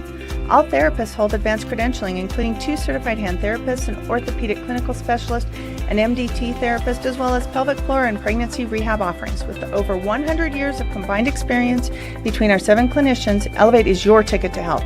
Find us in Lander, DuBois, and visit our website or Facebook page. Choose Elevate Rehab to elevate your. Welcome you back into the Bailey Tire and Auto post-game show. Victorious rivalry game for the Riverton Wolverines. They knock off Lander 50-21, and we're joined by the victorious head coach, Mark Lenhart. Coach, thanks so much for coming up. We just sent you on quite the trip around the stadium, so I know you're a little bit winded right now, but appreciate the hustle up here. Congratulations. Got to feel good to pick up the rivalry victory. Yeah, I'm super happy for our kids and for our community, especially for our seniors. You know, I know it's been, to lose last year in heartbreaking fashion against these guys and then, come back and, with the coaching change and something new, you never know what's going to happen. And I know this was one of their goals. And so super happy for them and, just can't be more proud of the way they played. And I think those seniors really stepped up tonight and led the way for us. We were talking about some of the kids, the older students that have never had the Keeper of the Gold trophy back at Riverton, have never had the chance to beat this Lander team. Got to feel pretty darn cool for your seniors. Yeah, it does. I mean, obviously Derek had a big night, and, we're with Jordan May out. We're 2 sophomores right now at running backs. We're kind of trying to learn the ropes, and so right now he's probably our best ball carrier, and I told him, we're going to have to ride you here all the way to the end, both running and throwing, and so hopefully he can continue to stay healthy because he's a weapon doing both, and when we can spread the field and run him, I think it sure helps us out quite a bit. But I'm super proud of our guys. I think that, when you look at the game, I joke with them. I'm like, do you guys just want to give everybody a 7-0 lead? Like, we haven't been ahead in a game yet. The other team scored first in every game, but I think our maturity of our older guys kind of came through, and we didn't panic, and we put together a good drive, and we saw some things on film where we can maybe try and get a 2-point play there, and so we were able to execute that. And I feel like even a little thing like that sometimes can really swing the momentum of the game, and just to even have a 1-point lead, at the end of the first quarter meant a big deal. And so I think Lander had a good plan.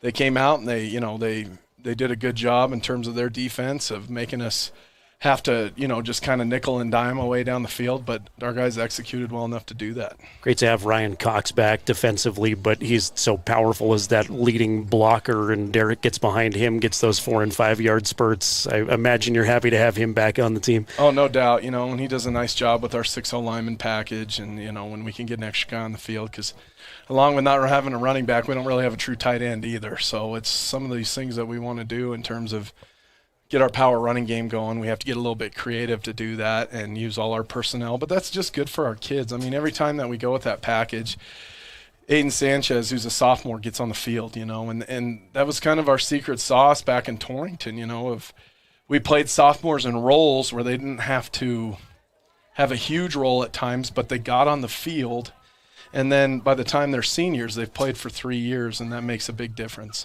Aiden was another name I was going to mention, coming up with a pick there, and another great effort, but just all around great team for performance, it felt like, for the Wolverines, and you do it against your rival, and honestly maybe even more important, 2-0 in conference play, headed to take on a tough Douglas team next week. What do we know about the Bearcats? Well, I started, on Fridays I try and get a little ahead for the weekend so I can spend a little time with my family, but so I broke down their game against Warland, and they got good dudes all over the field. Archuleta kid's great. Trey Wren's a wonderful quarterback. He's a lot like Derek. He can run. He can throw.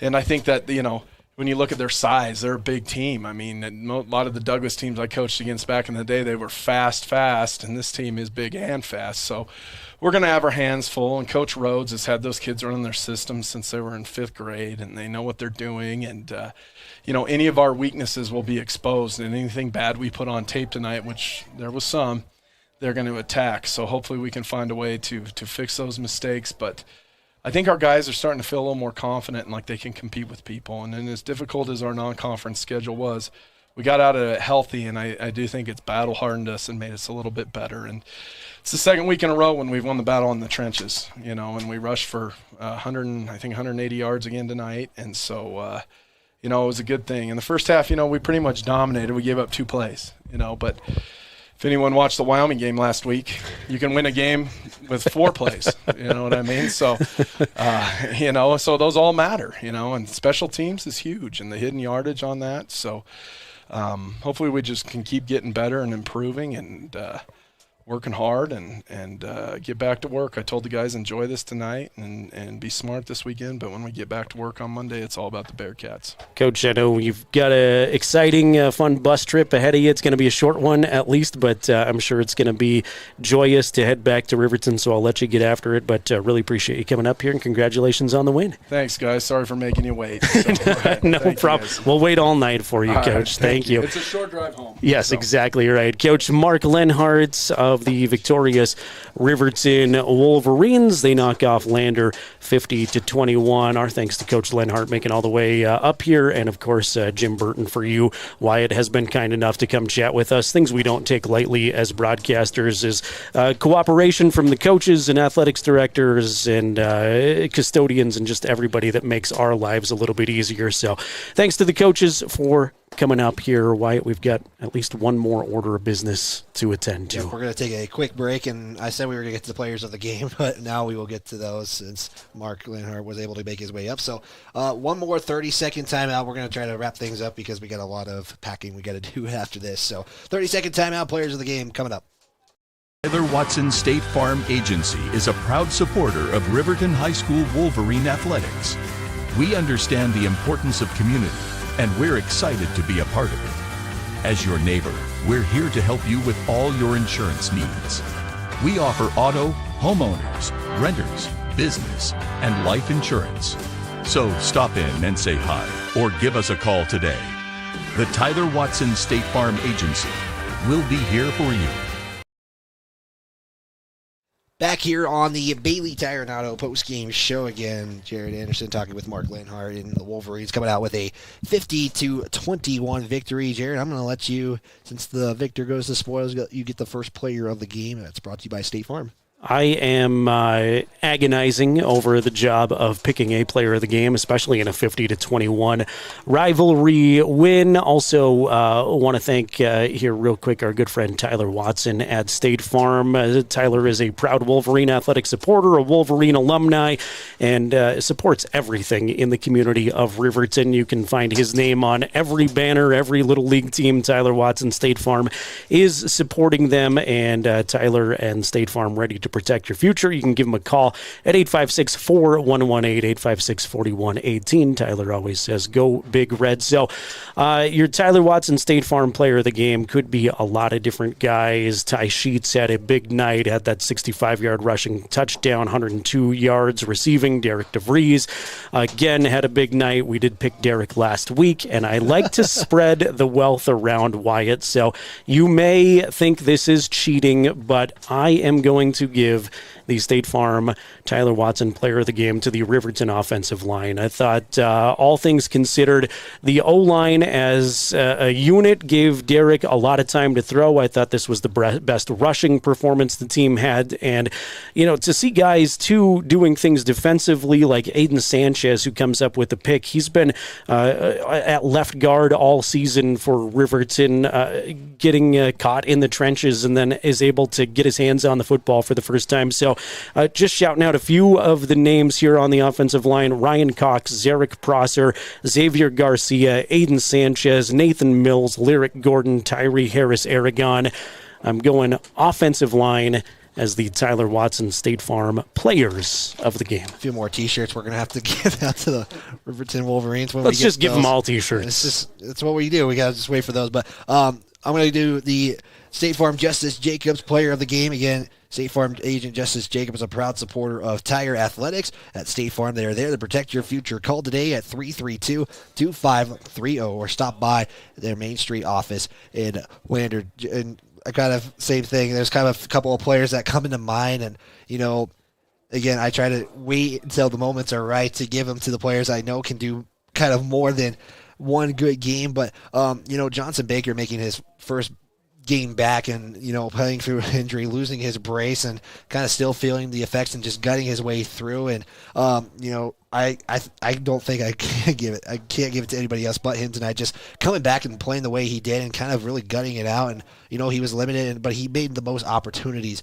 with the reps that he got tonight. He finished the night 3 receptions, 55 yards on the night. And, you know, again, many players could have been contributed for this player of the game tonight, especially for Lander in their best offensive game tonight. I think that's a great pick and fun night of football tonight. Riverton knocking off Lander 50-21. Wyatt and Scott and myself will be back with you next Friday for more football. Of course, Riverton on the road at Douglas.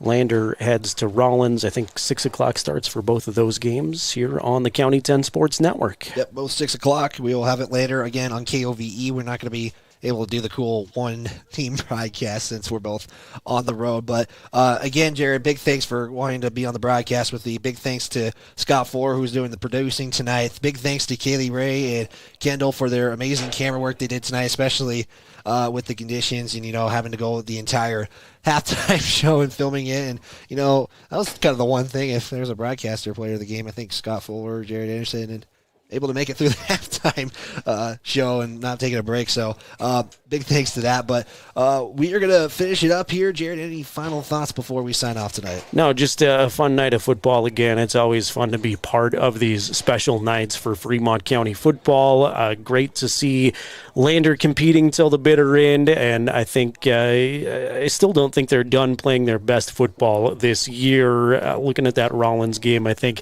the Tiger fans are going to have some more to cheer about, but congratulations to Riverton, 2-0 in conference play, and another hard-fought victory tonight. Yep, and Lander again at Rollins and Wolverines at Douglas. So for Kendall, Kaylee Ray, Scott Fuller, Jared Harrison, and the entire County 10 crew, we cannot thank you enough for tuning into this special presentation of the Keeper of the Goal presented by Gambles, and also the Game of the Week presented by Eyes on Fremont. I'm Wyatt Barichka. Make sure you tune in to our sports podcast, all of our broadcasts, and make sure you check out that recap Randy Tucker is going to put a nice feature on county10.com. Again, thank you all, and we will talk to you next week.